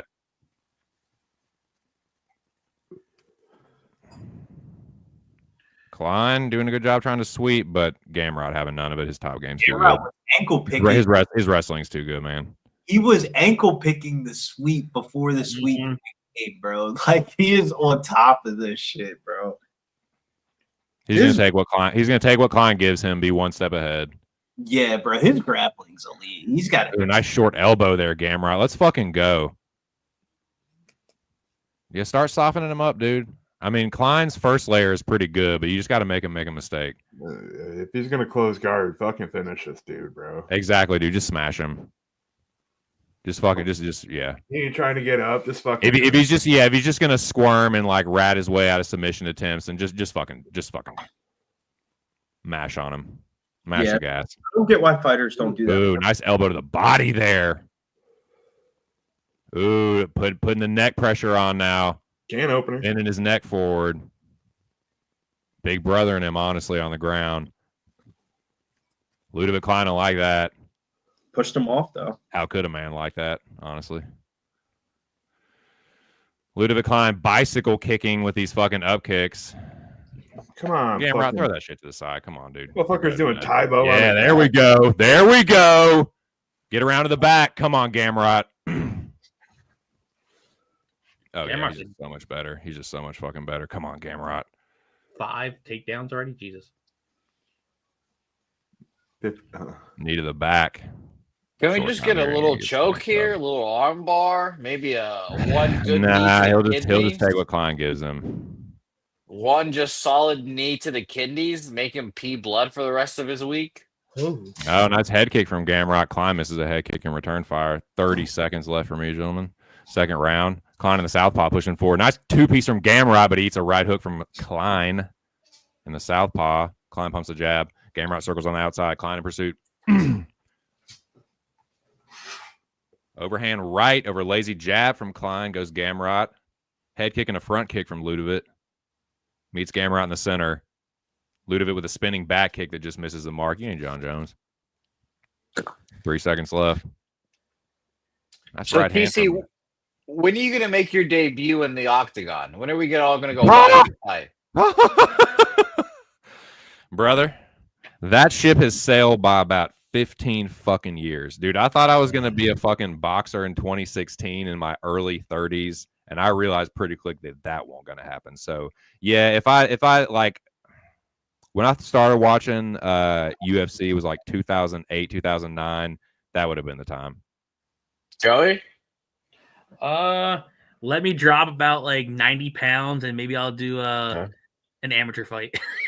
Okay. I just want to go to one of my pals' fights and just cheer my ass off for one of my buddies and hopefully not watch him get his ass kicked in the process. That'd be nice. It's not like I don't have training. I used to box, so see, I can see Joey. Look, I gave you the up down at Palapalooza and I said, oh, this guy can fucking box with the best of them. I knew. By the way, I've seen now 2 Juliana Pena commercials. Fuck that bitch. I hope she gets fucking knocked the fuck out by Kayla Harrison. I hope she gets separated from her soul that night. She just might. I think Now, Kayla's gonna crush her. let's pray. That's What Klein. is Kayla Harrison? Minus 500 in that fight? Kayla Harrison is minus 700, 620 on FanDuel. Good. Good. Ooh, head kick from Gamrot. Klein ate it pretty well. Gamrot dives in again. Ľudovít threatens with a front choke here. Nope. No, I didn't really have it. Nice knee from Gamrot. Body kick from Ľudovít to the liver. Both gents in the southpaw. Ľudovít missed the overhand and the high kick. Don't tell me this is actually a 5-round fight. No, it's 3. Nah, 3-rounder. Okay, I'm about to say, Jesus Christ. Don't tell me that we have to watch this. The only time a co-main will be a 5-rounder if it's a championship fight. Like next week for the pay-per-view, I think the co-main's a 5-rounder for Kayla and Juliana. Yeah, or whenever that is. Gamrot style is 5 rounds, though. If Gamrot was five rounds. Nice jab, Gamrot. Better. Could you imagine if this is a 5-round? Whoa, knee from Ľudovít as Gamrot dives in. But Gamrot he is not going to stop. He is not going to stop trying to get to that cheese. Yeah, but he's kind of stopped right now in his tracks. He's going to keep trying. Ľudovít trying to lock up a front choke, but he does a good job of sprawling. And he'll keep doing it. He'll keep shooting these single leg takedowns. He almost had a head kick there from Ľudovít. Nice jab and a right hook from Gamrot. Yeah, the jabs from Gamrot's been landing. Well, now he's got Ľudovít double taken and second guessing himself because of the takedowns, and he's been big brothered on the mat now. But he's doing a good job. Left hand and a body kick. Dabby Cab. Nice to see Dabby Cab. He failed yesterday, but nice to see him. Nice left hook, Gamrot. Nice jab too. Him, and Klein has no choice but to fucking he's got to get a finish. So he's got to take risks, and Gamrot isn't a great striker, but he's not the worst. Nice right hook there from Gamrot, and another right hook. Ooh, please, knock him out, Gamrot. Nice right hand. Separate his soul from his body. Let him know, Jose. Body kick from Ľudovít there. I mean, I'd only be a little pissed I couldn't get right the hand head uppercut in, counter left hook from Ľudovít. Gamrot Cash, pumps a jab, double jab from Gamrot. Washington's up 11-0. Ew. Yeah, shot to the nice over left hook over there. the top from Ľudovít. Ooh. Gamrot tries to answer with a 2-piece. Yeah, Justin McElvey, shout out to you for the over in that game. Yeah, shout out to Stacks, man. No shout out to the Padres, excuse me. 0 shout out to the Padres. Left hook, right hook from Gamrot on the end of that one. Nice left hook from Ľudovít, but Gamrot answers with a 2-piece. I just feel like he's now. not even. There's no power behind Gamrot's punches. He's just hitting them. Just flicking it out there. Points. God damn. I mean, it's a little bit of a levels fight. Mm-hmm. Well, he's just a definition of a point fighter. Oh, shit. Nice. There we go. All right, here we go. All right. Minute and a half. Minute Did 30. you just fucking DDT him? He might have. Minute 30 for glory here. Is it time He for gonna ride glory? this out. He gonna ride this out. Hey, how many fights from now do you think it would take Klein to have fought even Dan Hooker? How Two. How many more step ups till he's at? The guy's been fighting Roosevelt Roberts and shit. That's what I'm saying. Going to decision with Roosevelt Roberts was the kicker. Recently.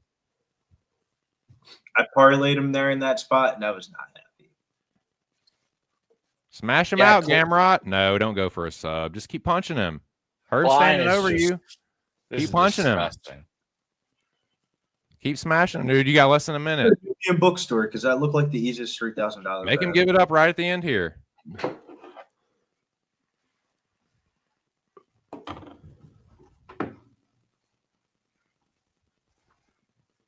My God. Trying to crucifix him. He's just going to ride it out. Short time. Waste your energy on Gamrot. It was always Gamrot decision. reaching. But man, what a dominant performance! And shout out to Nubian Bookstore, man. He's gonna cash one on Gamrot.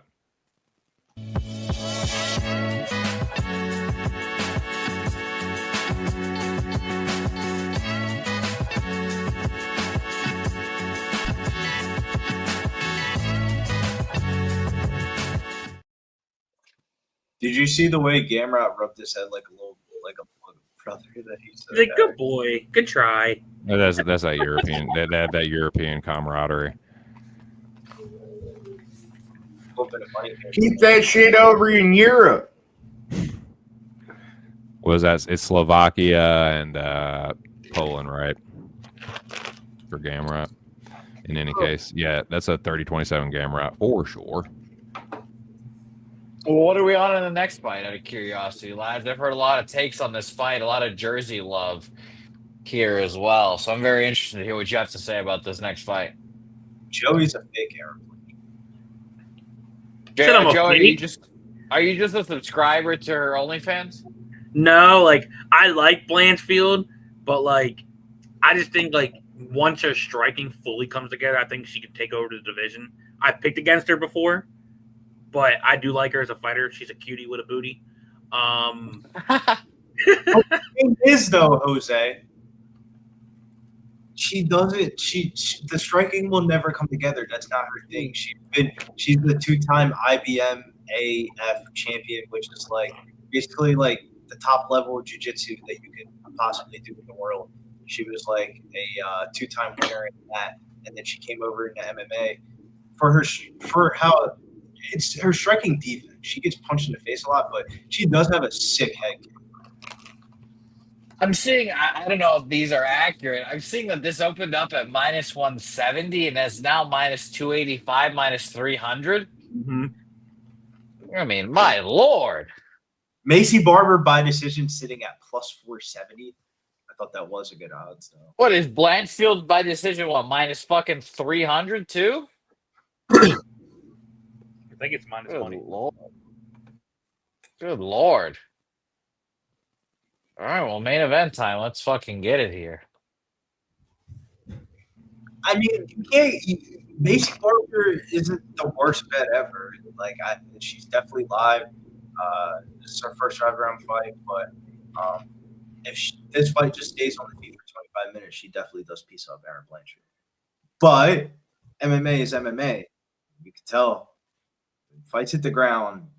When a fight is able to hit the ground and the person that has superior ground game to the other, it just looks levels. But it's like the bookies are like trying to predetermine, all right, if she does get a takedown early in this fight, we want to be on top of it. But this fight stays on the feet standing for the first 5 minutes.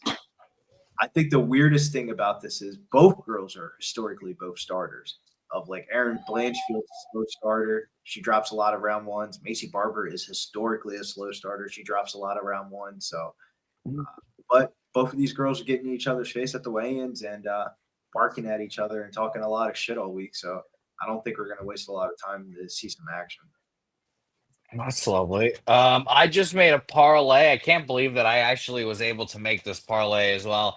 I just bet Blanchfield money line, obviously, and I just parlayed that live with UTSA money line, and they were down 6-2 in a game against Texas. They are now down 6-5. They're plus 224, minus 300. They're plus 332 parlay together. I also, by the way, I bring you guys gifts. There's a guy on this panel that's typically here. He's not here right now.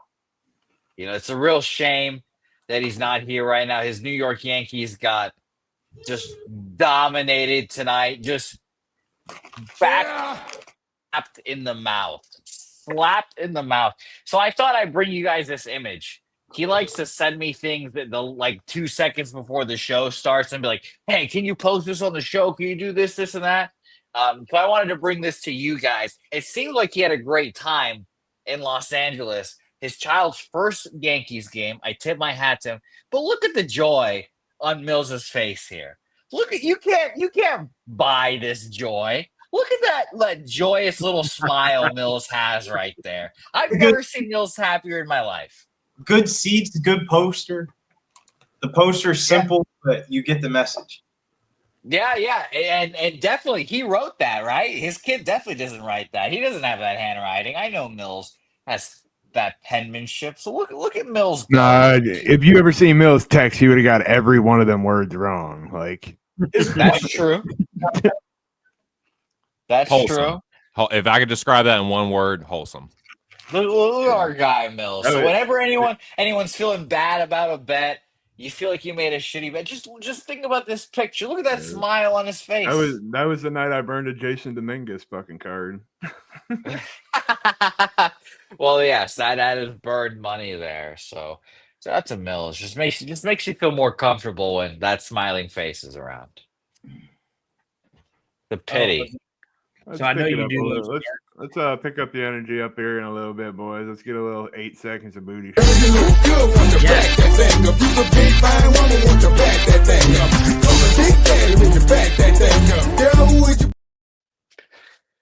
Is that Who was Blanchfield? you playing with? No, that's who's that? Talia Santos? Mother, my children, sir. So I got all kinds of booties on here. I got.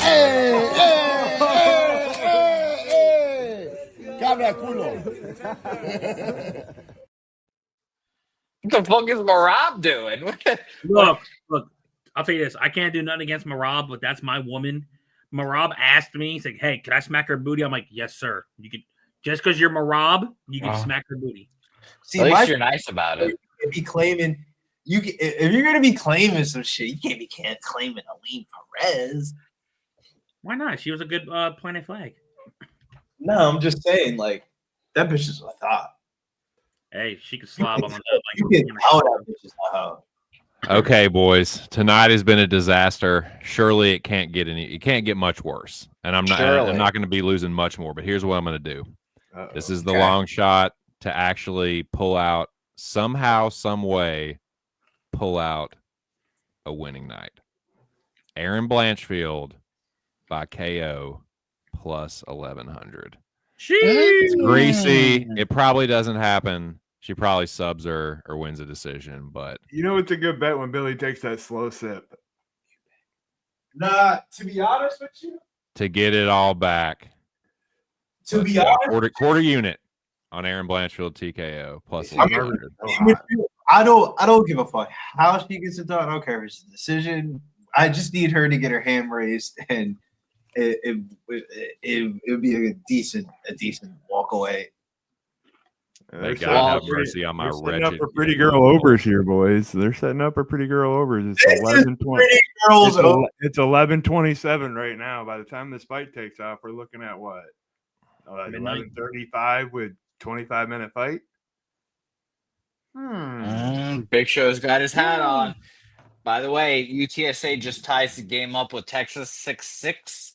So the parlay is on its way. The live line. Cash out now. Cash out now. Oh, man. Rock that shit. That's You got to throw funny. this bitch around, bro. But here's the angle and the justification for the TKO. These chicks do not fucking like each other. And if Erin gets a dominant grappling position on Erin, I will not be surprised if she just decides to punish her and just be like, oh, you want to talk all that shit about me, you fucking Colorado bitch, and just caves her face in. I could see that. Oh, shit. By the way, can we give a shout out to the birthday boy, Nasty Nate? Happy birthday to Nasty Nate. Nasty Nate. He's battling. He's fighting a good fight right now. He's saying, "I'm outside the bar. Try not to throw up right now." Throw Nate, up. Pussy. Start over. Throw up and Fight, start Nate. over. fight. One breath at a time, Nate. Throw up and start over. Don't listen to that Yep. fucking cyberbully, dude. And UTSA takes the lead 7-6. Here we go. Kate Blanchfield, you whore, you better win tonight. You son of a bitch. Well, Oh, well, luckily for, I guess, MMA Twitter, she is a lesbian, so there's a question to be had. She still might be a virgin. oh. You're telling me her hymen is intact, Billy. That's what you're saying. What are you talking about, Billy? All pure lesbians are virgins, Billy. I'm just saying though, 'cause she dates Fatima Klein. Ain't She's got a lot of testosterone. ain't official, but I would imagine a girl of that statue or that position hasn't dated anybody, no nothing or anything, and you're Why are we talking about intact hymens right now? What is going on? What's going on, baby? going on, Joey? Talk, speak. So they just showed that whole preview, and whoever that dude in the suit is, they're saying that Barber was supposed to be ready to walk out. She's nowhere near the walkout area. No, On everything I love. On everything I fucking love. you're gonna do that. She's not coming out. Maycee Barber not walking out. Are they doing the old fucking Stone Cold heel moment where they just make them wait?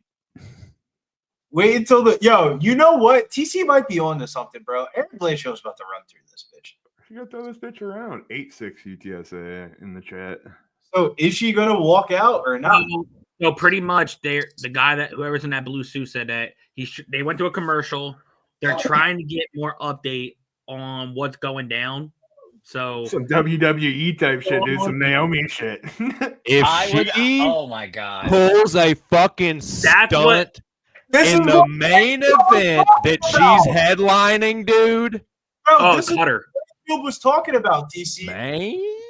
I was a little bit worried when they said Maycee Barber was the opponent because she pulls out a lot of fights. Yeah. And Barber gets all pissed off, shows up at weigh-ins, missing a half a pound. Bitch, you can't cut a half a pound. What are you doing? You can't cut a half a pound. You cut all that weight not to cut the half a pound. Seen that butt. Fight, you don't walk out. Like, what are you doing? I'll tell you this: if she ends up pulling out of this fight, oh my motherfucking god, is she never going to hear the end of it from Erin Blanchfield? Nope. And from a lot of people anyway, but particularly Erin. Like, you can never say another word to Erin after that. If you pull out of this fight, not only that's not pulling out, dude. That is like, you can't. There's not a time that you can pull out later than this, right? Like right before your fucking ass is supposed to walk out, dude. Are you kidding me right now? The other woman's gonna be in the ring, just be like, "What the fuck's going on?" Don't do it. This is up there on some Tom Breeze shit. There was a UFC. His name was Tom. Trevin Giles did it too. He was actually Tom Breeze was pretty good actually, and he would have a thing where he would get ring anxiety. Where they would basically tell him to walk out and he wouldn't walk out and he would say, I don't want to fight. Plus money is fine. It says it's fine. She just had to shit. Plus money. We know women don't poop. Maycee was in the bathroom boo-booing. I think it could be the time of the month. That's what that sounds like. Okay, hold on. I'm about to mute myself. Yeah. That'd be hilarious. Dude. I'd love to know. Joey, let us know the good news or bad news. It'd be really funny. What happened? Oh, main event has been canceled.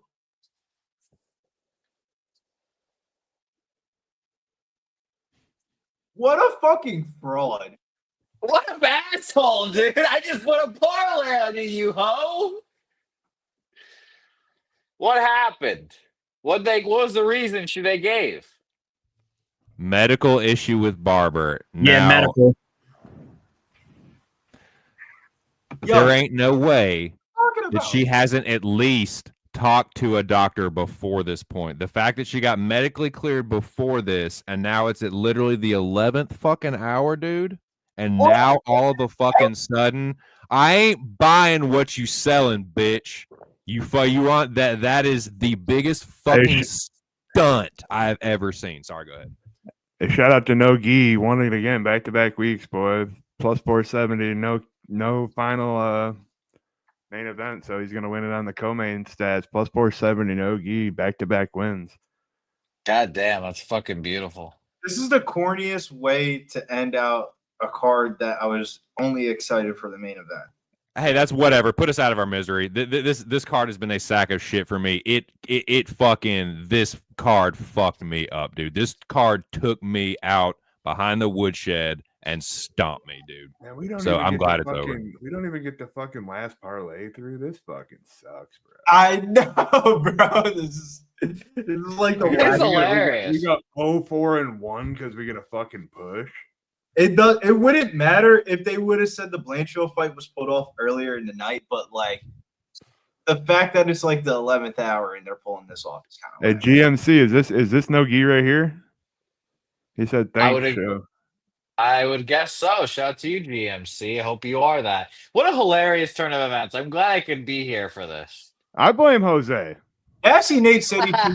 It has not, I mean, nothing's gone right since Jose's been. No, that's glass half empty, brother. Glass half full. Jose got to be here for these fucking shenanigans, dude. This is fitting, man. This is like the perfect time for Jose to like. What are you thinking right now, Jose? What's going through your head? Being a part of this fucking fiasco. I'm thinking I want my fucking money back from my parlay that I just put in 5 minutes before this fucking fight was about to start, and this whore just backed out for fucking alleged reasons. I'm going with Billy's reason. She just started bleeding. She's on the time of the month. She just started bleeding right now. God damn. For medical reasons, like TC said, like she didn't talk to nobody.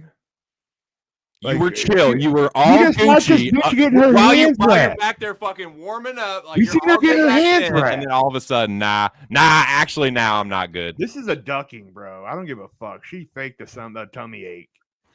They legit said last second cancellation due to medical. I'm like, you couldn't say that throughout all night when you're wrapping your hands. So I'm like, ooh, yeah, nope. wrap my hands. How fuck are you guys heavy? The whole time you're back there shadow boxing. The whole time you're back there warming up. Nope. That's where can they find you? What do you got going on the rest of the weekend, brother?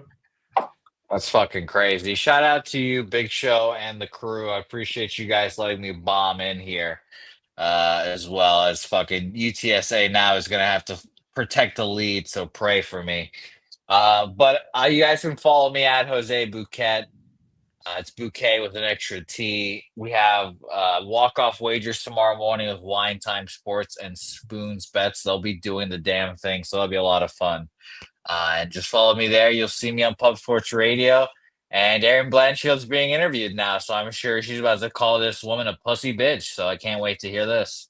You can follow me over at Get Bills, over at Billy Birds DFS on IG. I'm trying to hear it. Okay, TC, where can they find you and what do you got going on? Y'all know where to find me, man. Shout out to everyone that watched the stream. Smash the like button if you haven't done so already. Shout out to the whole fucking pub. Jeff Slaughter, dude, appreciate you letting us do this. And everybody subscribe, join if you haven't. And we'll catch you guys next week, man. It don't fucking stop, man. Joey, talk to him. Yeah, you can find me at Joe DFS Betting on X. And stay alert. Next card Tuesday is the UFC pay-per-view. O'Malley versus Marab. That is Philly. The rematch number 2. I hope whoever cashed tonight, good shit. Whoever didn't, hey, keep your head up. There's always next week. Scared money don't make money. And as Billy says, you actually found my fucking bobblehead. Nice. Yeah, shout out to everybody in the chat too, man. Appreciate you. Strange night, boys. Coming off a fucking week off. Strange night for the boys. Check us out Tuesday for the podcast, 8:00 live. As always, check us out for the premiere, the Locker Room Talk podcast. You always get set up. You get the prices right. You get a couple other feature fights. We go through the whole card, and then we give you some parlays at the end. They didn't really shape up that well this week. We're going to go 0-1 or 0-4-1 since the last one didn't get finished all the way. We're going to push on that one. But we're also doing some baseball plays on the Locker Room Talk podcast, Twitter and X. So check us out there. Good luck the rest of the weekend on all your guys' bets, and appreciate you, Jose, for stopping in as always. And have a good weekend, guys.